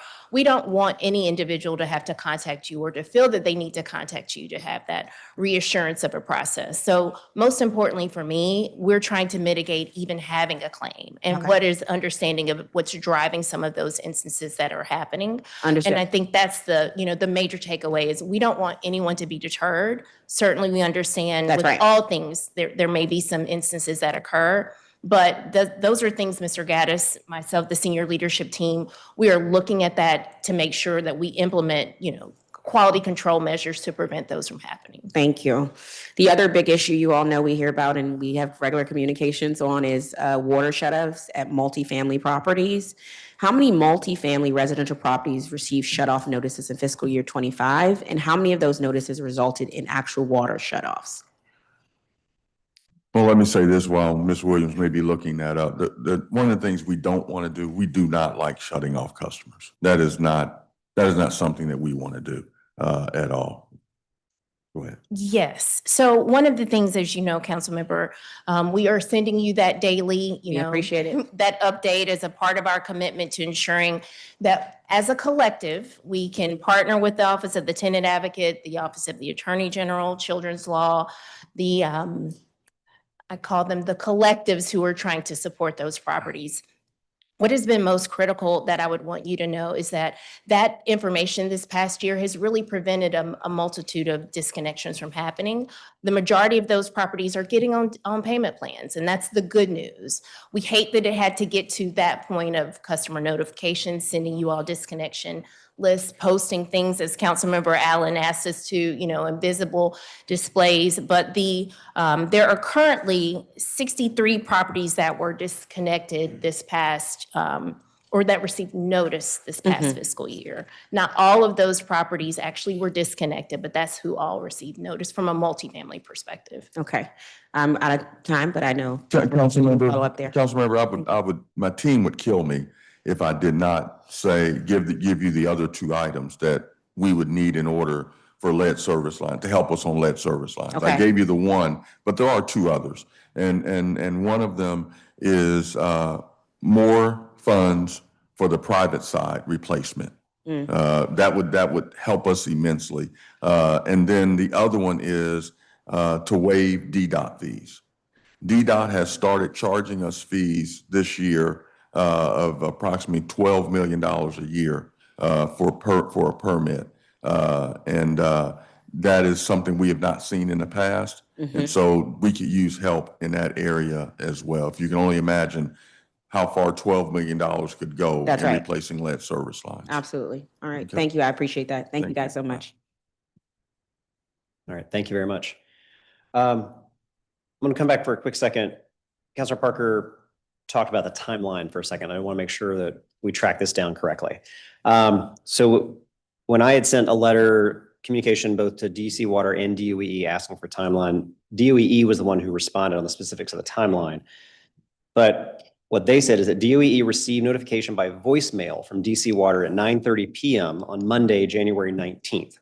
The message saying that there was a sanitary sewer overflow in Maryland near the Clara Barton Parkway did not at that time have an estimated discharge amount.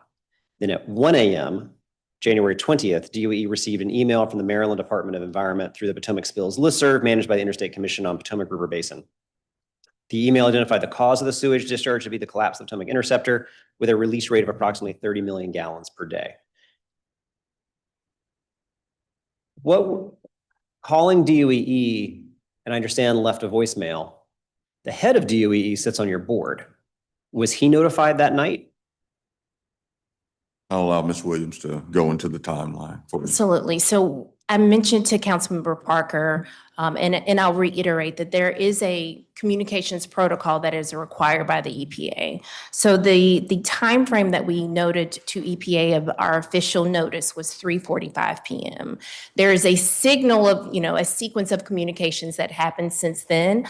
Most importantly, we start to notify all of the internal employees who need to go out and, and start to act immediately to control and identify and assess what is happening. And then we start our formal, public notifications. So that includes the Environmental Protection Agency, since this occurred in Maryland, the Maryland Department of Environment, Montgomery County officials with both MDE and, again, the environmental agencies there. And then it starts the host of other entities, including our notice of public communication. So I don't know the specific time that DOEE was notified or through what channels that it was. The letter stated that they received a voicemail that afternoon, but in terms of all the other notifications, I don't know if you want to add. I don't have the specific time. I mean, as Ms. Williams noted, the security notified our staff at 3:45, and then it began just an all-out effort to try to understand what was going on. I mean, we were on calls that night, people at the site, they had, wandering. The reason why I'm asking, we sent this letter to DC Water, to DOEE. DC Water chose not to respond to this question and said DOEE answered it for us. So the only thing we have is what DOEE told us, which is you left a voicemail at 9:30 at night. So that's why we're asking the questions. And so I appreciate the additional information. I would invite DC Water to have a chance to supplement this with a more specific timeline, because otherwise all I'm left with is DOEE saying they got a voicemail at 9:30 at night. We'll get that for you. Thank you. You're welcome. Let me turn to the issue around some of the board actions. So public records show that on May 1st, 2025, 8 months prior to this collapse, DC Water's Board of Directors unanimously approved an emergency contract worth about $45 million for program management, pre-construction, emergency construction services for the rehabilitation and redundancy of the Potomac Interceptor. The board approved this contract at an emergency meeting. So one can read that to say DC Water felt it was emergent 8 months before the collapse to approve a contract in an emergency meeting of the board. Is that the correct way of reading this? Yes. Okay. Is the board's action in an emergency session to approve that contract related to the October 2024 evaluation that, I don't know if grade is the right word, but essentially assessed that section of that 1,800 meter section of the pipe at a level 3? It wasn't just that section. It was the entire PI program. Okay. Were there any other sections that the board approved a contract for, or was that $44.7 million specific to that 1,800-foot section? You know that answer. Mr. Allen, it wasn't specific to that section. Okay. That contract would have, we would have had additional emergency response, like bypass pumping, but we also had bypass pumping availability, as well as emergency repair contracts separate and apart from that contract. So that contract did not, that didn't have any impact on the response that we made with regard to this incident. Yeah, that section would not have cost $45 million. That's more what I'm getting at. I'm not asking if that contract somehow led you not to be able to respond to this. What I was trying to get at is the $45 million for that 1,800-foot section, or is it for larger or different sections? Got it. Okay, thank you. We talked about the fact that this section was last inspected around October 2024. What is the schedule of when pipes like this are inspected? And what I'm getting at is, what was the time previous to October 2024 that this section of pipe would have been inspected? 2021. Okay. And what level 0 through 5 was found in 2021? 3.5. Okay.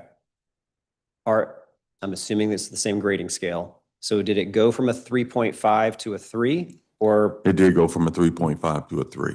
Okay. And refresh us, 5 is bad or 5 is good? 5 is bad. Okay. So how would the pipe go over 3 years from 3.5 to 3? Because when the operator, it's different operators, okay, looking at pipe and those sort of things. If that operator goes 5 feet further or whatever, and it's really good, it increases the pipe, if that makes sense. And they don't do it on purpose, but it's just that they're in there and they're taking a look at, the operator is operating the CCTV, and all the equipment that they're using. If it goes past that 1,800 foot, they could go to 1805, 18.5, 18, or whatever it might be. It could make it a higher number, and we suspect that's what happened in this incident. Okay. So is it correct that when an assessment's being done, I'm not checking the exact same spots within the 1,800-foot section. I am taking, you're not taking samples, but you are sampling at different areas. And so a different operator 3 years later is just going to, by the nature of it, hit slightly different spots along the same length? He could hit, correct? it could be slightly longer. He looks at something, it could be a couple of feet longer, which would skew the number a little bit to be, but the pipe doesn't get better per se. I'm curious as to how a pipe would get better. Yeah. So is it safe to assume then that I should, when I'm seeing a number like that, do you calculate kind of a plus or minus 0.5? I mean, if there's going to be some human differential in recordings, is it safe to assume that there's a 0.5 flexibility there when you're seeing a number? I don't think it's looked at as a 0.5. What is safe to say is that we look at in the inspection in totality.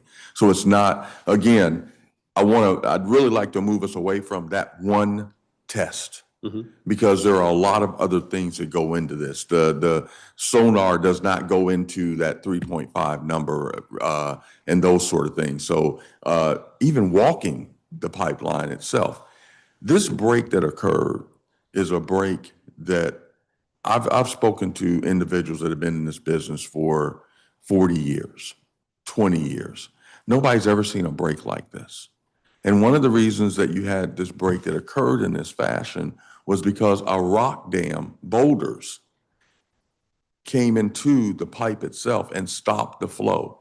Usually what happens is there's usually, rock on top that uses backfill that's probably 3 inches.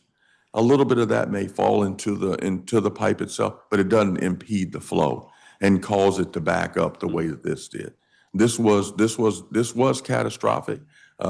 But part of the reason it was catastrophic was that boulders were used as the backfill from what we can see today. So we are looking at other ways that we can go in now along the pipeline and do some core drilling and see where boulders were used in other places. Because that's what we think is really part of the cause of this. Back in the early 60s when this was built. Exactly. Okay. And we did not build it.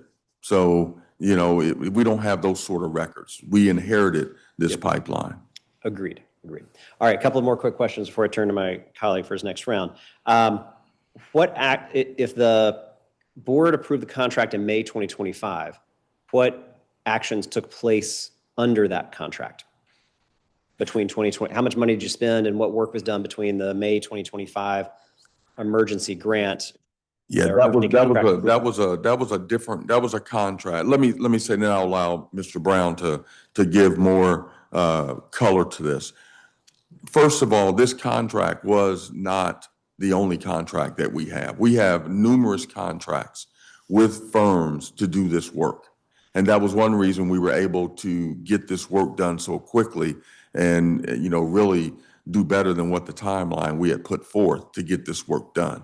So I don't want anybody to ever think that we're left out here not with contractors to do this work. But this was a separate contract that the board approved. And so I'll allow Mr. Brown to talk about that. Sure. So the board authorized DC Water to approve the contract that included emergency response. There was no contract awarded. The board authorized it, but there was no contract awarded. We were unable to negotiate the terms with the contractor, and the negotiations were suspended on June 25th. And that was for the Potomac Interceptor?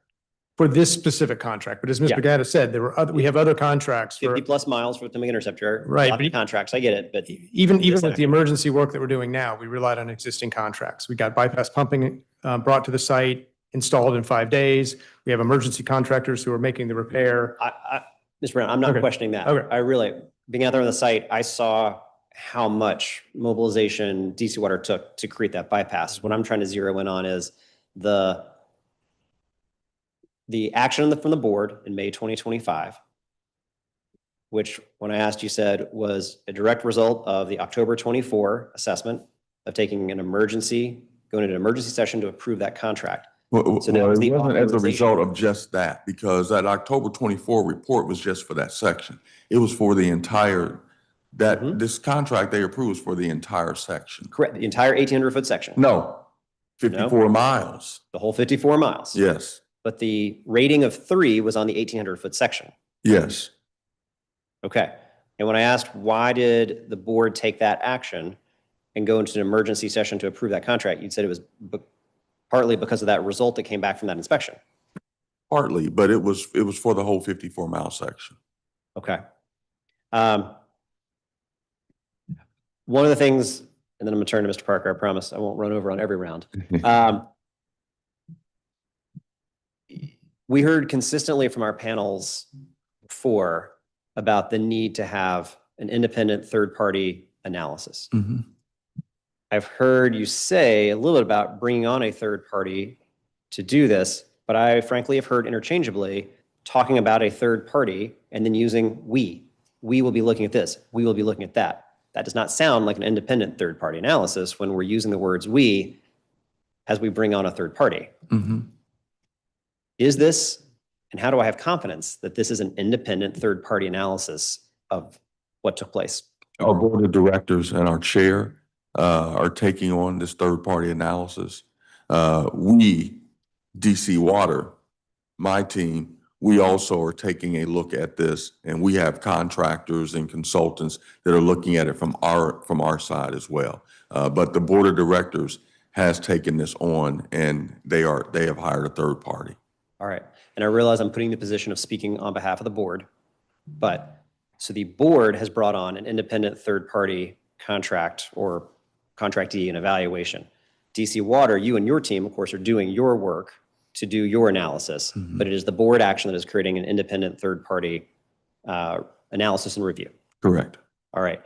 And I'm going to ask you to speak for the board again, because I think that was what one of the questions that Ms. Williams answered, which was that analysis will be shared with the council, with this committee. Yes. And made public. Yes. Okay. All right. Thank you very much, Mr. Parker.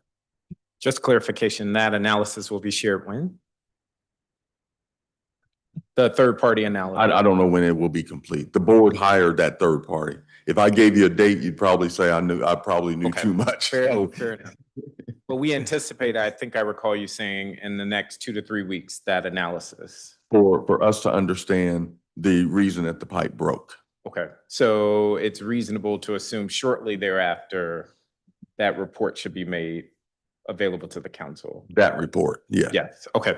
I wanted to come to testing. How frequently are you testing currently? We're the river itself, every day. Every day. And we heard testimony that the latest update was last week. The 26th. The 26th. And Yes. what's the reason for the gap? The reason for the gap is they don't do reporting on the weekends. Okay, and I thought it Hold on one second, Mr. Brown. I think you may want to correct me. No, I just wanted to add an additional point, if I could, Mr. Gaddis, Mr. Parker. You may recall that several weeks ago, there were results that we had a clerical error with. And we admitted that there was a clerical error. At that point, we instituted new protocols to ensure that that never happened again. And so in order for the test results to be released, we must have the report, it must be verified by the lab, and then we post the results. In the instance where we had a clerical error with regard to test results that even somebody this morning accused DC Water of not acting in good faith, results were read out over the phone. We don't want that to happen again. We want to ensure that the test results are accurate. When there was a clerical error, we said that there was a clerical error. We put in new protocols to ensure that we have the report, and that ensures that the results are 100% accurate that we post. Understood. That information is not available on the weekends, and that is why there is a delay. So how do we change that? It has to do with the capacity of the lab and the QA/QC process. So the lab doesn't operate on the weekends? They don't have the ability to do the extra step in order to do the verification of the report and then for the data to be released. Okay.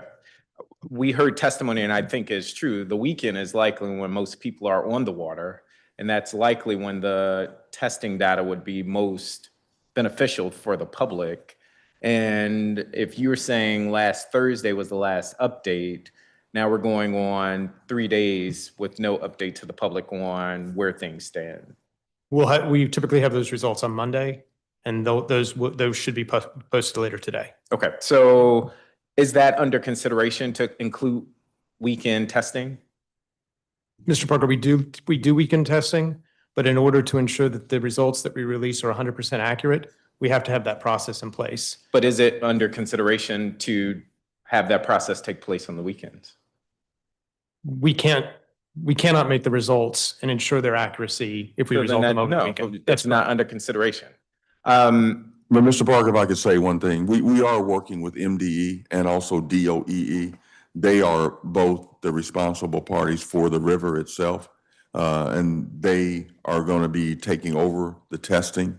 And so they'll be doing the testing on a daily basis. So in our conversations with DOE, they are moving towards utilizing another lab, because the only testing that they had was they tested once a week, and then they got their results a week later. Yes. We were able to secure a lab that did them every day. They are working with a lab where they will be able to do that every day in the district, and MDE is doing the same exact thing. And do you anticipate that will include the weekends or no? I don't know. We're just working with, it's not the business that we're in. We don't test the river. So that we're clear. So I just want to make sure that this isn't a financial decision. It's not a financial. It is not a costs too financial. much to do this daily. So It is not a financial. it's purely based on operational constraints that we cannot do this on the weekends. That is So correct. if someone comes and says, hey, I found an agency that can test on the weekends and you can follow your protocol, DC Water will consider that. DC Water, DOE, MDE, I think everyone would consider it. But I do want to say this.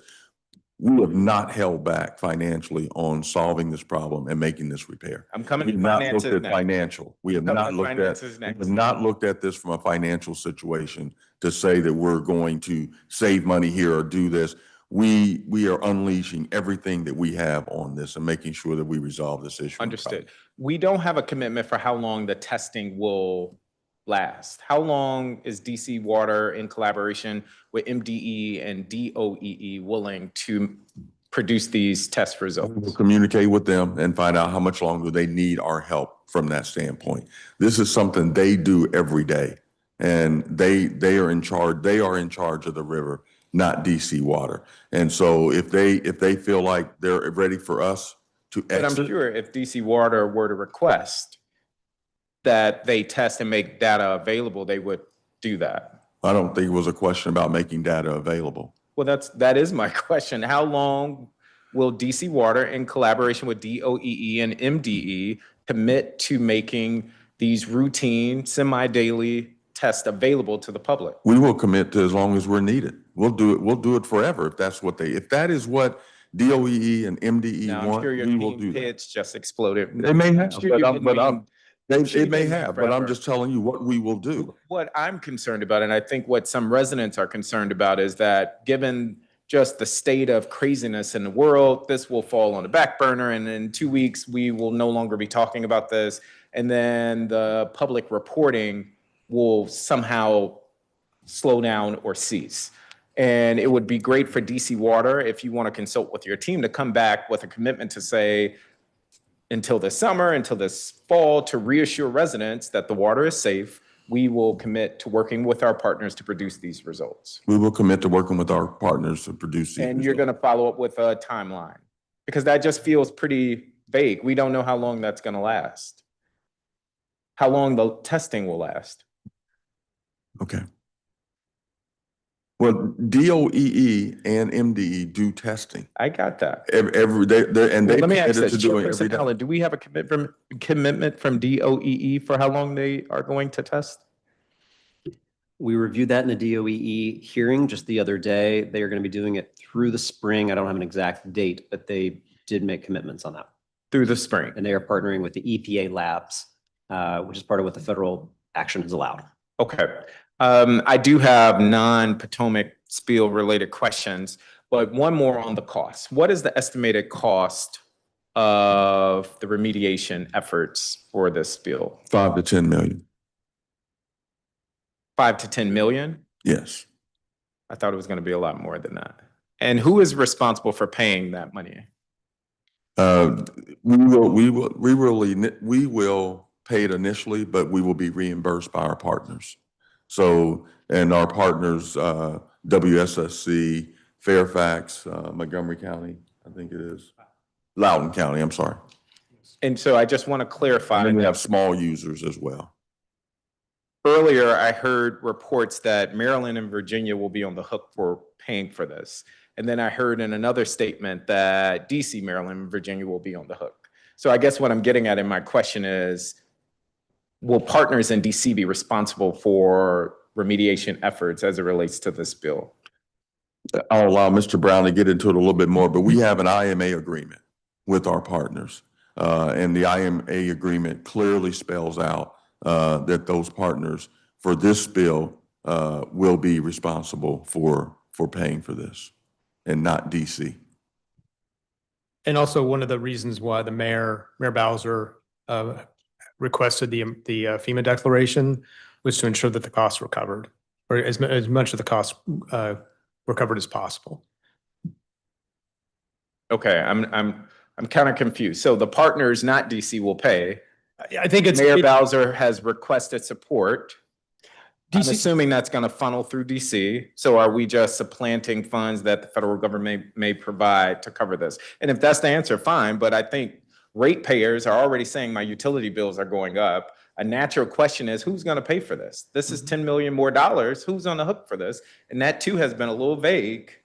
And I think residents need to know the answer to that. So I think a lot of things are moving at the same time, Councilmember Parker. So as Mr. Gaddis said, the cost for the asset is allocated by those who have flow in that asset. The District of Columbia does not have any flow in that asset. It's from, it's about a third from Maryland and about 2/3 from Virginia, from the users that Mr. Gaddis talked about.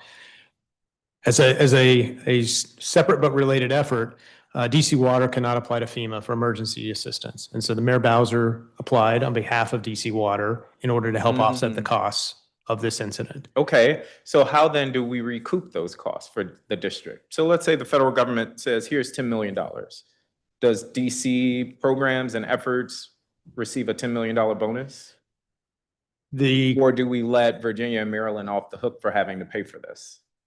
Well, it would depend on who bears the costs, and the costs are allocated for that section. Hypothetical, and I'm at time. Hypothetical is, let's say the federal government grants Mayor Bowser's request. I don't think there was a dollar request attached to her request, but if you're saying this is $5 to $10 million, let's say it's the high watermark, $10 million, nothing. DC says, here's $10 million, DC Water. You're telling me Virginia and Maryland are on the hook for this. We should still make them pay for that, even if we receive $10 million from the federal government through DC. And so how then can we recoup those benefits for the district, if I'm thinking about this in the right way? Mr. Parker, the reimbursement would be for the costs incurred. And then the costs are allocated according with the pipe. I think perhaps we could discuss this in more detail. They would be for reimbursement of the costs that DC Water incurs before they're split with the jurisdictions. I see. So I got it. So the request for assistance is to cover DC Water's portion. That's correct. Not Maryland and Virginia's portion. Well, DC Water's portion would later be, we're a cost recovery organization. So any costs that we incur are then later reimbursed by, in this instance, it would be Maryland and Virginia, the jurisdictions that have flow in that pipe. All right, one quick follow-up. I'm over time. So the total cost is estimated at $10 million.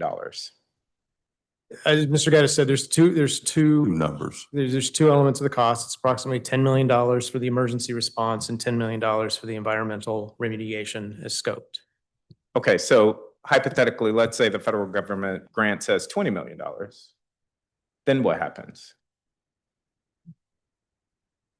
Then DC Water would use the $20 million to pay for the costs incurred, and they would not be billing to. Is there a commitment to use any of that funding for remediation, testing, utility assistance? What I'm hearing you say is the district's mayor requested support. Per Twitter or Truth Social, the president signaled he's willing to honor that request. Great. That money is going to flow to DC Water. You're telling me also DC is not on the hook for this. Now, granted, you're our water system. by nature, we are responsible for you, but this is Virginia and Maryland's responsibility. It would just strike me as odd that we would receive $20 million from the federal government and not benefit. Well, I think we in first have ways to that- make the claim for the $20 million. If, as Mr. Brown said, it's going to be on the fees that we, or the cost that we outlay. Okay, so there may be some cost in here. I mean, it may be far less than that, but it's for the DC, and so that we can help our DC residents and also ratepayers as well. Okay, I'm going to leave it there for the sake of time.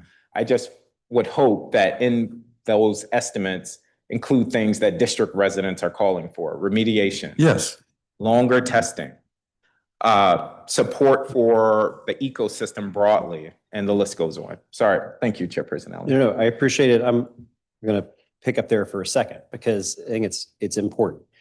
To date, more than 1 billion gallons, I said B, not M, more than 1 billion gallons have flowed through the C&O Canal of wastewater.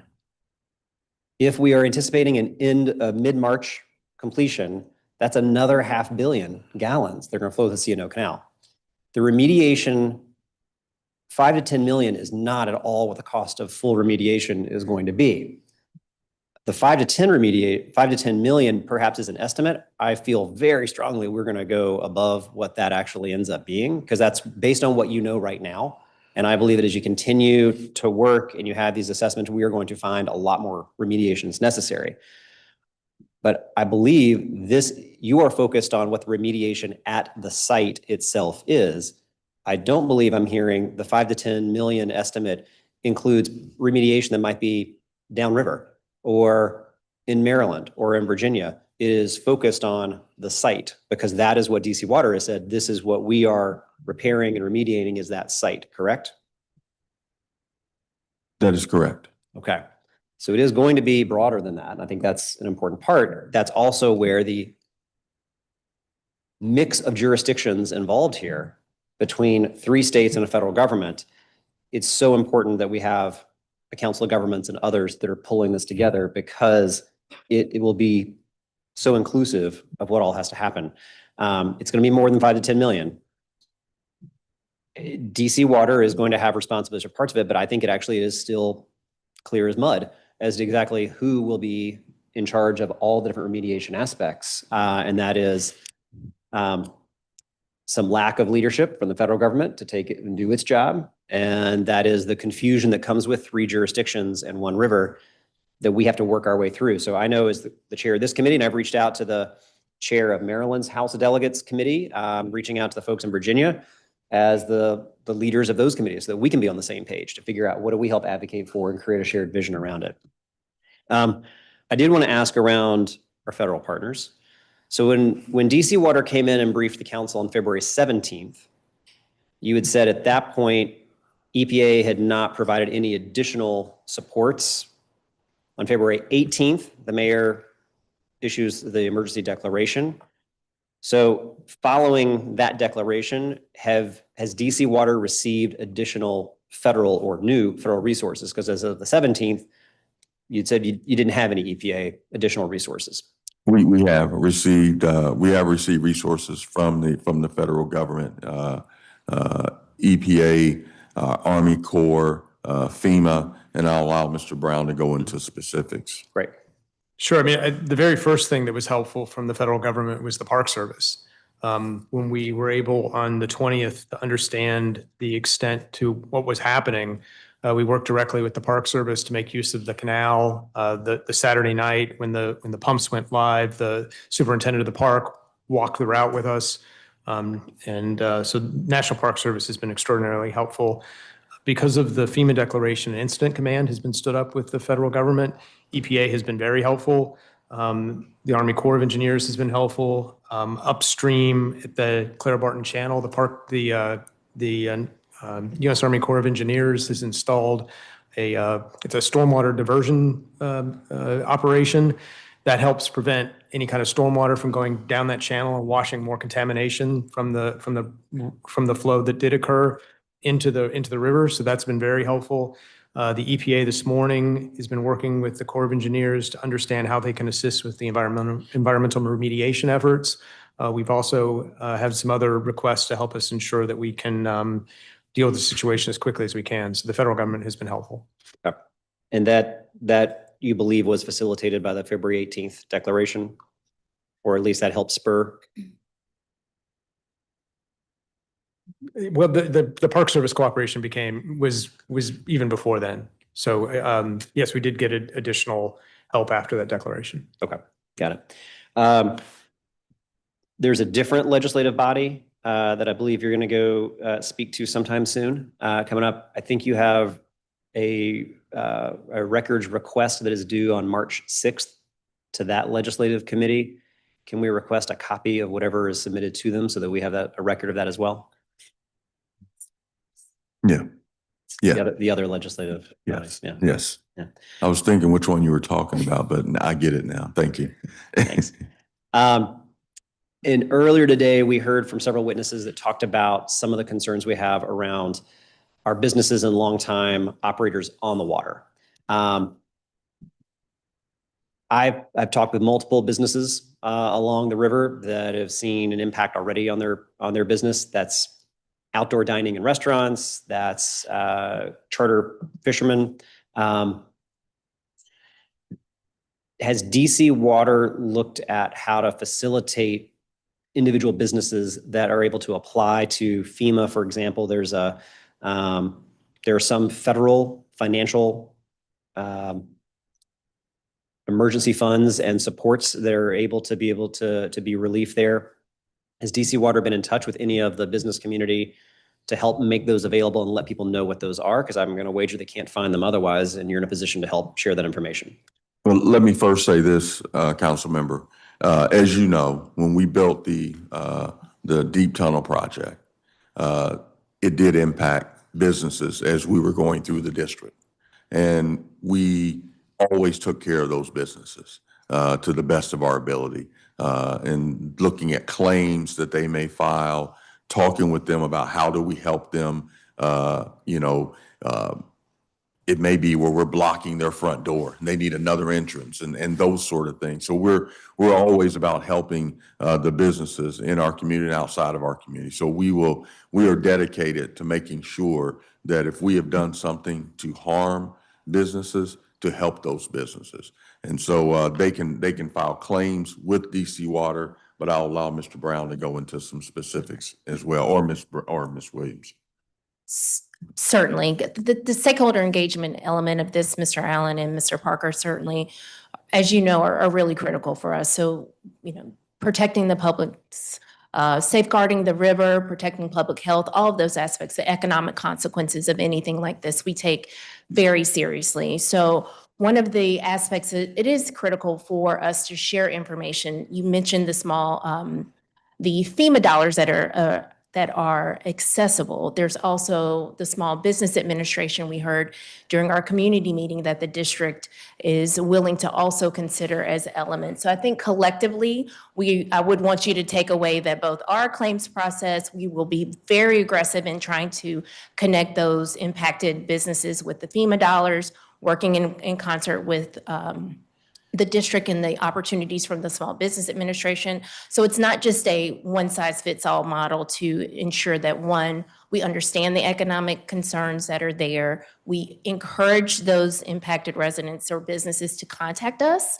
be it through our claims process or be it through our regular customer service process. They can even email me. We will make sure that we are getting them to the right people so that collectively we can have an accounting for what types of dollars and resources and grants might be available to access the impacts that are happening because of this incident. Okay, I think that'll be helpful. I would actually recommend on behalf of all my colleagues too, as DC Water pulls that type of information together, because I think we will hear from our businesses respectively, that could be useful for us to have that information so that as people contact us, we in turn can help get folks into the right place as well. Absolutely. No doubt.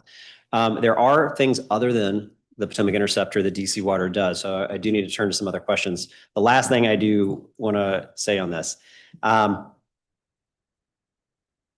the environmental remediation is going to take much longer than it is mid-March to complete the pipe repair. We are going to stay with it because we have to, and we have to repair the harm that has been done. To have a lot of our Potomac River stakeholders and community members come in and say nobody's talked to them about a remediation plan, nobody should ask them for input on crafting something that now we have a special permit that's out and work has begun. It's deeply frustrating to me. And I think when I hear folks talking about the failures or unclear communications and the perceptions that are taking hold right now that will take a lot longer to repair than the pipe will, those are the efforts we have to double down on to have that extra effort of the communication, of the collaboration, of the coordination. And that will be part of repairing as well. And so I believe you said we will get a copy of this permit. Maryland Department of Environment is going to be the one taking the lead on public comment. I'm still a little unclear.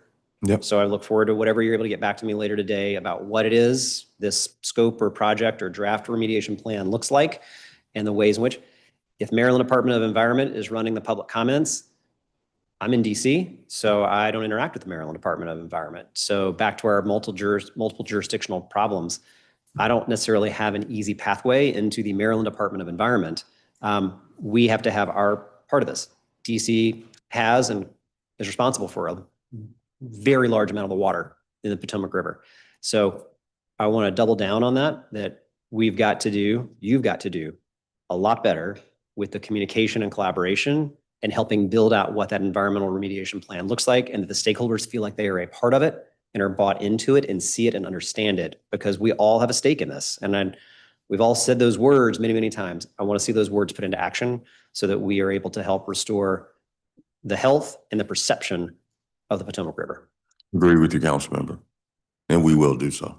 All right, thank you. Then I'm going to turn to new topics on my next round, but let me turn to Councilor Parker. Thank you. I'm going to follow your lead there, but I do want to just come back to this. So we have determined the district is not responsible because our flow is not in that area. What about remediation? It's not necessarily because of the flow. It's the IMA agreement that we have. So the intermunicipality agreement states such. States what? That the other municipalities are responsible Because for the it's their repair. flow where this pipe broke. Okay. That's what I meant by the district was not responsible there. There is a remediation cost here at the immediate site, and what I'm not hearing from DC Water is a commitment for remediation down the river or to other areas outside of that immediate area, or is that something you're looking at? Oh, no, we're responsible. If we're responsible, if DOEE says that there's some remediation that needs to be done in the district, we're responsible for it. We'll take care Okay, so of it. whatever analysis DOEE conducts, Yeah. and DC Water will just say, okay, and you're going to take the bill and be required for it. Yeah. And it is your commitment that district residents wouldn't be on tap for that either, No, I don't in see terms of the them. cost of that. I don't see them being on tap for that, no. Okay, so DC residents are not responsible for their repairs to the pipe. DC residents are not responsible for remediation, and DOEE will signal the extent of that remediation for portions of the river. And that is one reason we're happy that the mayor did what she did in asking the feds for FEMA for the help, because that will help us in the district of I Columbia. totally applaud the mayor for doing that, but as I see it, she's being a good team player. And my question is, how do district residents benefit from that? It would be if there is remediation that has to be performed in the But district resident, we're talking in circles. But you also just told me district residents are responsible for paying for it. And then the data testing as well. Okay. Beyond the immediate repair, what long-term remediation and preventative measures are being implemented to restore the river? Or are you waiting to see what analysis DOEE comes up with? We're waiting to see the analysis, not just DOE, but the analysis that we come up with. Which we should have in about 3 weeks. What we're seeing right now is that the numbers in the District of Columbia, let's just stick with the District of Columbia, those numbers are below or at what the normal numbers should be or would be. And one of the criticisms we've heard is, well, you're only testing E. coli and not testing for other things like staph and MRSA, is there a reason why we're only focused on E. coli? Well, I can't answer that. Maybe my colleagues can. That was a question that was answered by Dr. Bennett last week, and she felt And I that did was- ask Dr. Bennett and the DC Health, and essentially it was by EPA standards, that is the standard bacteria to test for. Yep. That is the floor, to be clear though. We could be doing more, but we're opting to do the minimum. I do want to move on here, but I just want to sync on timeline and some of the commitments that you've made. So it sounds like you are bringing on a third-party vendor. That person or team has already been brought on, or it's in process? It is. We have it already. They're already on, and in about a month, they should have some type of analysis to DC Water, and shortly thereafter, you're going to make that analysis available to the district. Yes. Yes, and we will receive the analysis, not a summary of the analysis. Is that right? That's what we're looking for, yes. Yes, okay. And then as well as the time, I did get a follow-up that the time that DC Water was notified of the leak was 3:45 p.m., but it also seemed like you wanted to verify that with your internal teams in terms of the time of the spill. We'll get a comprehensive timeline together. Okay, awesome. As well as a cost breakdown of repairs and remediation. We will eventually have to do that, yes. It's still going on, but yes. We gave you were estimated costs. Of course, because I don't think it's going to cost $10 million. I think it's going to be much, much more than that. But when I say breakdown, we will have an analysis of a line item analysis of the repairs and the remediation. We'll have to do that because of our partners. And it would be helpful to determine remediation for Virginia, Maryland, and DC. And then lastly, the testing commitment. It sounds like you're going to follow up with more certainty for how long you're working with our partners to make testing available. That is correct. Okay, awesome. All right, I do want to pivot, and I have 5 minutes, which seems like an eternity. I did want to go to disconnections, which is, very important. You report on the 60-day plus arrears are now close to $32 million. Is that correct? That's a lot of money. Yes. How much, but that is a reduction, if I'm not mistaken, from previous years. Yes, sir, it is. And certainly one of the aspects that we have noted is, we have historically been providing you all information about each one of those customer class breakdowns. The customer accounts that we were experiencing the most were our multifamily areas. So where we saw the reductions is likely in part to some of the efforts that the council advised us to do in terms of our notices and proceeding with our disconnections. So we have received. Where was that number last year in comparison? I think it was 34, but we'll have to get back to you. Okay, so we're moving in the right direction. Do you have an analysis of how much of that reduction is due to like cash collections versus write-offs, reclassifications? It would all be cash collections. Correct. That's a reduction in the cash that's owed. And you are thinking the notification is largely responsible for that, giving people more advance notice and following through with the disconnections. Certainly, the enforcement tool, sir, is not something that we, wish to do. Well, I think Mr. Gaddis has consistently noted every year that we've come before you, our goal is certainly to prevent disconnections. Yes. We engage in multiple communications and fronts, and we've been doing that. This is certainly no different than what the council looked at with the Rental Act. We are certainly in that post-COVID challenge of what happened in those years of customers, especially the multifamily areas, not paying. I think it's worth saying, I think water shutoffs are inhumane, but I hear you. We just disagree there because water is life. Absolutely, that's our But tag. we will cut it off. And turn it back on. And turn it back on. Because when COVID came about, if you remember, Yes, we turned everyone on in the District of Columbia that had been turned off yes. for non-payment, for a number of different things. And we didn't ask anybody for any money. And this is one, and so it created a debt for us. Because the only way that you could confront COVID at that time was having the ability to wash your hands. And so as a result, we made a decision to turn those customers back on. Understood. And so, but one of the tools we have is the disconnect.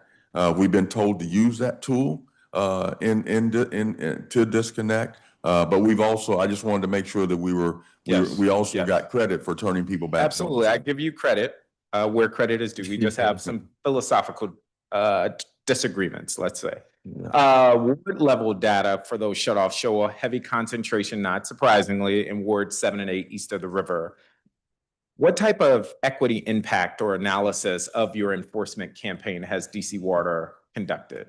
Oh, I love that you noted that question, because one of the things that is really critical us from Mr. Gaddis mentioned in his earlier testimony, our strategic plan. One of those 5 imperatives is equity.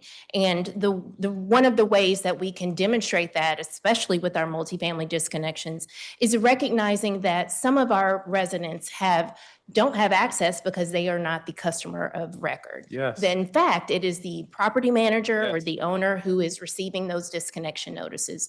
So what we've taken a great deal of doing, not just of notifying you all as the council to help in that education to ensure awareness. We're working with the tenant advocate associations to help ensure awareness. We've worked even with Children's Law Center to help us in this collective. But I will tell you, one of the things that I take to heart is certainly all of the making sure we're looking at languages that are accessible in some of those areas. So we are posting in multiple languages. We're trying to ensure that people get access to how to contact us, how to walk through that process if they see a disconnection notice there. The Office of the People's Counsel, I would be remiss if I did not note them as well. So it has been a collective of trying to ensure that tenants, it's really a tenant protective measure.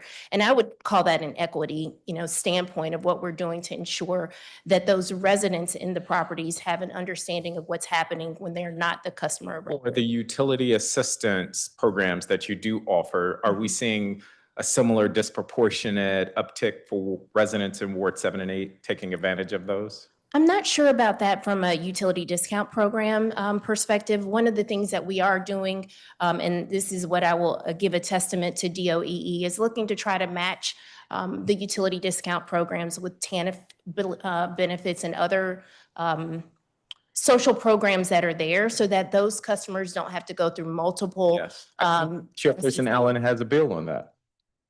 That I believe I co-introduced. So yeah, I think that's a great idea. Absolutely. So I don't have the specific information about where the numbers line from ward to ward, but with me right now, but it's certainly something we can get to you. Well, I'm at time. I just, we continue to see trends where residents in Ward 7 and 8 are usually at the top of every not so great list.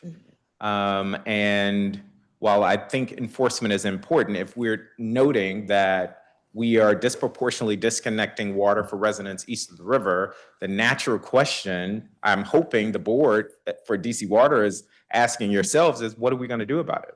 It can't just be, let's just keep cutting people off. And, I would want a disproportionate, equitable outreach for residents to provide relief, because we know it's systemic. The challenges are systemic. So, and I would just add, Councilmember Parker, certainly our customer assistance programs have been lauded nationally as some of the most beneficial. One of the things that our board did do was add another, we call it CAP Plus. So we are looking at and taking the information of area median income in the District of Columbia and breaking that down to see how can we benefit those customers who are most in need. So I think that collective of both just the customer assistance programs, I've certainly omitted working with those partner agencies, so Bread for the City, some.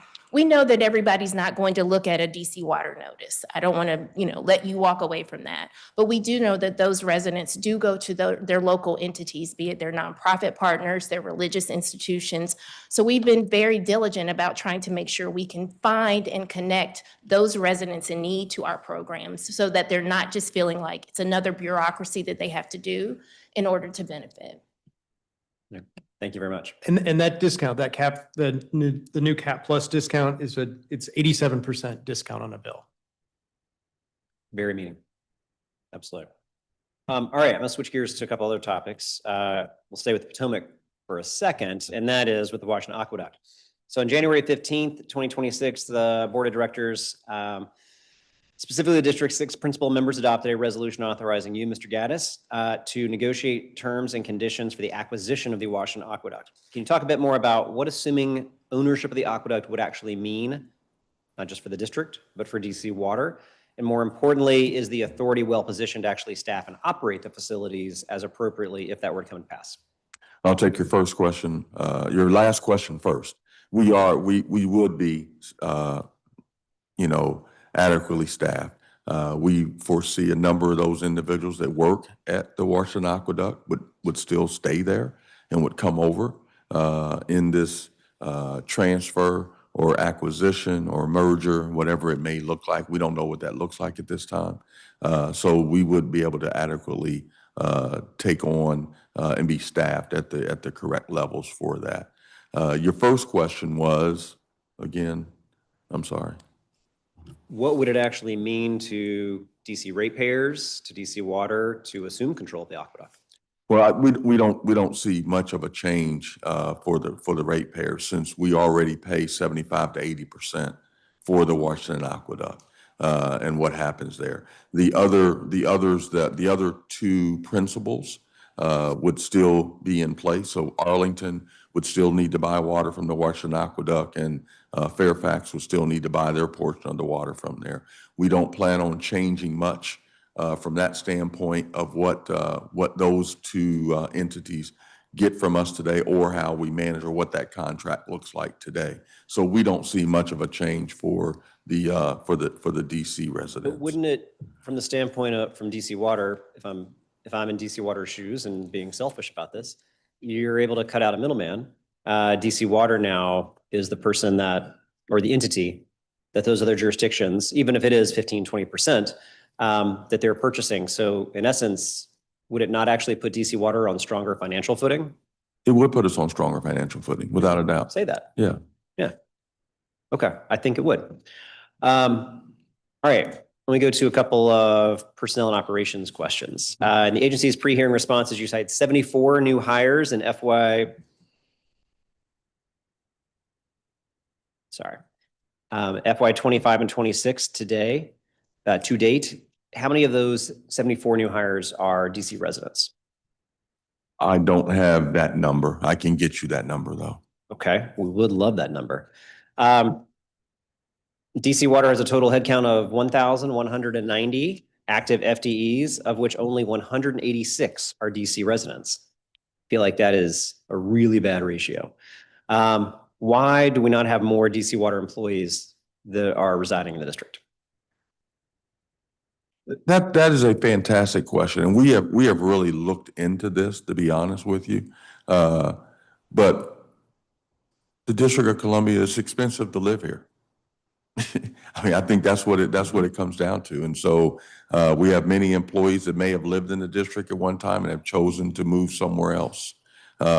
We have attempted to do everything we can to hire DC residents.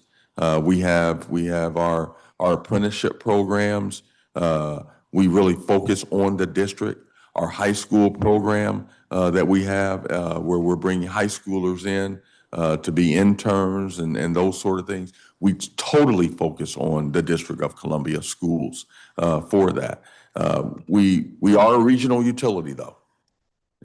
That's truly who we are. And so, and we can't make people live somewhere, but we do try and focus on our recruiting to hire DC residents.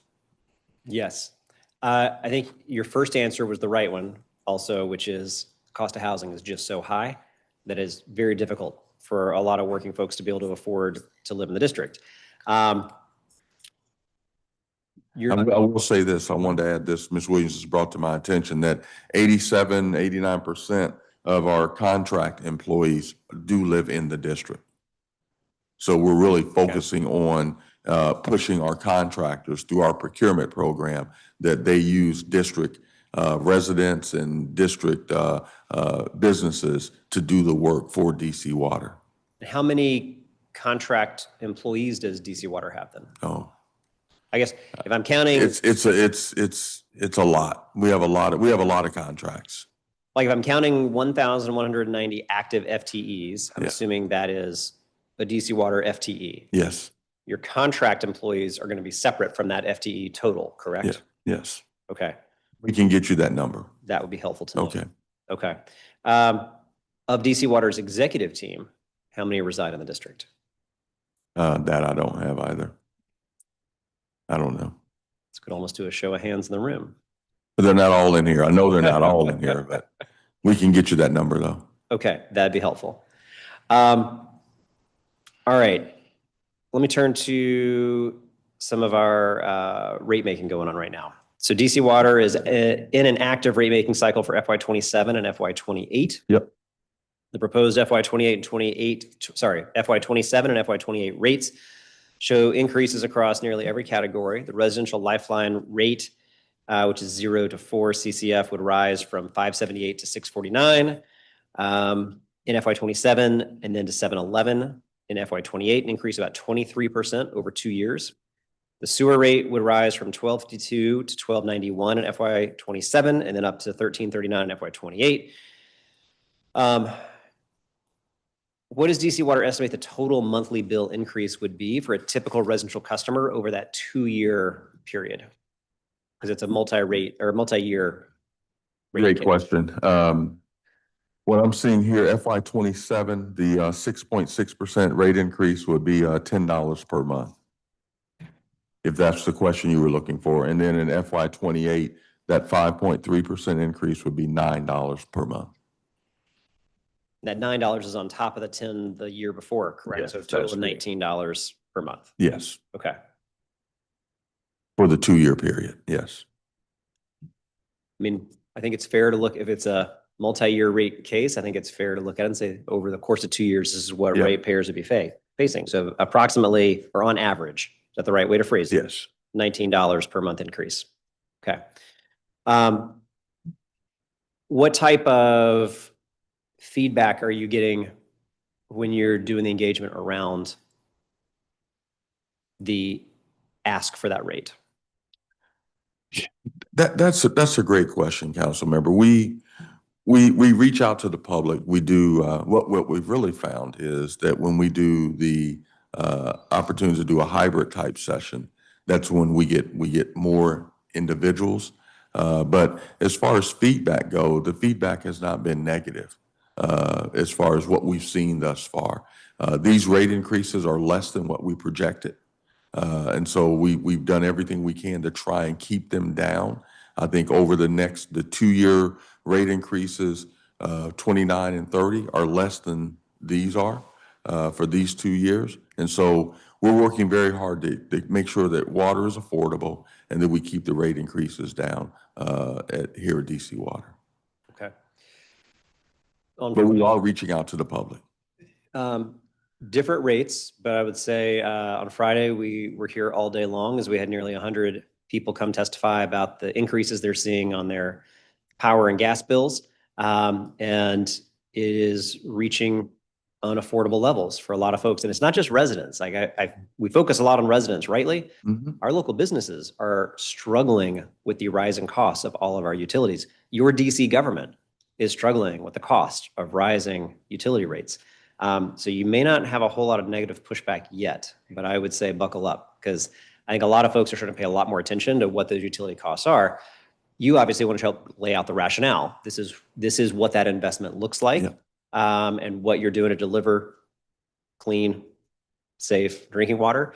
And I do think part of that conversation, and I'll get to this in another round because we're running out of time here, is on the arrearages that we have seen that DC Water has just had to absorb tens of millions in unpaid bills. I will acknowledge is challenging for you to figure out how to navigate that, and that does impact your ability to then be able to make those investments and deliver other places. What is the timeline for that approval for those 2 years? When do you believe you will make a final determination? I think that the board has to approve it. Is it March? So let's see, in March, the board will approve the budgets and then move the rate proposal through the public hearing process. And so then we'll have public meetings, We do the town halls that we've talked about. There will be an official public meeting.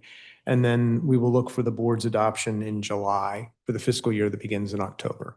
Okay, so board will take an action in March that essentially starts the public hearing process, and then June or July? I believe it's June, the committee acts, and then July, the board will act. And we will provide the public schedule of all of the rate making activities, the schedule of the town hall, the public hearing. Yep. We'll communicate that. Okay, got it. All right, and that's for the 2-year, just to be clear, that's for the 2-year FY 27-28. That's correct. Okay. For the 2 years. All right, got it. All right, I'm out of time on this round. Let me turn to Councilor Parker. I do want to just quickly follow up there. Has the board ever declined a rate increase? Your microphone. I'm sorry, they push back hard. This one that we just had, they were pushing very, very hard for us. So it's not a guarantee It that is this not a rate guarantee. increase will go through? It is not a guarantee. Okay. I did want to come back to disconnections, but I wanted to follow up on that from Councilmember Allen. DC Water sends a disconnection notice 9 days after a missed payment. Is that right? 9 days after a missed payment, you send out disconnection notices. Why is that the right time? Well, it does follow a sequence of actions, if I may, if you'll indulge me, certainly. Day one, we certainly want to make that reminder call. So before, on day two, we send you a late payment reminder call. So that notification is also placed on your account so that we're trying to trigger notices and information to get you to participate and respond in kind with us so that we can talk through what your challenges may be, connect you with the customer assistance programs, put you on a payment plan, whatever the assistance is that we're trying to provide. The first doesn't start with just that, to your point, That's the disconnection warning. notice. And then when does the actual disconnection take place? Well, it depends. So it depends on, certainly in this instance, I'm presuming that you're saying they've had no engagement with us after the myriad of outreach efforts that we're doing. So around that 60-day timeframe is when we start to then proceed. And I'm sorry, the disconnection notice starts around day 39, and then it goes on through to day 60. 60, and 60 is when the disconnection actually takes place. In some instances, yes. And do you have a breakdown of disconnections? I think you were given this to Councilmember Louis George for fiscal year 25 to date. By class? Yes. I don't have it by each one of the classes. I was really just kind of focused on multifamily, but we can get that information. If you could follow up, that would be. Absolutely. In fiscal year 25, it seems like 2,543 customers disputed bills, but only 117 were revised. What does that process entail? So the customers through that part do go through a disconnection hearing, an administrative hearing process. So if they have timely filed, and I know that's certainly been a topic of conversation that the council has engaged in, they can go through that process, which looks at all of the information that is presented. And then we will present what information we have. So if it's questions about an estimated bill or a metering dispute, whatever the challenge might be that is before us, that administrative hearing judge goes through or officer in this instance, goes through those And are facts. customers protected from disconnection while they're going through that process? Yes. Okay, so as long as that hearing process is going on, we shouldn't see any disconnections. But let's Absolutely, and say, they don't have to continue to file a dispute. So the gentleman earlier did mention that. And one of the things that I want to make sure we go back and take into account is that what is procedurally happens is that certainly a disconnection pause is put on that account as we're going through that process. So if he felt the need to go back through that, my team is certainly going to be reaching out to him to make sure we advise him to what steps you should take. But for the general public who's watching, if you have gone through a dispute process and we're going and undertaking that administrative hearing, you don't have to continue to call us to dispute. and at the end of that process, let's say they are not successful, the customer is not successful, how long after that does a customer have before there's a disconnection? Certainly, we would work with those customers. I don't want to give you any type of time frame. To my knowledge, in each one of those instances, Councilmember Parker, what's most important is that we're not trying to disconnect even if an administrative hearing order reverses an action at that. But I would point, we be imagine they able to don't do have those another steps. 60 days after that point. No, but one of the things that we would want to make sure we would do is to work with that customer to get on a payment plan and try to prevent the steps of disconnection. So I think that's the takeaway there, is not certainly, the administrative hearing issuance suggests that we proceed with disconnections. Even in those moments, we were going to work with those customers to prevent that from happening. Okay. What is DC Water's internal error rate for disconnections? Our error rate. In other words, you went to Chairperson Allen's house to disconnect the water. Oops, sorry, we didn't mean it.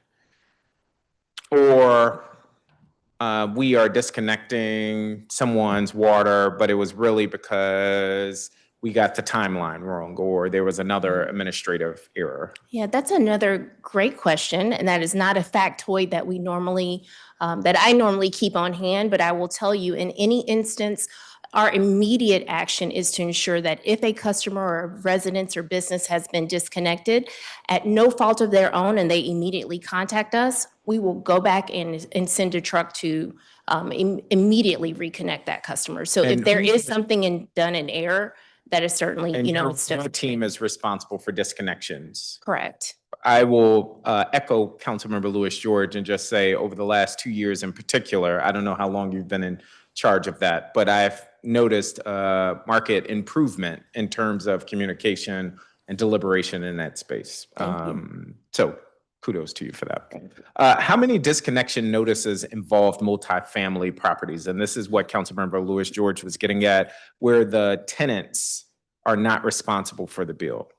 In most instances, when you have a multifamily property, even if it's a small, 4 to 6 unit, and not to take us back to the education that we did, but you will recall that we started with that particular segment first onto the larger properties. In most instances, the tenants are not the customer of record. It is a property owner or the owner, a property manager or an owner. So it's safe to say the total number, and you have that number? 63. 63. Correct. And how many tenants are we talking about? It varies, and certainly Do you that's have one of an the estimate challenges. of, for those 63 properties, how many tenants were impacted by the water shutoff? So one of the things, we have an estimate, and I will tell you, one of the opportunities that has really arisen as we have looked and tried to analyze what's happening in that multifamily property challenge that we are facing is certainly that type of information. We want to ensure that those tenants and residents have information about what's happening on their account. But in some ways, it's not as though DC Water, when you initiate that account, we go in our records to say, how many units do you have? We are working with the Office of Tax and Revenue to ensure that we can compile that type of information. But that's one of the challenges that we have, even being able to assess how many tenants are there. We have estimates, What's the but estimate? You said you have an estimate. it depends on the property Can type. you follow up, just give us a rough estimate of how many tenants were impacted with those 63 multifamily building shutoffs? And what we do, My guess is it's going to be thousands. And not going to I want to suggest- know that because I support Chairperson Allen's bill, and it's to draw the point that thousands of residents are being impacted, even if it is hundreds of residents are being impacted because landlords are not doing what they're supposed to do. Absolutely. And what I will first start with is that each instance of disconnection eligibility that we have, we provide that information to the council. So for example, with your ward, we are breaking down that information so that you have it. Yes. We will go back and compile that information. Our goal, Mr. Parker, is certainly at each instance to ensure, whether it's 5 or 105, that those residents have knowledge, those tenants have knowledge, so that we can prevent disconnections from occurring. Okay. And then it seemed like, per your responses, only 3 properties were placed into receivership. I'll have to get back with you on the receivership because that's handled with our Office of the General Counsel. Okay. Do you have the criteria that determines receivership? I don't with me, Okay. no, sir. If you could follow up with that, that would be helpful. Absolutely.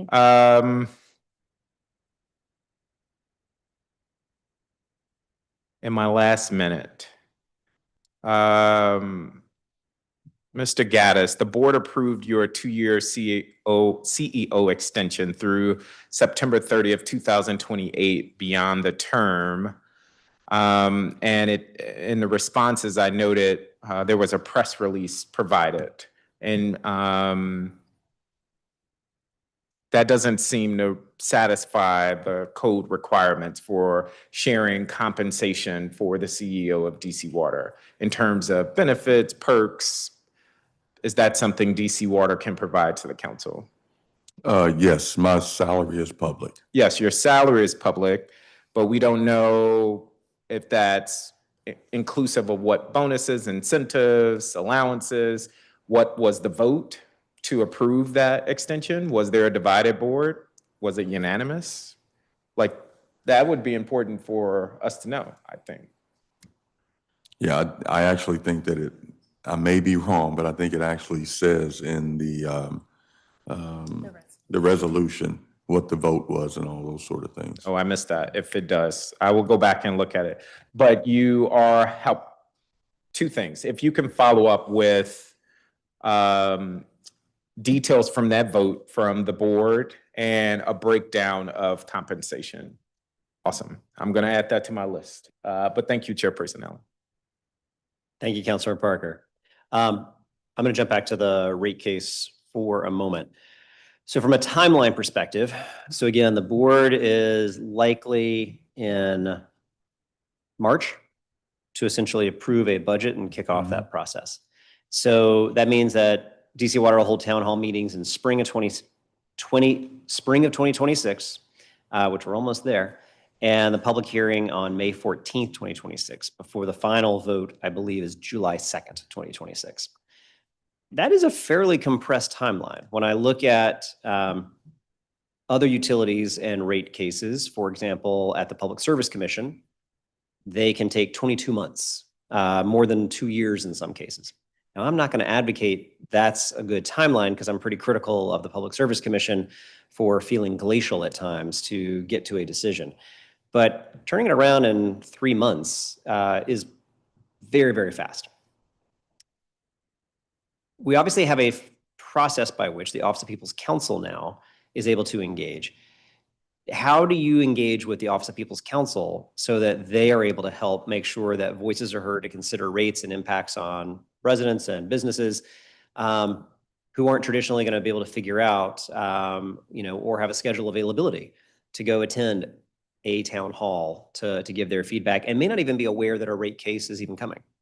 Yes, I'll turn it over to Mr. Brown to talk about Office of People Counsel and those sort of things, but we're engaging with our board all the time on looking at rates and why rates need to increase, why rates should be at this rate or whatever it may be. I know that when we first started out looking at this rate increase, it was much more than what it came in at. We were upwards of 16 to 18%. And so we have been talking with our board and trying to take a look at how do we do things differently? What can we save on?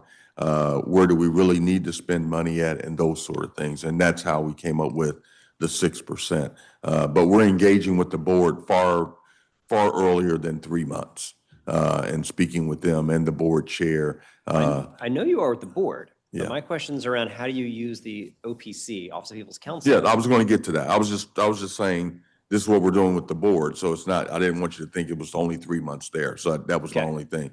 Mr. Brown, you want to get into the People's Counsel piece? I don't take the board engagement and treat that as public engagement. It is the board. Which is very similar to the utility commission to a certain extent. That's who we get approved by, is by the board. So as you said, with the others, it's 22 months, but I don't know about their public piece. Maybe it is 22 months, but. It's a very lengthy public process. Okay. Yep. Sure. Just a little perspective. We kick off our budget process in August and then start having conversations with the board to the extent that there are items that we need to have discussions about. And this year, We've had a lot of discussions about capital needs, and that's one of the reasons why the rate increases are they are. We are spending more on our capital program to take care of our aging infrastructure. In January, we provide the budget to the board, the proposed budget. That same time, during the same month, we brief our wholesale customers. So those are the customers outside of the District of Columbia, and we always brief the Office of People's Counsel. So we have an OPC briefing on the budget, and we do that regardless of whether it's a rate-making year or not. So next year, when we have our budget, even though we won't have a rate-making year because there will be 2-year rates adopted, we bring in the Office of People's Counsel. The other thing that happens is our board has 2 months of budget review, similar to what the council does for the adoption of the DC budget. And then in addition, there's 2 months of public outreach where we go to the public, as you've noted, to understand their comments. The other thing that happens is that OPC delivers formal comments on the rate-making process. They typically work with a consultant who has expertise in this area, and then we are required, and we're happy to do it, to provide individual comments and responses to the comments that we receive on behalf of OPC. And Councilmember Allen, if I just might add, what's really important for you to take away, I know you talked about public communication. It doesn't just start with that budget process. So what we take a very diligent action into doing is really robust communications and community outreach. So if we're speaking about our soapstone project or lead-free DC or different aspects of what might be engaging, we are constantly trying to do that so that we tie the connection to what they see to the rates, so that's building the foundation so that when we do come and talk to you, we've already talked about our aging infrastructure. We've already talked about the need to replace lead service lines. We've already talked about the cost that it takes to run this billion-dollar organization. So in my belief, you don't start then at the rates. You start really before then. And that's where we try to take a really critical effort of every time, be it our What's on Tap newsletter, our social media, thinking about things outside of just our formal channels, but meeting customers where they are. So if you visit us at the 8th Street Festival and you come to fill up your quench buggy, you're also receiving information about those aspects. So for us, that customer communication of really starting to lay the foundation of the rates and what it takes, what we call the value of water, starts way before we get to an actual rate impact season. We call it a quench buggy? Yes, that is the formal name of the quench buggy, where right. you go to refill your water stations. It's in high demand, so Right. yes. I know the misting tent is always a hit. All right. So, but what I'm trying to make sure I understand is OPC. So, we passed the DC Water Consumer Protection Amendment Act of 2018 to not have DC Water come under the PSC, but to have OPC be able to play a meaningful role. In the pre-hearing responses, DC Water noted you had briefed OPC on the FY27 and 28 proposed increases, and we're holding monthly check-in meetings with OPC's primary point of contact until they left their position in August of 2025. Has OPC named another primary contact for you? Have you picked up those type of ongoing and regular meetings with OPC since that August 2025 date? We continue to meet with them. I will tell you Deputy Sistrunk is really the main point of contact, which is just right under Madam OPC herself. So she and her staff continue to engage us. So while there may not be a dedicated staff, I will tell you that Ms. Sistrunk is very on top of those efforts in ensuring that she and her staff are informed about the information that we share and exchange. And if there are things that they're looking forward to us, she or other liaisons continue to be very on top of their efforts. Okay. And has OPC ever formally challenged or appealed a DC Water rate proposal? That's a great question. I think that they actually have. If they haven't, they've made recommendations as to what they think that we need to do. So we do hear from them on a constant and a consistent basis regarding the rate. I don't know if, Matt, if you had anything to add to that. The structure is that they provide formal written comments that we respond to in a formal way. So they will, I can't remember the number of comments, but I mean, they're specific comments. They work with a consultant. They have specific questions about the cost of service study or why we have or haven't pursued, some rate option. But it's a formal process, Mr. Allen. Okay. My colleagues have spent a good amount of time covering some of the disconnection questions I was going to have. So I don't want to go back over too much of that other than, so at our hearing last year, we were at about 35 million in that 60-day plus arrears. And so now we're at 31.9. So progress. But of course, at that pace, that would take us a couple of decades to catch all the way up. Is there a point at which DC Water, or is there a legal trigger that DC Water is forced to write off that amount of debt as uncollectible? And then the second part of that question is, what are the impacts that DC Water has to navigate if you were to write off that as uncollectible? So I'll try to answer that. We write off just very small amounts. I mean, if there's a property that's sold and prior to the being able to collect the amount that's due. I mean, one of the strengths with our rating agencies, one of the reasons why we were able to borrow money so cheaply, and without that, our rates would be higher. We have a lot of infrastructure that we need to pay for. We've got 30 cents of every dollar that we collect in rates goes to pay for debt service because of the amount of infrastructure that we've implemented and we will continue to implement. One of the strengths is that is our ability to place liens. And so that means when a property is exchanged, whether it's tomorrow or 10 years from now, that we will be able to collect those amounts. And so that's why we handle the receivables as we do. We continue to carry that amount until the property is exchanged. Yeah. We could spend hours on this alone, but when we see the massive amount of disparity in wards 7 and 8 with arrearages, and then having a legal instrument, which is to use a lien to try to collect. When we talk about not all of the Ward 7 and 8 properties here are rentals, so some of this is going to be home ownership. When we talk about assigning liens on that, it's hard not to think it continues to keep falling back into being a factor in the rate of Black and brown home ownership, of the ability to grow wealth. And so I do not pretend there are easy answers in this. And I know that you have real and actual financial obligations that arrearages pile up on DC Water.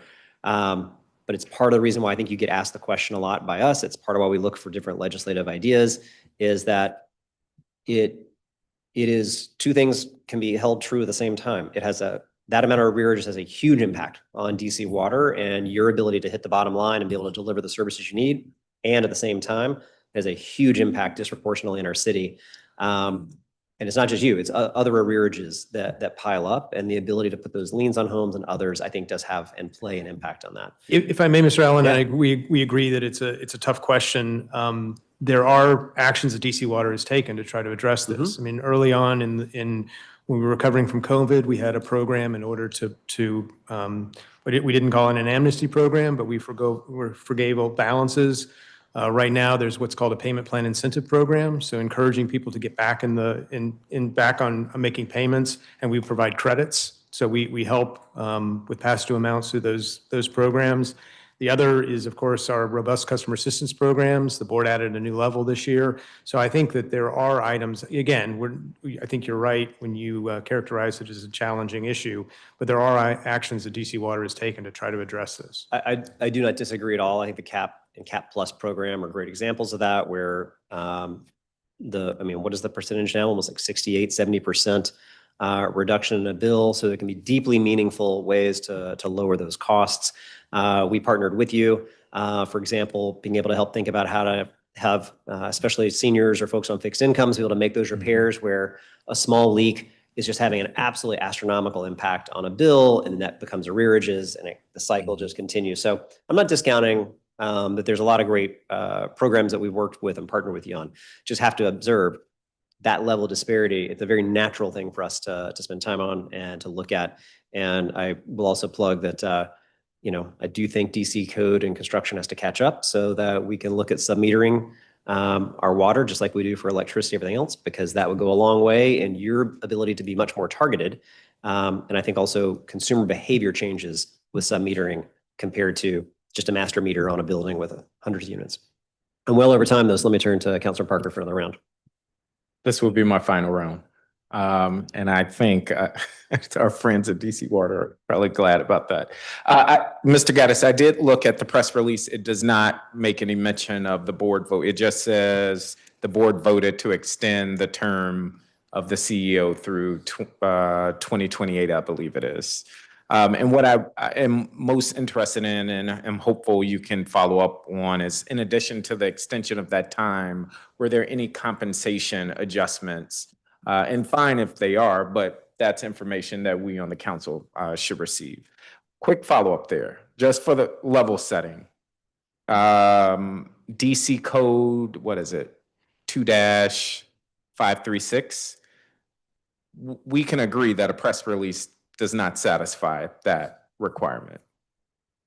May I clarify just one Yes. moment to speak on Mr. Gaddis's behalf, but the press release certainly captures what the board's resolution is. So the board's resolution, which we will absolutely make sure you receive, specifies all of those things in detail. So that's not something that we would normally, capture in a press release, but it is captured in that board resolution that does specify the compensation amount, the bonus structure, and those other aspects that you're inquiring about. Okay. I'm just looking at the question and the pre-hearing responses. Give me 1 second.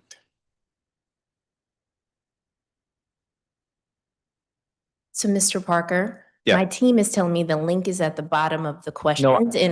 I have the link. Okay. The link to the salary list and then the link to the press release. The Okay, press we will make release- sure you get the board resolution. But which the it goes pre-hearing into. response questions, which I thought were great, says, has the agency complied with the requirements of DC Code 2536 regarding the publication of information?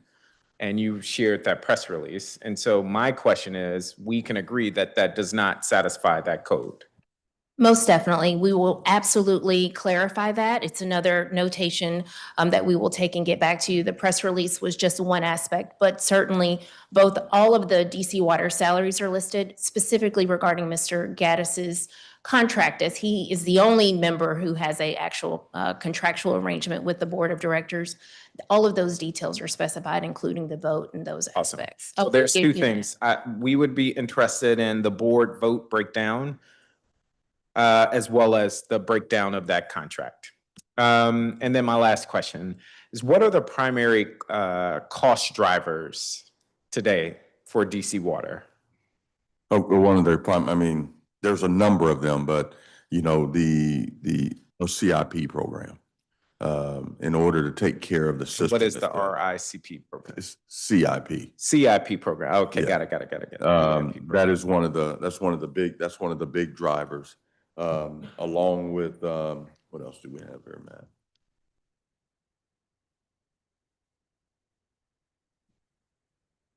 Chemicals is a big one as well, of course, as we always know. And then personnel is another big one, as well. So CIP, the chemicals, and then personnel, and then the Washington Aqueduct itself, the payments that we make to them. When you say chemicals, can you say more about that? The Is that the chemicals lead that we pipe? use to treat, the chemicals we use at Blue Plains to treat I see. the wastewater with. I see.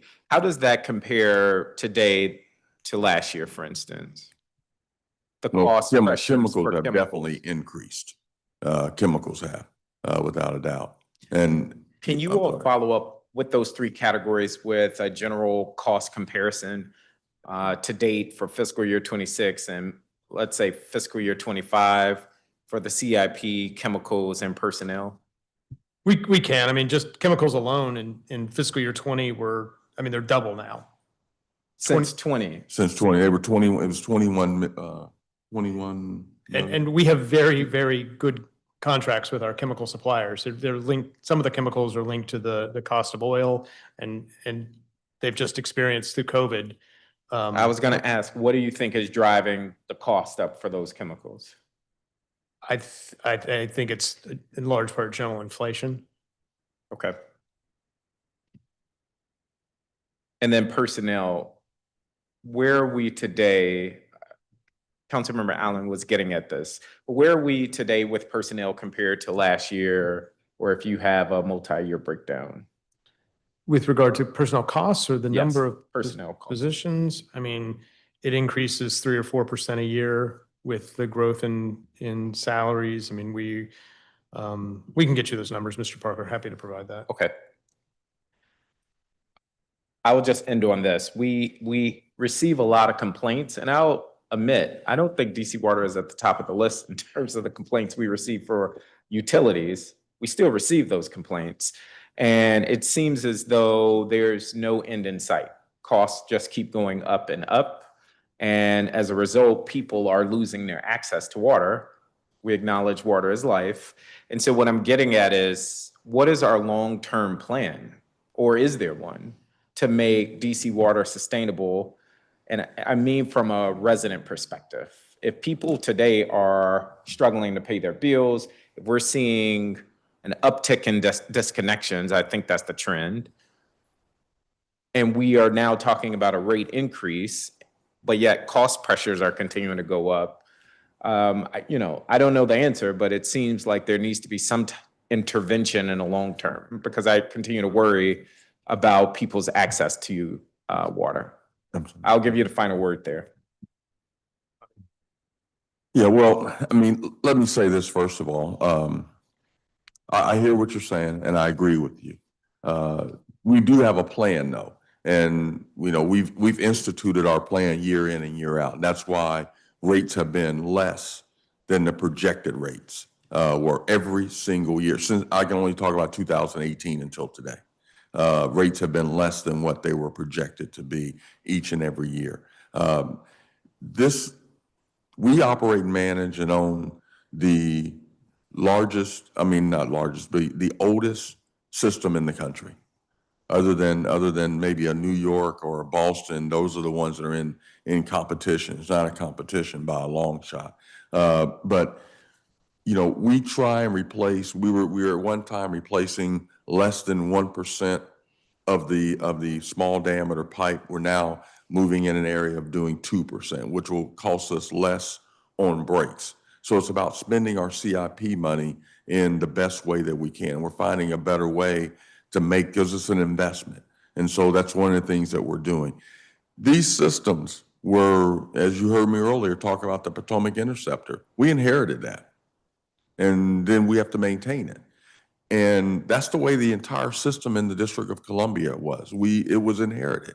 And that's the way it was across the country. If it wasn't inherited, then it was built by the federal government and then given to or already owned by that city or district or whatever it might be.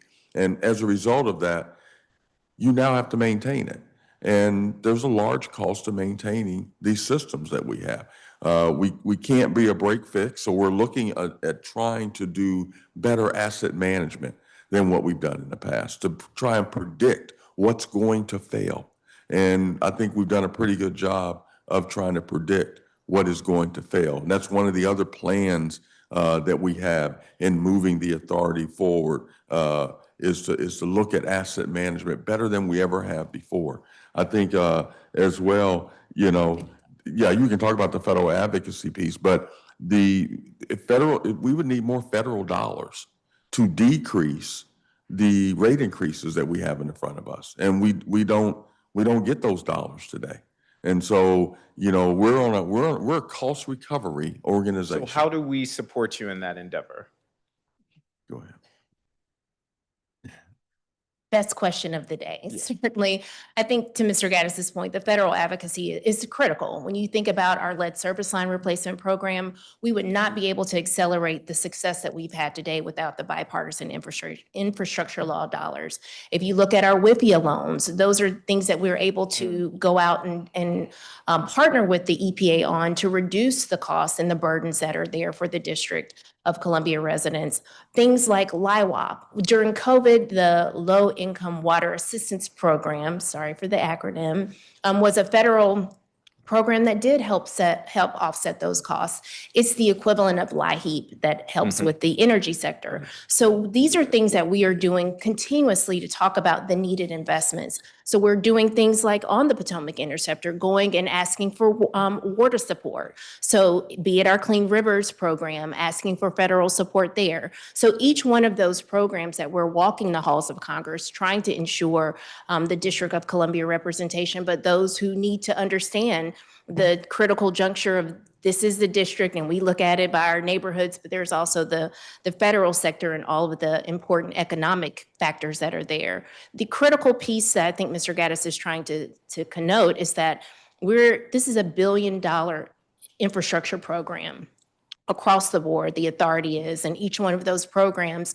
are requirements that we are to do. We are to provide clean, safe drinking water. We are to treat wastewater. So if we want to ensure that we rebuild in some instances, just as with this collapse, the public trust that is there, we have to have the investments to do those programs. We are certainly being equally as aggressive on the customer assistance program perspective to make sure that we can now find those residents who are in need, reduce the burdens that they have, the bureaucracy of signing up or enrolling, trying to increase tenant understanding of what might be happening in their building when they're not a customer of record. So each one of those things I would tell you is a tool belt, and each one helps us to make sure that we not only fulfill our mission, that is both the mission, water is life, but also our regulatory requirements, but then also the piece of the community part. We're trying to ensure that they understand we're going to Congress, we're coming to the district. I'll make another nod for the public inconvenience fees as another way that you all could help us. The lead-free DC mandate would be another way that we can reduce the cost. All of those things are aspects that we need help on partnering with you, Congress, others, to recognize that we do need to make these needed investments, but there is certainly an affordability conundrum that we have to weigh. Yeah, let's take the mandate, for example, just to talk about real numbers, okay, that DDOT put on us this year. That was a 1.6% increase to rates. 1.6% increase to rates. For all district residents. Yes. And okay, so instead of the knowledge of why they are charging that rate, but I would ask a similar question. I know the board chair, and I'm over time. I'm sorry, Chairperson Allen. I know the board chair works in DC government. You have other DC government personnel. Can't we just pick up the phone and talk to the mayor or call the director of DDOT and say, hey, we need help with these fees? I don't think we haven't tried that. You were asking where you all may be able to help us. So we're trying to get look rid at of everyone. those fees. Residents should see on average a 1.6 reduction over time. We would only increase the rates by 5% this year instead of 6.6. I got it. I'm just giving you one of the examples. Okay. Well, thank you all for your testimony. I will be sure to follow up, and thank you for the extra time, Chairperson Allen. You're welcome, Mr. Parker. It's almost like with $12 million of fees like that, it's a way to hide fees and not actually claim what you're doing, but it's a way to create money that comes in as revenue. All right, a couple of questions. And while his question was good, I don't know if it was the best of the day, but it was all right. I forgot you had another round. All right, I want to talk about CREAC, an equivalent residential unit. All right, ERUs. Most people don't know what in the world that even is. What is an ERU? I'm going to give you a chance. We live in a world of acronyms. What's an equivalent residential unit? This all falls on Ms. Williams. No, and that is something I will tell you, Mr. Allen, since day one, I've certainly tried to get us to get out of the acronyms. If you remember, I'm going to talk about LPREP, VPREP, all of those things on lead-free DC, and we just kind of collectively talk about it. We inherited ERUs, but essentially it is the area within your property that is not permeable, that cannot, gosh, I was trying to think of a very fifth grade level word, but essentially it's the area within your property that's not paved, not sidewalks, things that would cause runoff into our sewer system. Thank you. All right, so you shared in your opening, and this was obviously a couple of months ago, DC Water has decided to delay implementation of the CREAC ERU measurement changes. Can you just say a little bit more about the decision to pause implementation, and what are the steps you're going to take to better educate the public about what those changes are before the next rollout? So I made a decision that we were not going to implement this change. It was expensive. It was tough to explain to the residents from the way that I saw it and viewed it. And so what we're going to do is spend more time with the new system that we have and we're using to measure these properties and make sure as well that we have some QA/QC going along with that. Because as a customer may look and they're seeing where they're getting a 5% increase or 15%, whatever it might be, we want them to be able to have a system or a way to come back to us and say, that's not right, or why. And we need to be able to explain the reason why that is. So some of them were saying, as we started looking at this early on, some of them were saying, my property hasn't changed. Why is there an increase? I've not done anything. And so we're finding out a number of different reasons there's increases, ranging from, trees to leaves and those sort of things were keeping us from seeing something that we didn't see in the past or whatever it may be. So we want to do a better job from a communication standpoint versus just dropping this on the customer. And if someone had made an investment, for example, and swapped out something that from a satellite, you can't tell the difference between a concrete and a permeable paver. True. But they made an investment because they wanted to Yes. increase their permeable areas. Yes. Yeah. Okay. So as of right now, DC Water is committed. You're not going to change ERU measurements until FY29. Yes. Okay. And nothing about that's changed. No, that is not. All right. Let's tell a good news story for a second here. Anacostia River. So if I go back in time, 2017, our combined sewer overflow had a volume of 1,163 mg, which is a lot more than 1,163. We essentially had 49 combined sewer overflow events that year. Last year, we had one. Yes, sir. We dropped from 1,163 mg of volume to 6.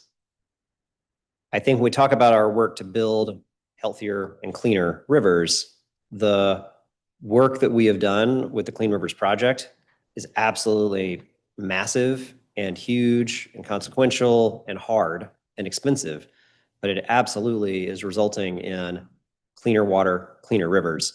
And I think the fact that we have the data that can track this really helps tell that story. I think that we're going to take a look, for example, the committee, well, I'll give you a chance. Give me an update on the progress you believe that we're seeing since completing our tunnel system and how the combined sewer overflow events in FY25, so last year, compared to previous years. So I think you hit the nail on the head. When you look at the past versus where we're at today, the river has moved from being an F-rated river to a C-rated river. And we're seeing wildlife come back. We're just seeing so many healthy things occur in the Anacostia that we had not seen in the past. And that is all because of the tunnel project. And when you have those kind of overflows that you saw in the past, those overflows equal what happened in the Potomac or more than what happened in the Potomac. So it was definitely a huge impact. I think it has definitely increased the growth in the yards immensely to where people not only want to come to the yards, but people want to build things in the yards and they want to have businesses in the yard. So it's been a great story that we have to tell at DC Water that we have really contributed to that growth in the yards. And so we're very happy to have been a part of that. Yeah. Just for people aren't going to know what MG is, but just to kind of put it back in 2017, we didn't capture any the combined sewer overflow. We just went straight into the river. Last year, 99.7% was captured. The tunnel has outperformed that makes itself. It makes a cleaner river. And so the Anacostia is absolutely healthier dramatically because of it. Still work to do to go move you from C to the A. But it's a great success story of what massive and just impressive amount of engineering can do. Well, thank you for that. And the Potomac will be just as impressive when we bring it online. Yeah. We already talked about this a little bit, but I do think just it's worth repeating back our customer assistance programs and CAP Plus. Are you seeing the same levels of assistance being sought from customers for these programs? Can you talk about, are you seeing growth in people wanting to apply for and enroll in and get into these programs? Or have we essentially created something that people need and it's a relatively kind of static audience at this point? Ms. Williams, you want to speak to that? It's, again, as we talked about earlier, the programs are great programs. And sometimes we go up and down in getting people to really come into those programs. And so we do a lot of outreach to the public and saying, we have a program here. And it's one of the things that we bring up when we call a customer and say, hey, you're behind on your bill. Have you thought about this or have you done this? And we have that going on as well. So it's a tool for our customer service reps when trying to collect monies as well. But Ms. Williams, you want to? And we'll get that specific breakdown for you of the addition to CAP Plus and how many residents are taking advantage of it. I would be remiss if I didn't thank you for the leak detection program, because certainly we've had some success there. It's another avenue of where we saw a gap in trying to ensure we could assist. We, as you know, can't use ratepayer dollars to make improvements in people's homes, but that was an additional component. I think the main takeaway is that we continue to explore the barriers that residents have to participating. And I think the addition in partnership with DOEE, thanks in large part to your legislation as well, is trying to make sure if you are connecting with another program, another social benefit program in the district, and we have your name there as a system, we should be collectively sharing and implementing those MOUs to make sure that you don't have to then follow and go through another agency to enroll to obtain benefit assistance. So DOE has been a great partner with us. We look forward to seeing the successes of those programs so that more residents can benefit. And I think the takeaway that we've had is that it's not always just the call that comes from DC Water, but partnering with our nonprofit community and those other agencies who are wraparound services, be it through the schools and different programs that we can attach those residents and needs to the monies that we have available. Yeah, excellent. And when it comes to the leak assistance program, again, I think that was a really great partnership to be able to have a meaningful impact. I think anybody who's ever had just kind of a leaky toilet or a running toilet, you kind of think about, even when you have all the means and capacity in the world, you probably didn't fix that valve on day one. You either saw a bill, it got annoying, and you finally got it done. Now imagine you're somebody on a fixed income, you're a senior living alone, and these things add up to monumental bills. And so I think it's something that I think has had a really great impact. You talked about the funding. So you have funding for that the fiscal year that we're in currently. You have funding to be able to continue that program this year, correct?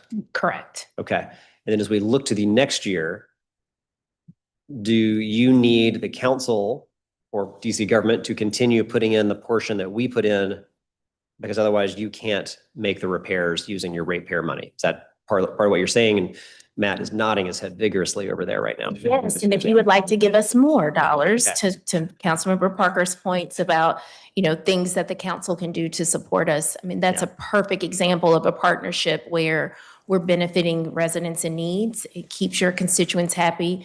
We end up making sure those residents can resolve so that they don't continue to see spikes in their bills and then, month after month. Not wasting all the water that you treated and have come. Yes, absolutely. For us, it'd be helpful if you can follow up with us to let us know, as you have done your evaluation of the programs, the enrollments, but also what was the unmet enrollment? In other words, the demand or the wait list that got created, just so we can get a sense of how we're doing on that program. Okay. And then lastly, I was going to ask you, DC Water is anticipating signing a contract to add solar at Fort Reno Reservoir and Pump Station in FY26. Is that still the case? Yes, as far as I know of it is. That is correct. All right. And then we have plans. DC Water has plans to expand the number of solar panels at the Blue Plains facility as part of phase 2 of the project, correct? Yes. Yes. Okay. How many megawatts of production will each installation add once completed? We'll have to get back to you and get you that exact number. I'm sorry. Okay. We don't have. Have you been able to quantify, for example, the energy generation and the rec revenue that comes with it? Have you been able to quantify what those two projects will mean to DC Water? Or estimated to? We will be able to, Yeah. but we can provide that information. Okay. Yeah, we'll base it on the rec revenue that we received for the first installation. The second one at Blue Plains is a lot larger and therefore more complex. So we can get you that information. Okay. But then I guess, where are we in that phase 2 of Blue Plains? We're at the early stages. It will likely be a power purchase agreement similar to the first, so that there's not an upfront infrastructure cost. So we're in the early stages of that. Okay. Does early stages mean it's multiple years away, or early stages means it's by the end of this calendar year? It is beyond the end of this calendar year. We can get you a timeline. Okay, that'd be helpful. All right, I appreciate it. All right. We have a lot of follow-ups. I know my colleagues asked several questions. We'll help consolidate those with your team, who I know is taking notes, and my team taking notes, so we can make sure we have those follow-ups. If we have additional follow-ups, we'll make sure that we have that as well, so that we can get that information. And I look forward to later today getting the remediation plan. Okay, so I'm keeping an eye out for that. All right, I don't have any further questions at this time, but know that we can follow up with you, and we will do so. So this is going to conclude the committee's performance oversight hearing on DC Water and Sewage Authority. I want to thank all our witnesses for their testimony today, including Mr. Gaddis, and to your team. The record for today's performance oversight hearing will close on March 16th, and you can submit written testimony to the council's hearing management system at lims.dccouncil.gov/hearings. Until then, the next scheduled meeting of the committee will be this Thursday, March 5th at 11:30 a.m. when the committee will hear from government witnesses for its performance oversight hearing on the Public Service Commission and the Office of People's Counsel. Public witnesses testified last Friday on February 27th. So there being no further business before the committee, the time is now 2:37 p.m. and this public hearing, the Committee on Transportation and the Environment, is now adjourned. Thank you.